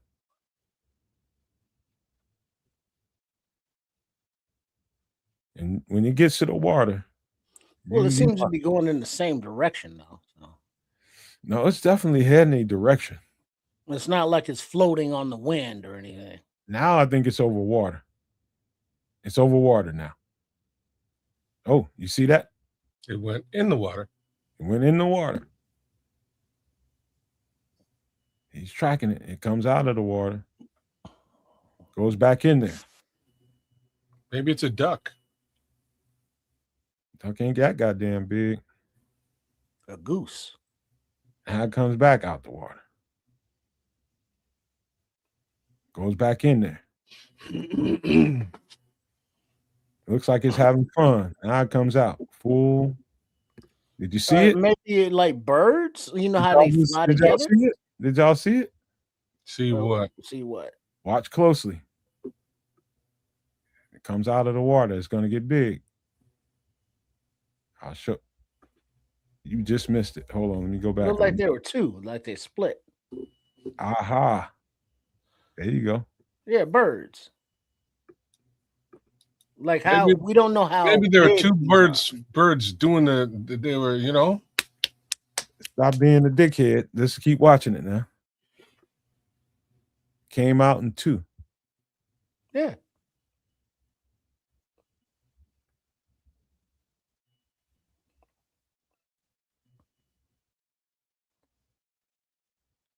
Are you sure it's not ducks reproducing? No? Am I being facetious? Well, I know they look like the size of a duck, but they're much bigger than that. Because I have now it takes a dive, and it's the camera is just the guy with the night vision is just trying to figure out where it went to. So if I go back to that, it clearly. So they both dove again. It goes down, and it comes up, and it splits in 2. Wait a minute, I didn't go back far enough. Go back a little bit more. That's when it comes out.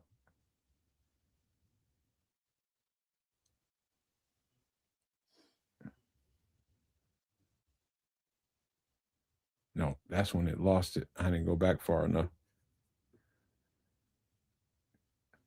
Let's look at this one more time. This is the last time. Speed it up a little bit. Now it's over water.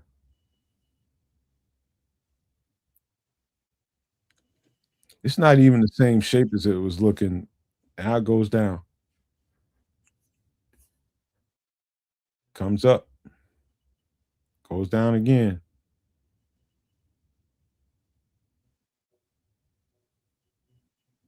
I didn't go back far enough, did I? No, you did. You did. Just give it a second. Yeah, I mean, it's there. It is, man. You guys remember that video we saw where there was a there it goes right there is when it split in two. See it? Yeah. So I'm coming back into the studio real quick.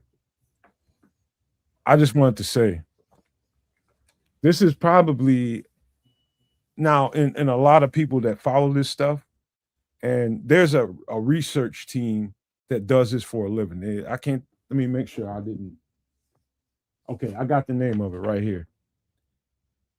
The whistleblower that put this out there, this is a DHS thing that was they were trying to hide this.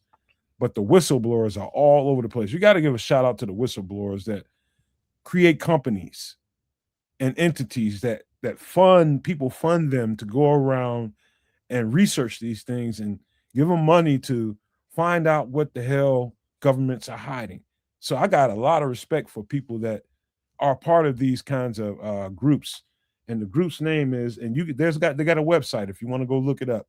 And this stuff is all over their website. The Scientific Coalition for Ufology. I didn't even know that was a word. The Scientific Coalition for Ufology. It's almost like, I think every government needs checks and balances, right? Every single government. For the sake of the conversation we're going to have a little bit later on, every government needs checks and balances, and you usually have that intertwined in government. So you have the legislative, you have the executive, you have your judicial, all these branches of government to check each other. And so governments can get corrupt within each other. And so you need outside entities that aren't married to any of that stuff. And so I just give a special shout out to this group, the Scientific Coalition for Ufology, for getting this out there. They must have made it available financially for somebody within DHS to let this video go out and get it out there. I remember hearing about this. Just didn't see the video. This video got out and the government did not want it to. And it's widely regarded, Triple R and kids, as the most definitive proof that something's going on that ain't being discussed. There's a lot of people out here that believe, and I'm one of them, that believe that there's a lot more going on beneath the ocean that we know. And this incident looks like, and it fits the argument of a lot of people that say that there are bases beneath the ocean. Extraterrestrial bases beneath the ocean, all over the place. And this fits that. It goes into the water and the water gives it something and it comes out and it morphs into two entities. It's one entity before it hits the water, comes out two entities. And so I just want to get some thoughts about it, man. What did y'all think about this? And let me know in the chat. What do y'all think about this? I don't know. It's a lot. I don't know. Like, could this just be like, I hate to put like a country on the spot though, but like, could it just be like advanced Russian or Chinese drone technology? China. Could it be any kind of advanced technology? Well, it could. Like, this is sort of what I'm leaning towards. It looks like my assumption is immediately some level of drone that can traverse both air and water, which I think could be made simply enough. Question is, who made it, and what's the purpose? You know what this looks like to me? And I'm just going to give you my wild. Can it play defensive end? Juju, you're the dude, bro. My wild off the top of the dome reasoning for this. And this is, I'm just telling you what I think possibly it could be going on. I think there is absolutely something going on beneath the surface in the water. And I think this looks like to me, like if there is a civilization beneath the water, this looks like to me, just imagine some kids getting away from mom and dad and they just kind of went and they shouldn't have been out this far and they got out this far and it's time to come back, signal to come back, and they're going to have some fun on the way back. They're water people. They're submersible. And they just said, fuck it, let's give them something to talk about. Fuck it, let's go in the water and we'll split it up when we get back up. That's what it looked like to me. It's like it wasn't supposed to be seen. Well, it could be that. It could be underwater people. It could be drones, or it could be eagles or some kind of birds just kind of flying in coordination. Skim the water and split up. And I don't know. I can't tell you what it is. And got me.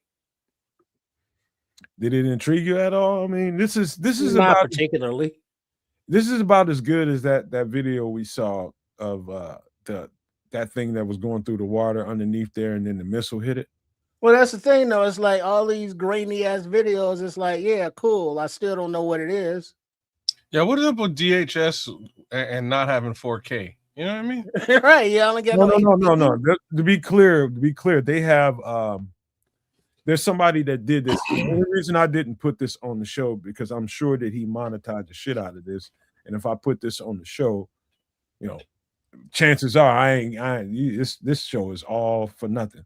And he put I don't know what you want to call it, but they broke the frames down and you can get a better look up close. There's a video out there that the frames are much, much closer and you can see the shit more and more better and better. And they broke it down in phases so that everything that we were seeing at the speed we were seeing broke it down in frames. It's only like, by the time he was done with it's like 12 minutes out of 3 minutes and 45 seconds.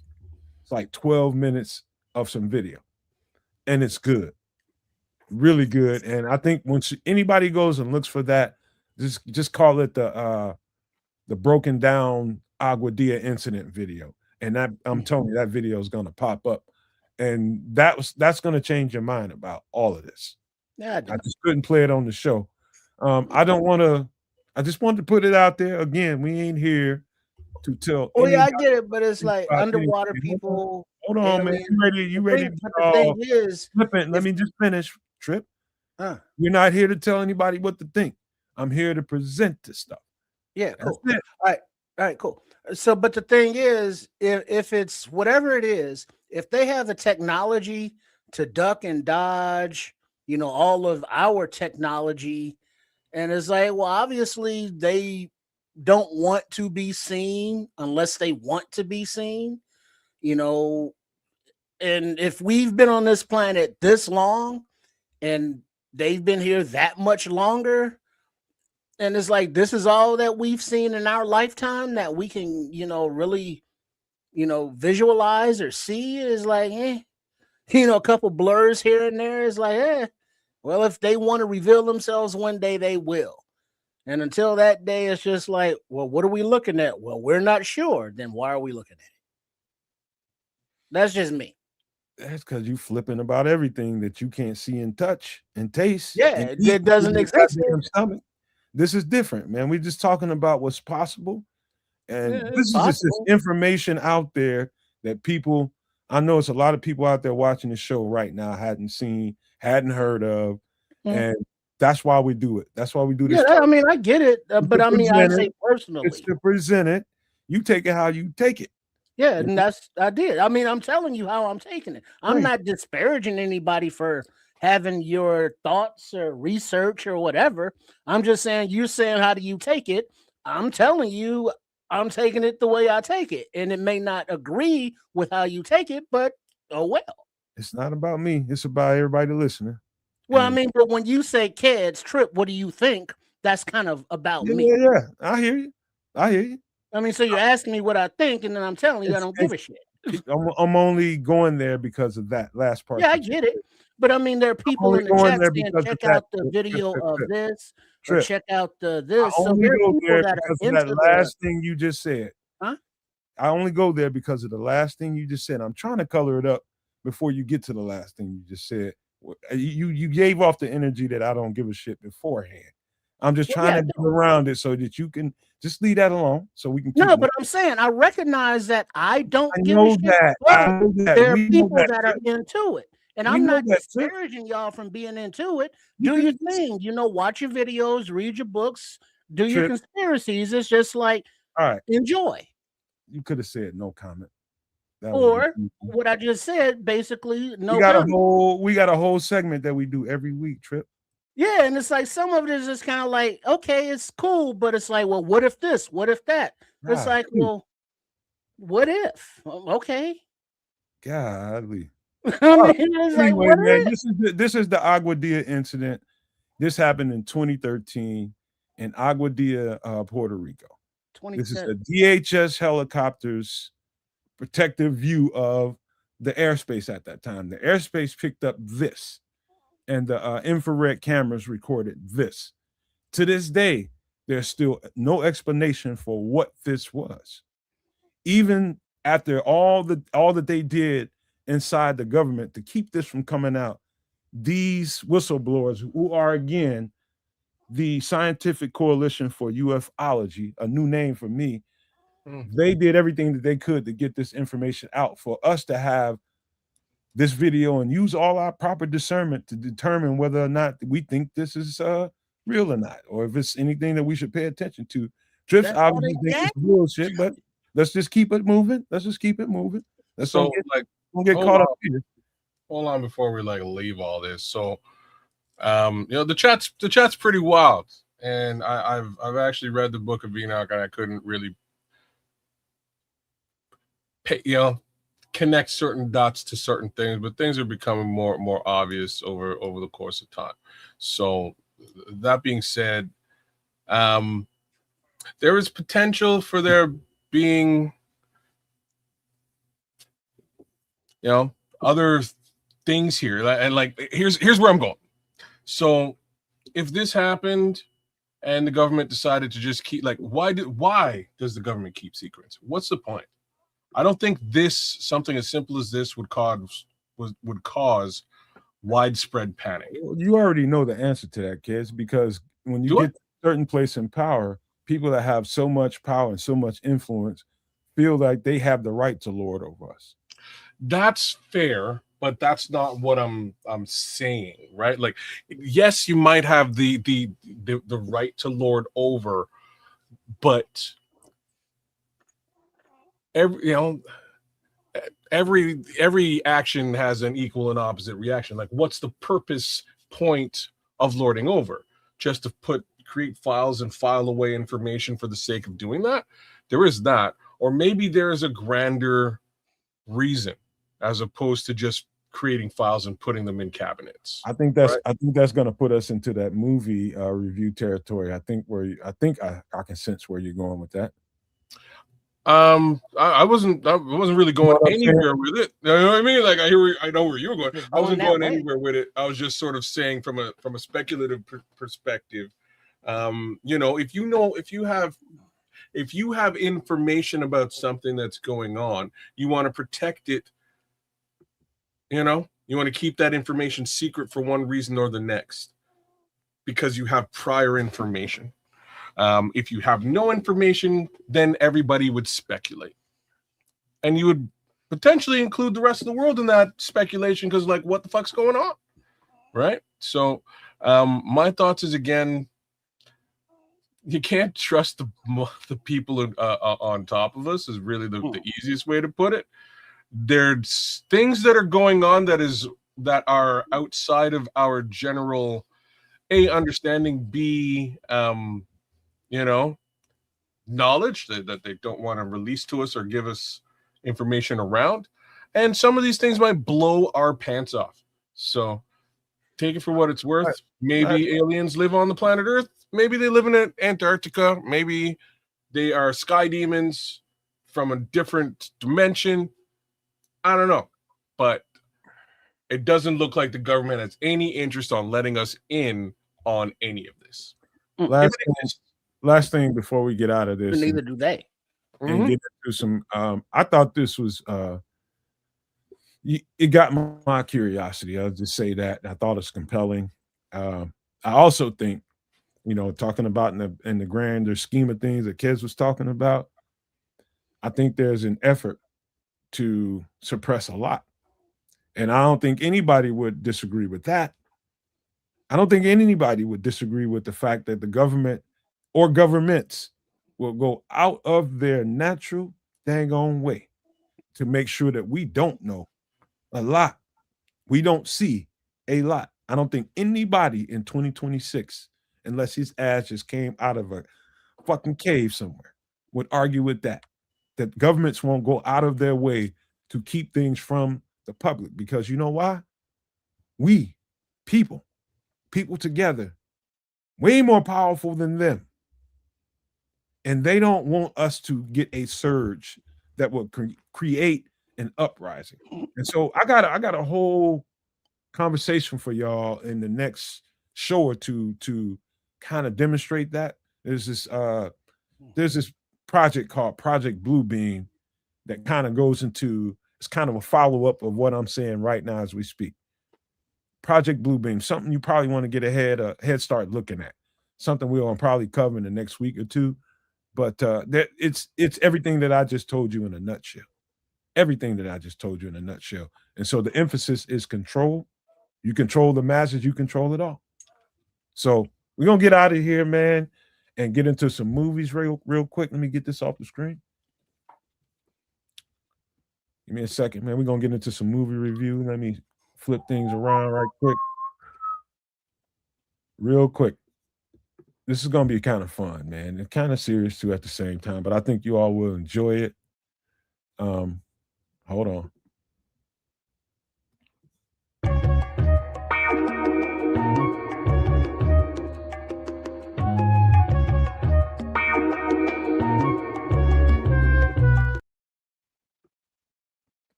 I know y'all saw this movie. Hold on. Why can't I get to my other screen? Let me get this shit out of here. What y'all think about this movie, man? Is Trip still there? Yeah. All right. Yeah. It was all right. I'm just not a huge fan of, prison movies. Dudes making love to other dudes, against their will. Just the servitude, how, they made us, you know how to do taxes? Andy Dufresne, because he knew how, he was a smart guy. He wasn't just a street criminal. So he did the taxes, and all the insurance papers for all the guards. And so they, gave him extra commissary or whatever the hell. And then it's like, it was a cool movie because of the actors and the story. I get it. But just the whole premise, I'm not a fan. Me neither. Be honest with you. But it's up there when you start talking about ranked as top 100 movies ever produced. A lot of, what they call that, Rotten Tomatoes, whatever, IMDb, all those different outlets that create these lists of the best movies ever. This constantly comes up. And, I'm like Triple R, to be honest with you. I ain't really agreeing with your ass today, man. But this one, it's just a movie about an accountant, a white accountant that got trapped into prison.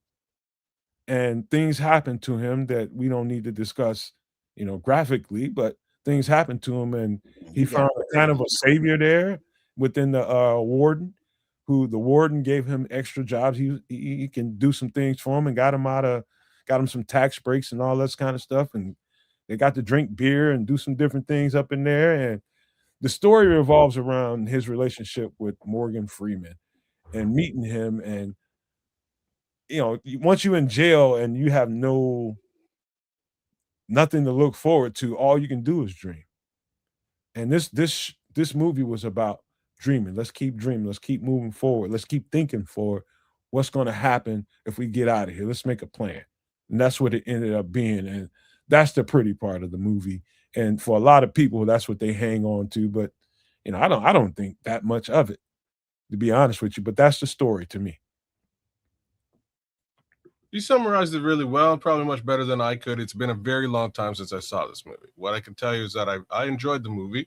Other things I can tell you, I have, at the time when I saw this movie, I had a very large contingent of friends who were doing time. So there was sort of a vaunted interest in that respect to some of the stuff that they might have been dealing with.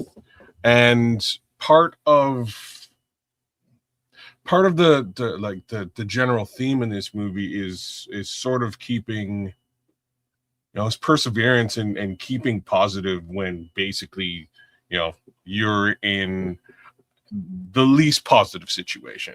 How to find some level of motivation in a destitute situation. My opinion again. Bad stuff was happening. It wasn't good. Wasn't a good scene. But over time, things sort of got better, and he's able to sort of make way for himself until these guys wind up getting out. And that's I have a friend who's doing a very long bid, as they say. And I spoke with him. It's been about a year since the last time I talked to him. And the last conversation I had with this gentleman was great. It's been longer than a year. It was during COVID. It was the last time that we spoke. But the conversation we had was fantastic. And what I mean by that is that, we were outside in a very strange, locked up, funky situation. And he was able to find positivity for me during that particular time. And shout out to my guy CJ, man. But he was able, and I had to stop and be like, brother, how are you so positive in this situation? So he kind of just said that he just takes things one day at a time. He's in a decent spot. His spot inside is much better than Andy Dufresne, I'll tell you that much. But at the end, I can see parallels there to how my guy's doing on the inside versus, when weighed against the positivity that these guys were able to sort of find and eventually find their way out. I can relate, kids, because I got quite a few people that I know, close people that I'm, associates with, some tight relatives that, been through there. Some of them still in there. Like I got one tight relative he's a lifer. There's no chance for parole. Yeah, me too. And, this movie is about prison politics is what it is. And things can go wrong when you're behind bars. And I heard so many stories, and different things that people tell me while they there and when they get out, that's kind of like, it helps you be a little bit dismissive of a movie like this. Like, I don't want to hear about no shit that's going on in jail, that kind of thing. But for the people that are, curious about what goes on behind bars and shit, like this might be a very interesting movie to you. But it is good, well written, well directed, well designed. You love how the intro comes in and it comes to the crescendo and it comes down to the ending. It's beautiful. It's a beautiful freaking story. But most of it is about prison politics, corruption, and relationships that form in the prison and coming down to the conclusion really is what it is. It's well written, man. It's just a prison story with a whole lot of perfume on it. Is Well, what it is. the rain in just this scene that you sort of see on the cover is sort of important and symbolic. It's very, this is sort of the moment he's out. Redeemed. Well, I guess you can call it that, but he's free, and he's being cleansed by the rain in for all intents and purposes from the sins that put him inside in the first place, and now he can sort of walk out into the into the free world as a free man. Potentially you could get caught, who knows, but off he goes, and that's really the just a glimpse that you're capturing right now. Hey, I do. No, I do respect the what has to come, and Bear Truth 9 is right. He says he's a movie watcher and he gets into movies. If you can't sit and watch a good movie, I'm that kind of person too. Me and my girlfriend, the more and more we get time together, the more and more we enjoy a good movie, good TV shows. And so when you get into it, like I get into it and my girlfriend gets into it, like you all get into it, it's about something that's going to intrigue you. It really, that's what it is. What's intriguing, what's going to keep, what kind of mind do you have? Do you want intrigue? Do you want something that makes you think? Do you want something that scares you? What are you in the mood for? I really get into good cinema, man. And this is good cinema.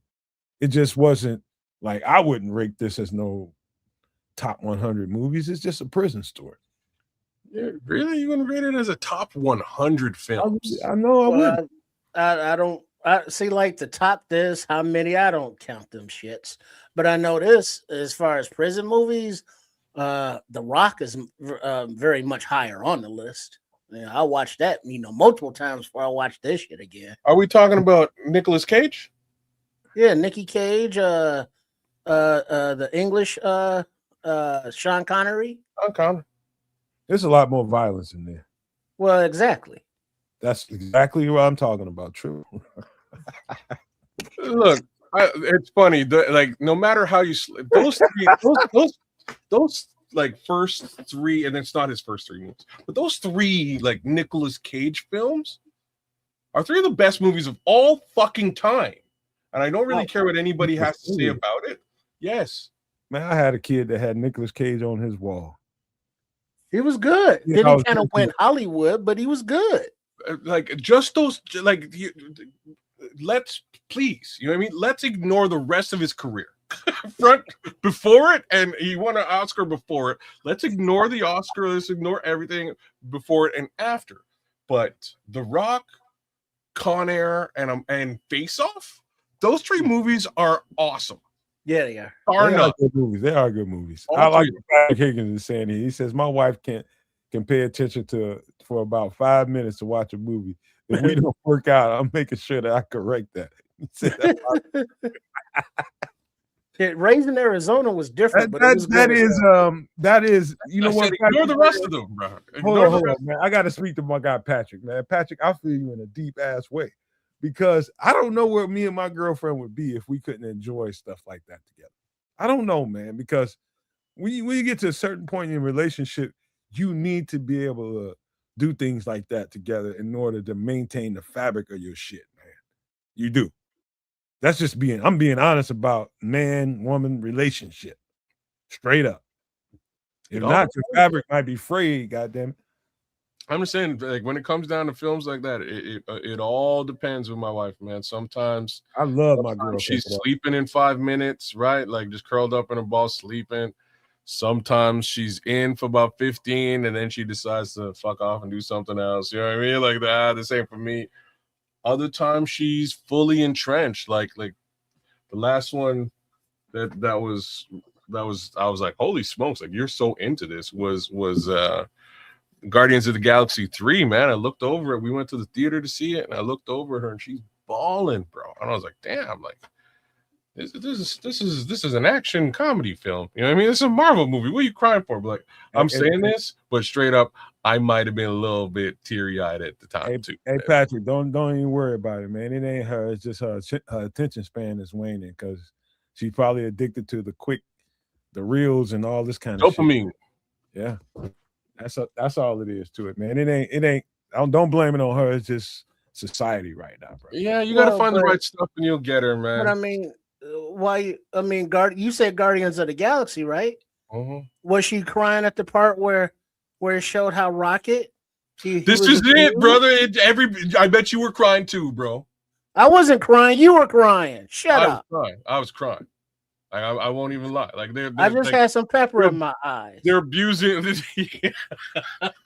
They're abusing animals and shit, and it's heart wrenching. And I'm like, wait a second, like I feel a little bit some kind of way about this. And I looked, and she's crying. My daughter's crying. I'm like, okay, like now I don't feel so bad. You know what I mean? At least I'm in good company. But you know, like it's funny that I bring that movie up. Another movie that I would have never expected her to like or make it through was John Wick. And I started John Wick. I was like, she made me a meal and she's eating with me. I was like, I'm just going to throw something on. So I throw on John Wick just to see. Yeah. And as soon as that dog got it, bro, she was in. You know what I'm saying? Like, I guess you just have to, unfortunately, unalive animals, and that'll get your wife to watch films with you. What's Black Rain talking about? MJ movie in April. MJ movie in April. Michael Jackson. Are we talking Michael Jackson? Jordan? Michael Jordan? Which one? It's got to be Michael Jordan. I don't know. No, I think it's Michael Jackson. Didn't he have a movie? He been gone for a couple decades. Yeah, I'm good. But John Wick. Oh, that's my shit. I watch all of them repeatedly. But the seriousness violence gripped you. That man loves violence, man. When John Leguizamo smacked the shit out the gangster's son, he was like, "Well, what's that about?" He was like, and then his daddy caught him. He was like, "Did you hit my son?" He was like, "Yeah." He was like, "Why?" He was like, "Because he stole John Wick's car and unalived his dog." He was like, "Oh," and then he hung up. He was like, "Oh shit." Yeah, when my kid get here, I gotta whoop his ass too. Because he knew he fucked up. All right, I think we done. I think we done talking about. I think we done talking about Shawshank, man. I think. Oh yeah. I think it's a well put together movie, and I don't want anybody to take it the wrong way when I say I didn't rank it. I can think of 100 more movies that I like more than that, but you know, it is well put together, and I can see why people have a certain affinity for it. I'll just say that before we move into the next one.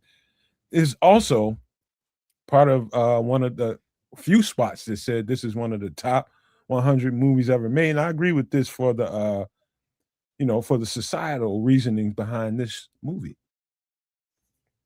Do the right thing. Yeah, that's classic. Launched a lot of careers. Was very integral about the message in the neighborhood. Dope soundtrack. Was very poignant in the young up-and-coming hip-hop era of filmmaking. Spike Lee and his 40 Acres and a Mule. That was not new generational, but it was a new era of a filmmaker. And the vision that he had was from the current times era of the hip-hop community, of the streets, of the in New York, of the violence with the police and the racial problems and issues and frictions. And then it was just a very good movie. The interpersonal relationships with Mookie, Spike Lee and his girl and his baby and his job and John Leguizamo. Who? No, Tarantino. Torian. What's his name? Totoro. Yeah, John Turturro. Totoro, and then my man Sal, that's in the picture. What's his name? Danny Aiello. His name. Danny Aiello. Good one. Good call, kids. And then Rosie Perez, Samuel L. Jackson, Bill Nunn. What's my man from Breaking Bad? Let me say this. Esposito. Let me break this down a little bit. One of the things I love about Spike Lee and his movies, some of the same features that I like about Quentin Tarantino and his movies, and I'll explain this: the character building in their presentations of that pick is excellent. Like, I'm one of those people who want to see, like, build that character. And if you notice in Spike Lee movies, the character presentations come off extremely strong, right? Same thing in Quentin Tarantino's movie. Different format, different kinds of movies, different kinds of productions, but the same thing. They know that the actor is king. Build the character. Tell the story. Show the story of the character. Put an emphasis on the character. There isn't a character outside of this little girl putting chalk on the street that you didn't see come across in those films, in each one of Quentin Tarantino or Spike Lee's movies, that didn't come across extremely strong. So they show the stronger side of that actor's personality through those characters. So Spike Lee's role, Danny Aiello's role, well, I forget old boy's name. He just died recently. The guy that plays Radio Raheem. Bill Nunn. Strong presence in the show. Bill Nunn?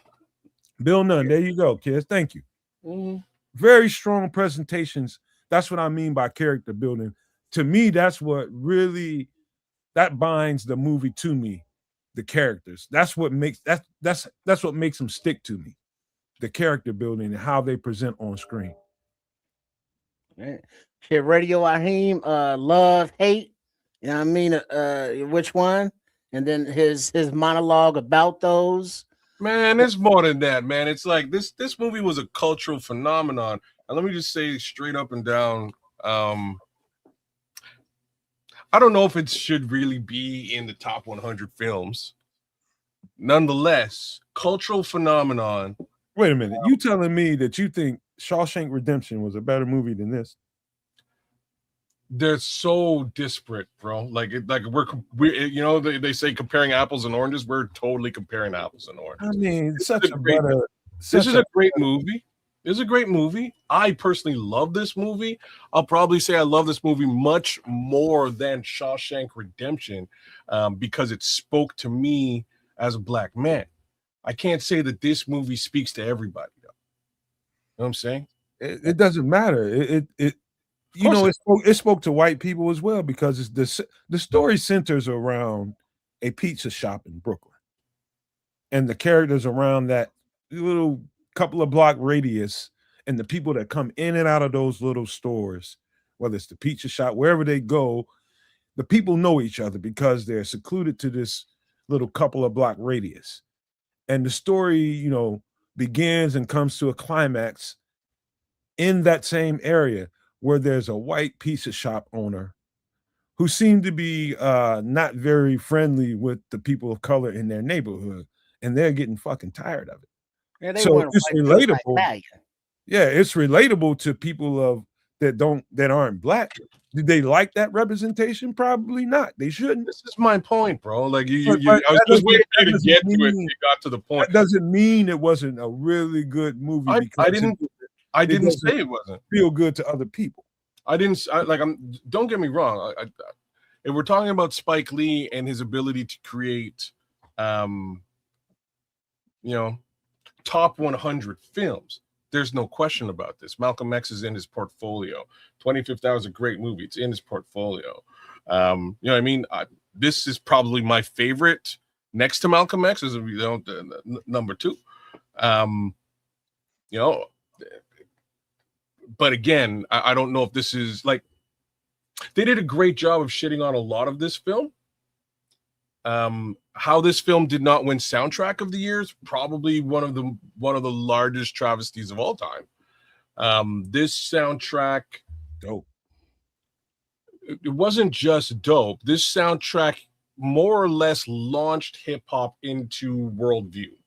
Not to say that Run DMC didn't exist and things like that, but it really put it on a different plateau.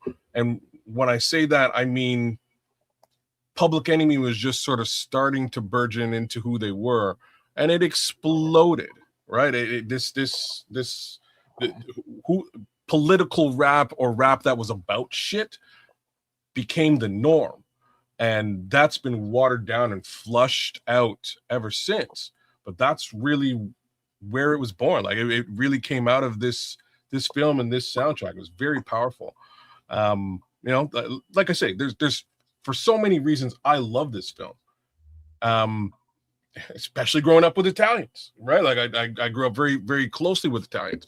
It was a little bit of a different upbringing for me, and or somewhat similar to what Spike had gone through, right? So again, how much this movie resonates with me, I can't layer that on to everybody. I love this movie. So well, but also it resonated more with me, with more people I know, more than Shawshank Redemption, because Shawshank was set back in a totally different era, you know, different slang. It was set in prison, whereas Do the Right Thing is set in the hood. Yeah. You know what I mean? Turn on the radio. It was like, hey, I can turn on the radio, order pizza. I'll order pizza. And it was to the music that our generation at the time was listening to. And now it's like, oh shit, that's our shit on the big screen. And so it was definitely an iconic hip hop culture, bro. Culture movie. It was a culture push. Can I say something, man? Yeah. I think the most important thing you can take from Do the Right Thing, it's just my opinion. You take from Do the Right Thing is Spike Lee was in your face with a story that's every day in communities like this one that I live in. You know what I mean? This is just in Brooklyn, New York. And he's in your face with, and I understand for the people, I can understand why, you know, white people wouldn't want to watch something like this because it's not favorable to them. I wouldn't say they wouldn't want to watch it. I just think it doesn't talk to them. With them. You know what I mean? It doesn't speak to them like they're just telling the truth in this movie. Fair, yeah. Yeah, but it's not their truth. And it doesn't feel good. And I understand that. I understand that totally. But it doesn't mean that it didn't need to be spoken to in the form of some cinema. Yeah, nobody's saying that. That's all I'm saying. And that I think that's why it hit. And it hit the way it hit is because everybody in a community like this can relate to it. It happens. Everybody in the community can relate to this. Yeah, Spike Lee, Do the Right Thing. Yeah, it doesn't take anything away from Shawshank at all. It's just two different motives and two different impacts in two different parts of society. Completely disparate films. Both very good.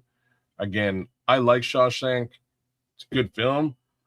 This film was made for me and my generation.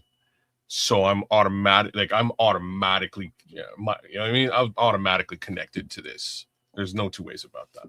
But you know what? Not to get into different movies, but somebody in the chat just made me think of it, to where another relationship that people have in the hood, but Spike Lee, but along the lines of Shawshank, was what's my man? He Got Game with Jesus Shuttlesworth, and you know, it's like he got out of prison to try to recruit his kid to go to a certain school. You know what I mean? That kind of situation where it's like, you know, there's prison, there's politics, there's interpersonals. So I mean, Spike Lee, when he started rolling his joints, you know, he had the hood in mind, but with the world. And I think, you know, Do the Right Thing really kicked that off, but with a very, you know, pro Afrocentric flavor. I would say this, man, and I think this is the truth. And you guys we can fuss and fight about it. But I think the importance of Black film directors, Black executives getting their chance to tell stories and put stories of what our experience is out there. And regardless of how it makes everybody feel, the truth is uncomfortable at times for a lot of people. And it doesn't mean a black and white thing. It could be Asian, it could be freaking Latino. It doesn't matter. It doesn't matter who those people are. but sometimes the truth is uncomfortable. And that's the importance of having a diversity in in filmmaking, making sure that the Black experience is out there, the Latino experience is out there, the Asian experience is out there, the white experience is out there. Everybody has proper representation, and we can all toss and juggle up what the importance of all those different films. Well, I like a diversity of all things. I like The Godfather as much as I like Do the Right Thing. You know what I'm saying? It's all good to me. Yeah. I like stories. I mean, but with stories come the different personalities and the aforementioned actors. But like Giancarlo Esposito, Spike Lee put him on and put him in a couple of movies. I was gonna say that's where he started, but I believe he was in the one before this one too. School Days. School Days. I think Giancarlo Esposito's in School Days. Hold on, y'all. I don't know. Y'all might be on the y'all might be on mobile devices. Some of y'all might be on mobile devices. Is why y'all not seeing your comments. It's not. I'm not. Nobody's doing shit. Yeah, we ain't doing nothing. No comments. Yeah, we ain't doing nothing to the comments. And then Ruby D and Ozzie Davis, old school. You know what I'm saying? Showed them some love. So I mean, this was a very good rounded movie about the hood, but had different cultures in it.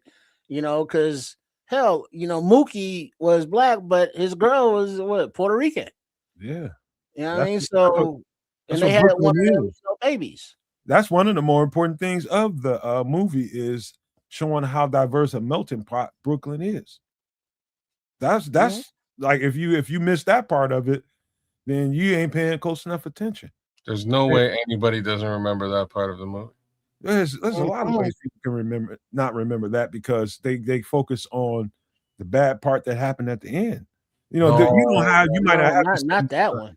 Them titties are awesome. Woo! I see you, Rosie. I'm just saying. Sweaty. Very, very, very, very, very important movie to society, I think. She got to have it. Not just my particular culture, but I think everybody's culture. You should have a seed planted when you watch this movie, especially if you're an entrepreneur in a neighborhood that is not so much looking like you. You're in a diverse neighborhood. You should be sensible to a lot of different things because you got a lot of different things going on around you. And I understand from the proprietor standpoint that you're in a place for so long, you're used to dealing with all the shit that goes on around you. And it's like you get to a certain point, talking to the character of Danny Aiello and his sons, they got to a point where it's just like, fuck this shit every day. And they got fed up. And it's just like, dude, you are able to feed yourself and able to provide for yourself and everything that comes with it off of the community that you're doing business in. If you could sell that much pizza uptown, or downtown, would you be down there doing it? Yeah. But you can't. So you're selling it uptown. And so this is what happens. Not one Black picture on the wall. Exactly. So Do the Right Thing is very profound movie. It provokes a lot of emotions in everybody. I don't care who you are. It's going to be a emotion provocation kind of experience for you. I don't care who you are. It's going to touch you. If you've never seen it, I suggest it. I strongly suggest this movie because it's a very powerful one.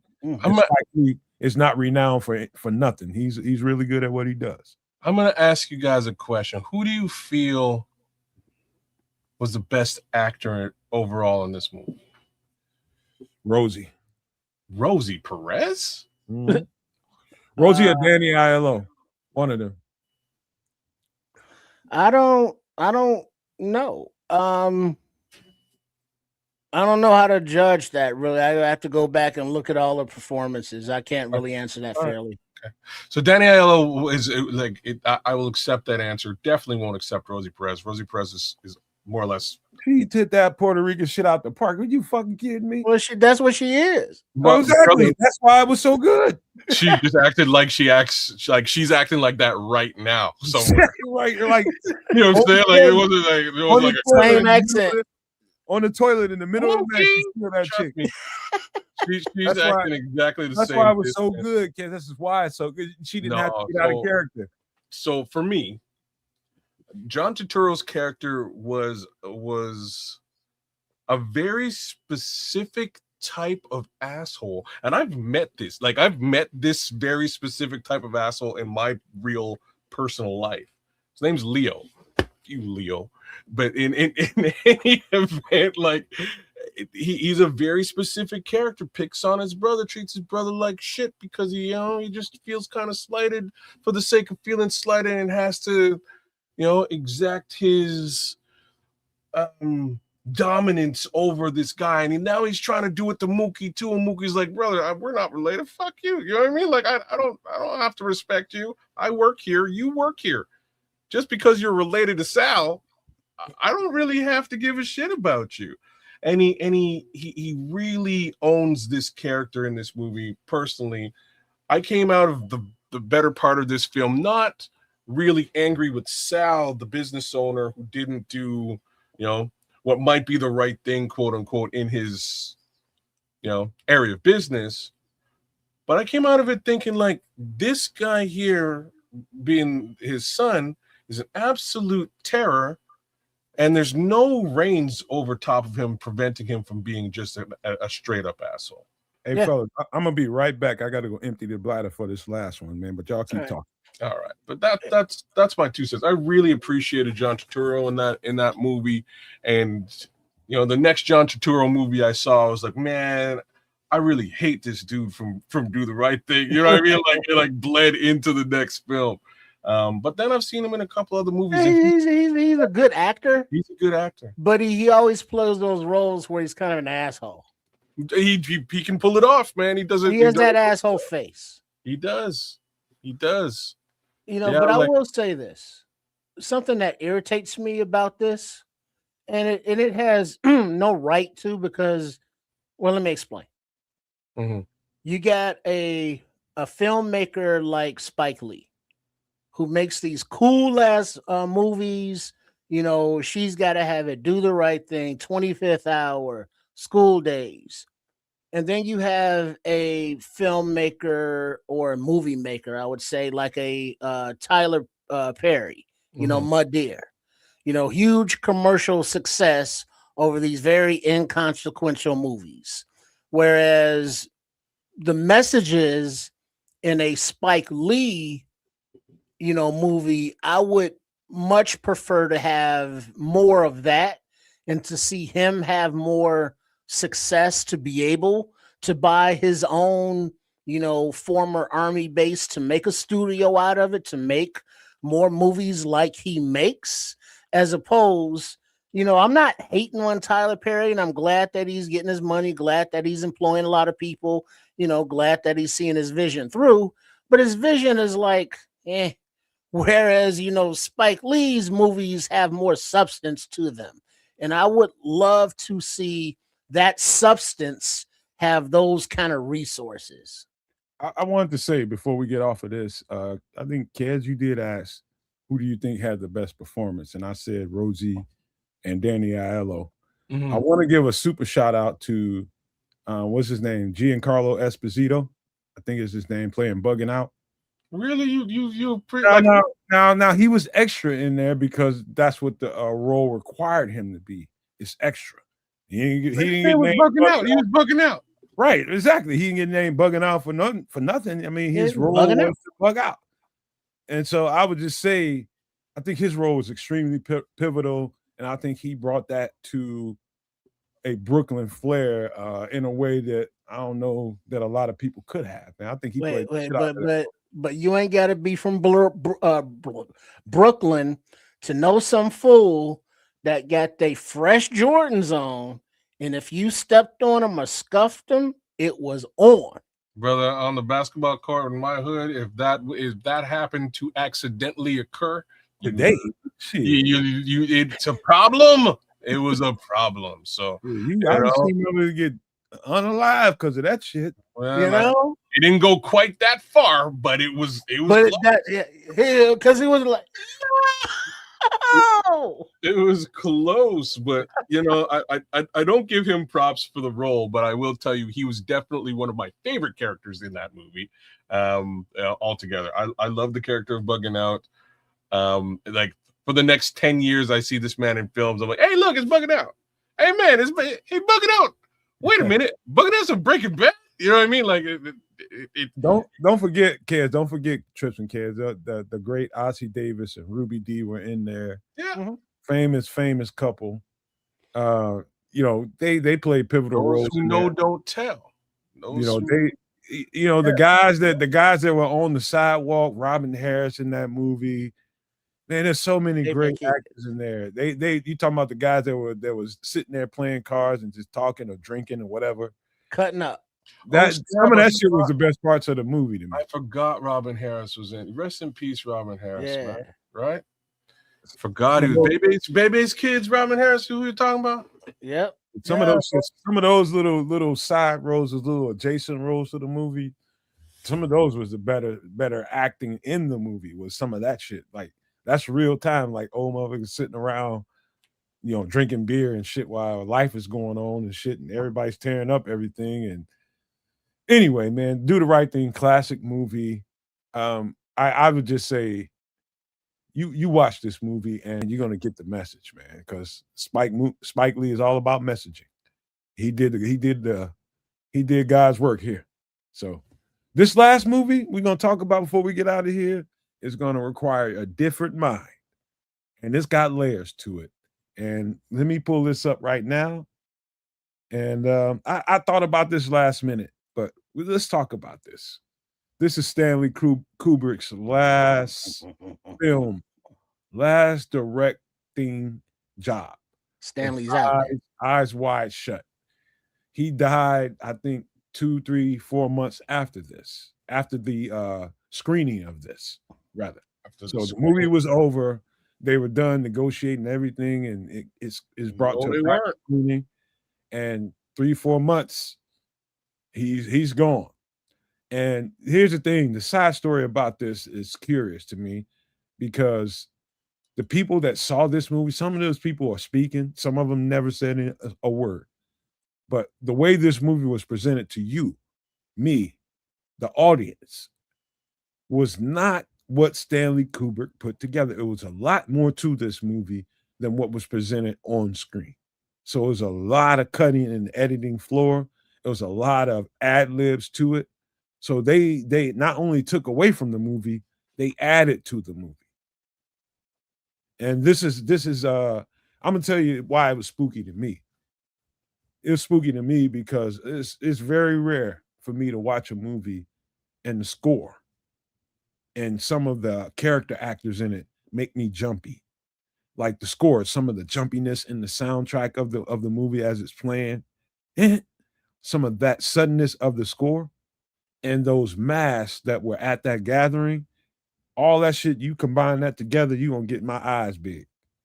And so that's just the little parts of the movie, but this is deep.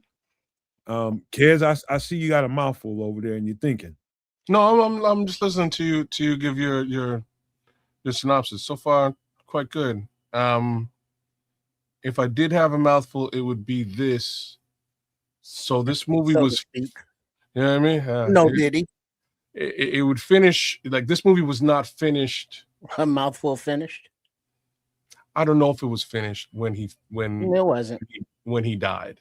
Let me rephrase.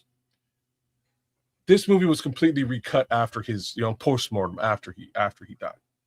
That original screening of the film, there are reports of him leaving the theater, arguing with executives, screaming, "No, this is how the movie is going to be. This is how I want my film to be.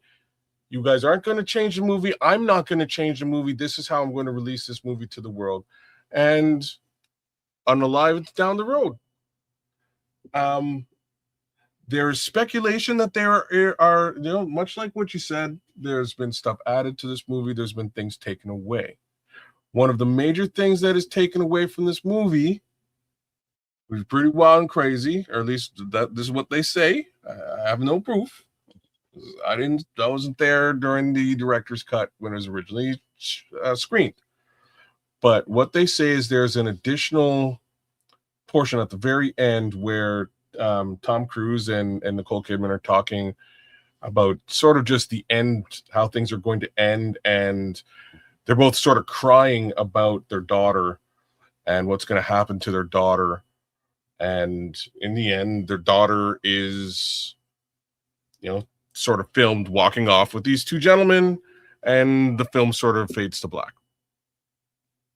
So that's like the ending that has not been included with this movie, which shines a completely different light on this film as a whole, especially given today's world.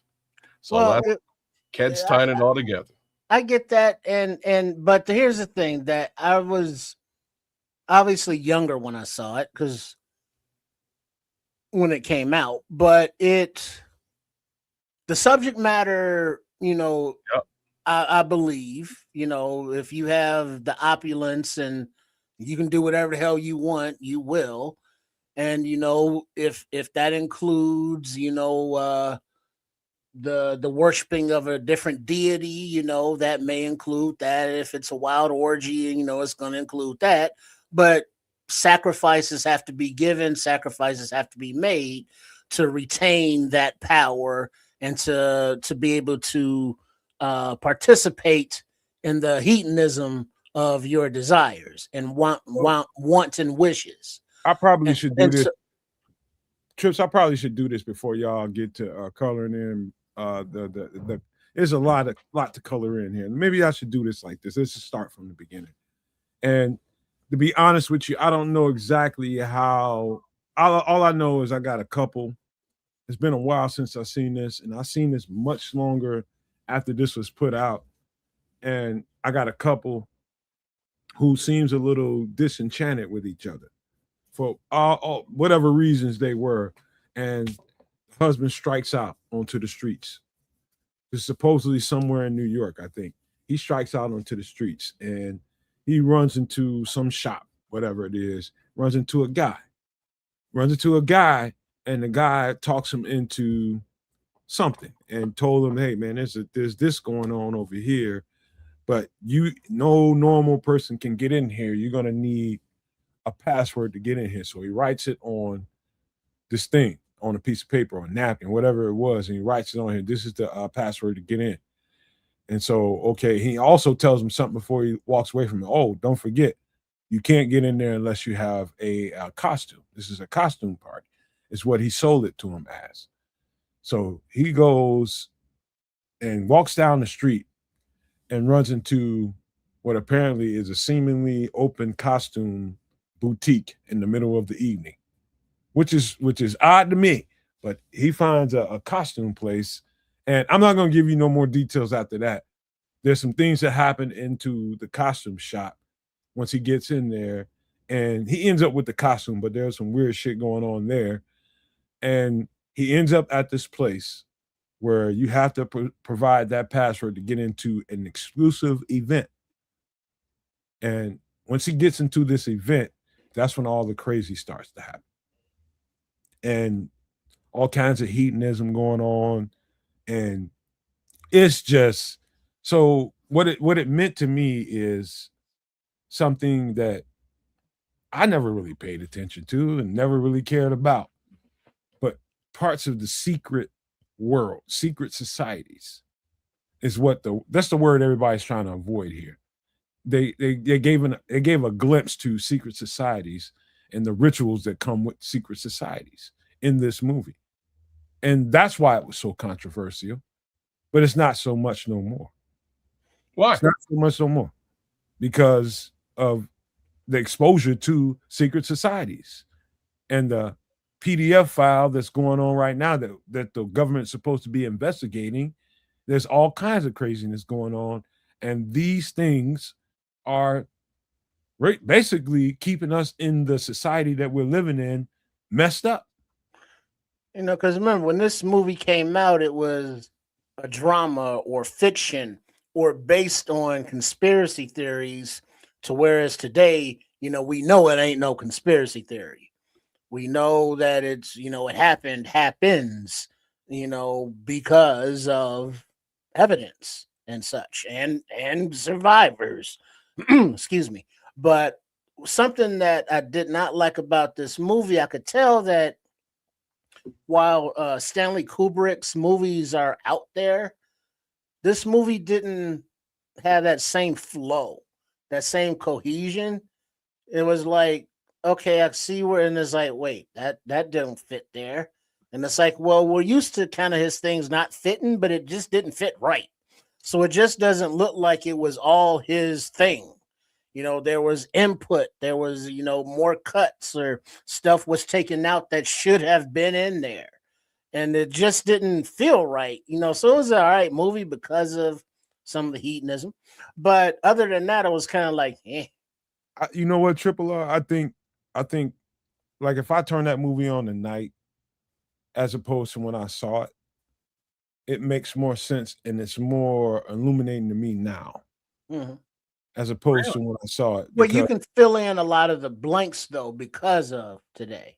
Yeah. It exposed the world of fraternity and sorority. Like there's a place for us, and then there's the rest of people. Because if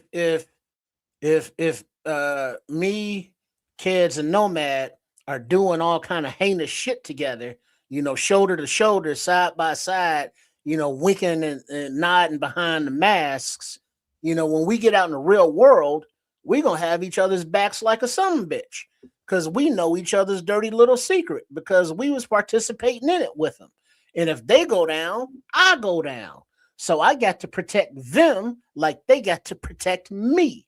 And when you have a whole society of those that are in for a penny, in for a pound, if you will, then that makes it difficult when they have the power and the resources that they have, because of how what's the name of the word that begins with a D? Not decrepit. How what? Deprived? It would be depraved, but depraved. Thank you. Not deprived, because they're not deprived of shit except manners and good natures and morals and such. But the depravity that access allows, and people, normies who don't have those kind of monies, will do things that they don't want to do for a price, and these people can just toy those prices around. I mean, remember the movie with Ice-T, Surviving the Game, where a bunch of rich assholes were, finding people to hunt them, literally. This is that kind of thing. Yeah. These societies, these things that these people do, these rituals. That he's talking about a movie called Surviving the Game. I saw that too. That's a good one. That's a good one to point that out. That also opened the eye to me, but this one here, just stick on topic. Maybe we'll talk about that another day. What I think the most poignant part of that movie to me was the conversations had in that rich guy's house, who had the pool table in there, and he's in his den, and the conversations in there were I'm gonna take it to where you want it to go, kids. It's an expose into Stanley Kubrick was trying to tell you eyes wide open, but you're trained to keep your eyes wide shut, is what he was trying to tell you. And if you open up your eyes, you see a world around you, that there's a world for them and there's a world for you. If you're a part of the world, if you know, you're a part of it, you are. And all the decadence that comes with it, when I say decadence, I'm talking about the worst of it. It's even bigger than that. So if you really just look at the title itself, what he's saying is, I'm going to show you and give you a glimpse into this secret society case scenario that is fictional, that I've made up. But it's for real, y'all. So like, recognize that this is real shit, or don't. I'm gonna put it out there and we see what happens. What happens is, unfortunately, he gets put to pasture. If you go back into his career a little bit, things sort of start out with some great films, right? Really great films. And then things go super weird with Clockwork Orange. And like, for those of you who haven't seen it, you got to see it. It's very interesting, very interesting film, very weird film, very specific film. And it's more or less at that time, like this man's come from Space Odyssey, which is a pretty standard film, to potentially also filming the, lunar landing, if it exists, right? Like they say that he was the guy because of his experience on Space Odyssey and 2010, or Space Odyssey and the second film. I think it's 2010. Anyhow, this is sort of his legacy. At some point, he's accused of PDF and flees North America. They still want to make money from him, so he makes this film. And this film is the big FU to the people who basically put him in a situation where he looks like a PDF. That's what this really is. This is the FU to them. Much like, I think it might have been Patrick Higgins who brought up the MJ movie. Much like potentially this MJ movie might also be. Because that's the new narrative. The new narrative with respect to Michael Jackson is that he wasn't the funky weirdo we all thought he was. Maybe he was the savior. Maybe he was actually just trying to save these kids. Let me help you out here, kids. Let me just say this, and I'm gonna frame this up the right way. Over in the Middle East, there's a country that is basically their blueprint for control. Their blueprint for control is espionage. Espionage and basically blackmail and entrapment. Leverage. That's how they operate and keep the world effed up. That's how they operate. Espionage, blackmail, and entrapment. But that veil that they've carried for all these years has crumbled. It hasn't. Wait. Stanley Kubrick, in the scenario that kids just presented to you, that was involved in that per se, and exposing that in a way, he's just like, I got something for you. The world needs to know. The world needs to know what you do. And this is actually a pretty candy-coated, honey-coated, with sprinkles on top version of what could have been presented. What could have been presented is the truth. And the truth is gory. The truth is inhumane. You can't even necessarily be human to do some of the things some of these people do behind the scenes. You can't. And so I said that the best way I can say that, in the most visceral way I can say that, without putting titles on people and calling out names. But that's the best I can do for that, because it's that effed up. Yeah, it's a very, very strange situation from front to back, and strange is a very nice word to use. But in the end, there are in this movie, he delves into, and Triple R did outline it in short, with respect to there being other deities that are being worshipped, and that's a larger part of this general conversation. A lot of these things were in speculation for many years before this movie came out. They continued to be in speculation after the movie came out. We are getting very close to having full-on evidence that this is what's going on. And ain't no close to it. We know. I'm trying to be nice. You know what I mean? I'm trying to tiptoe. Nice, but there's clarity. I'm trying to tiptoe around this you keep being nice, kids, but there is clarity, bro. You know what I'm saying? I'm just being nice for YouTube purposes, because I'm going someplace that is pretty specific, and it's not some place you really want me to go, but because there are, there's potentially some level of demon worship involved, or Satanism, if you will, involved.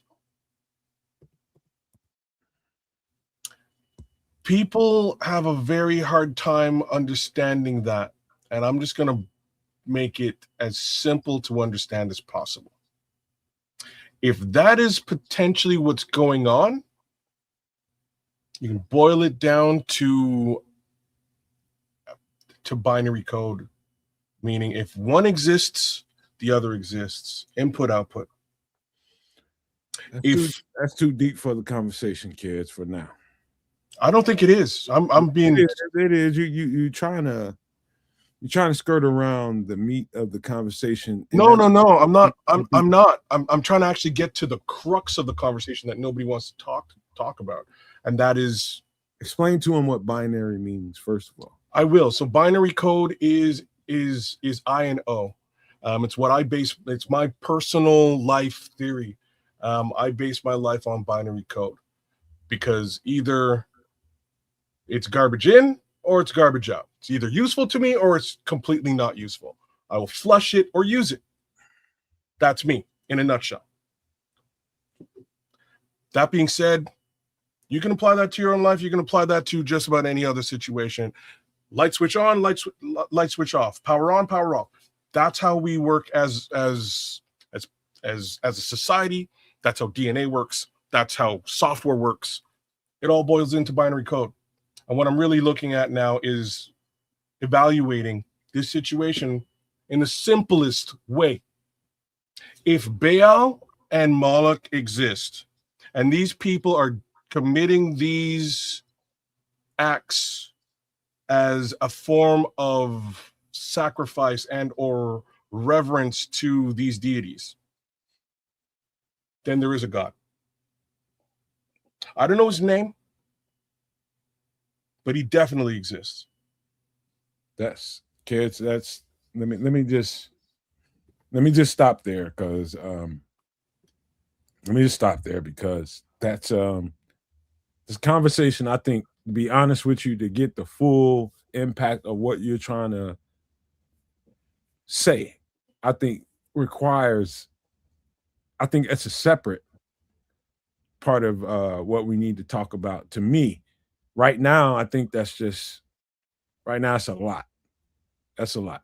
I just say that, and not that you're wrong, but let's just frame that in a different way, because to present that the right way, there's a story to be behind that. You just threw it out there, and there's a story behind it that we can't really describe right now because we got to get ready to close this goddamn thing.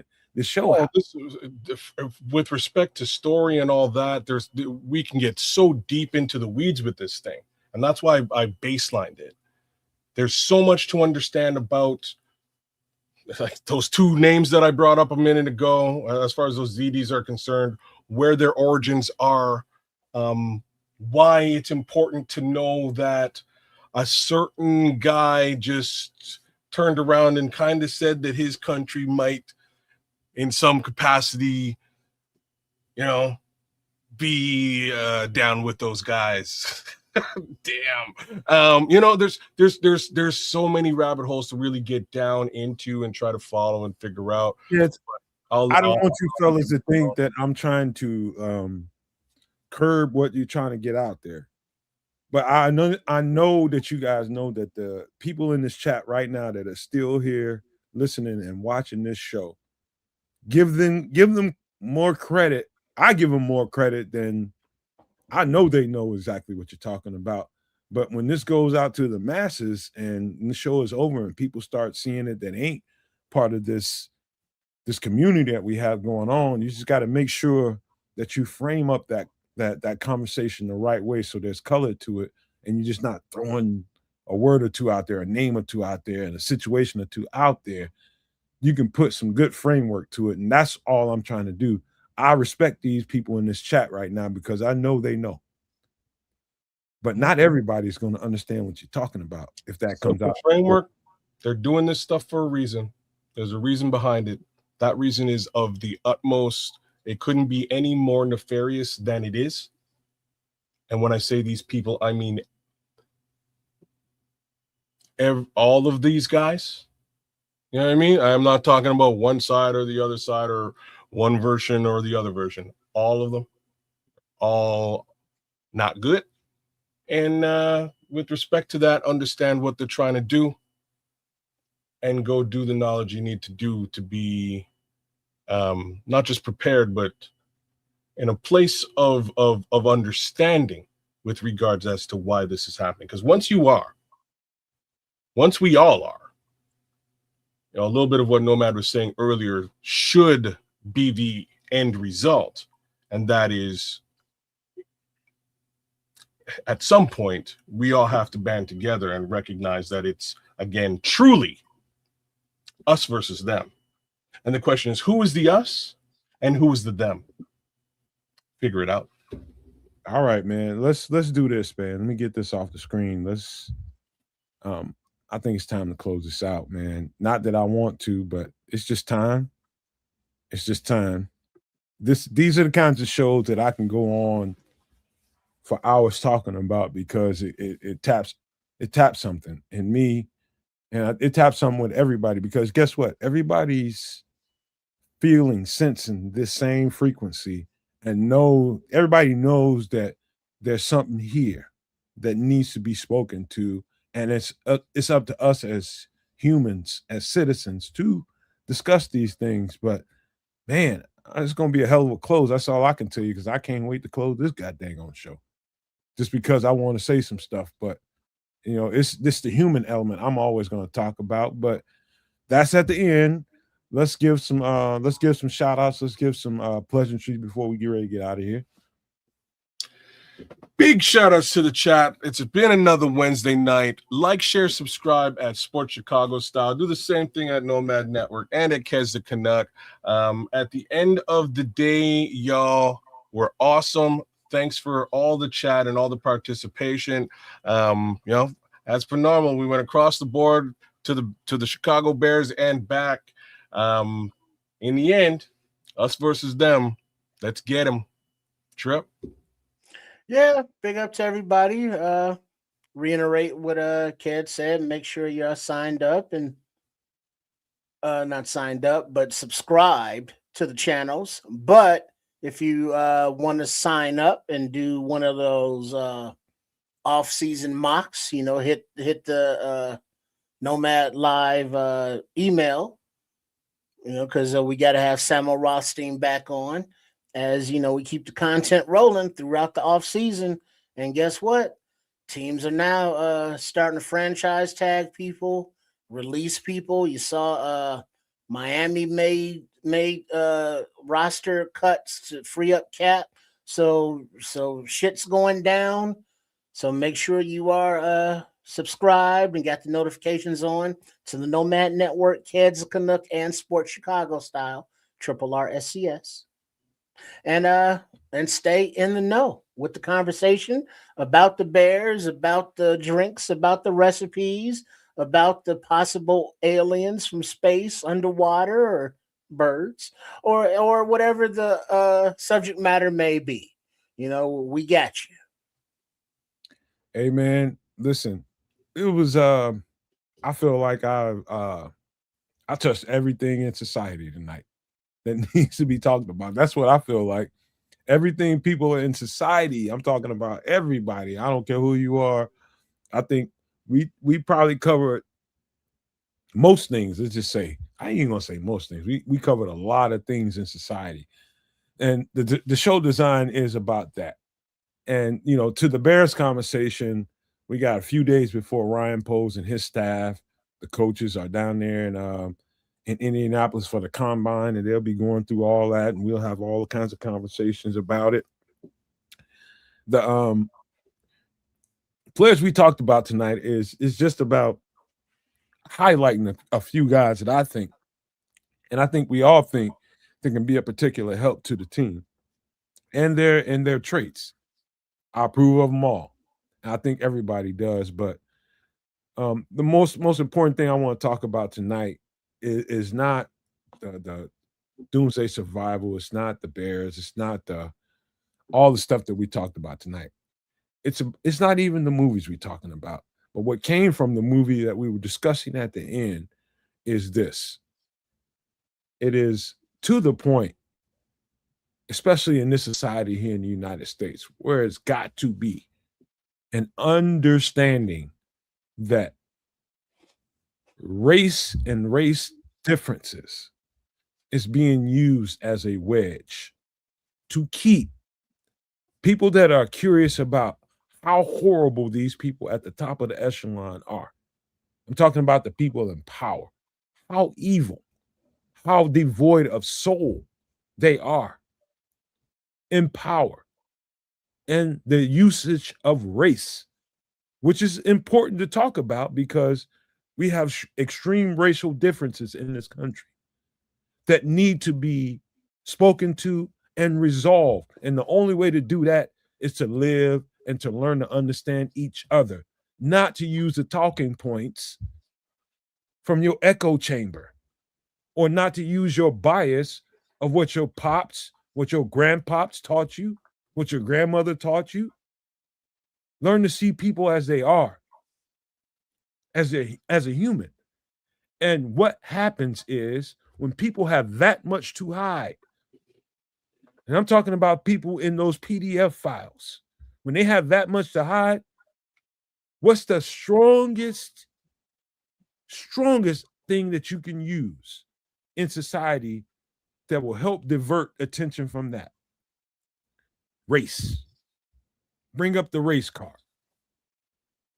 Bring up the race card. That'll keep them divided. That'll keep that white man from talking to this black man. That'll keep that black man from seeing something in this white man that he sees in himself, and vice versa.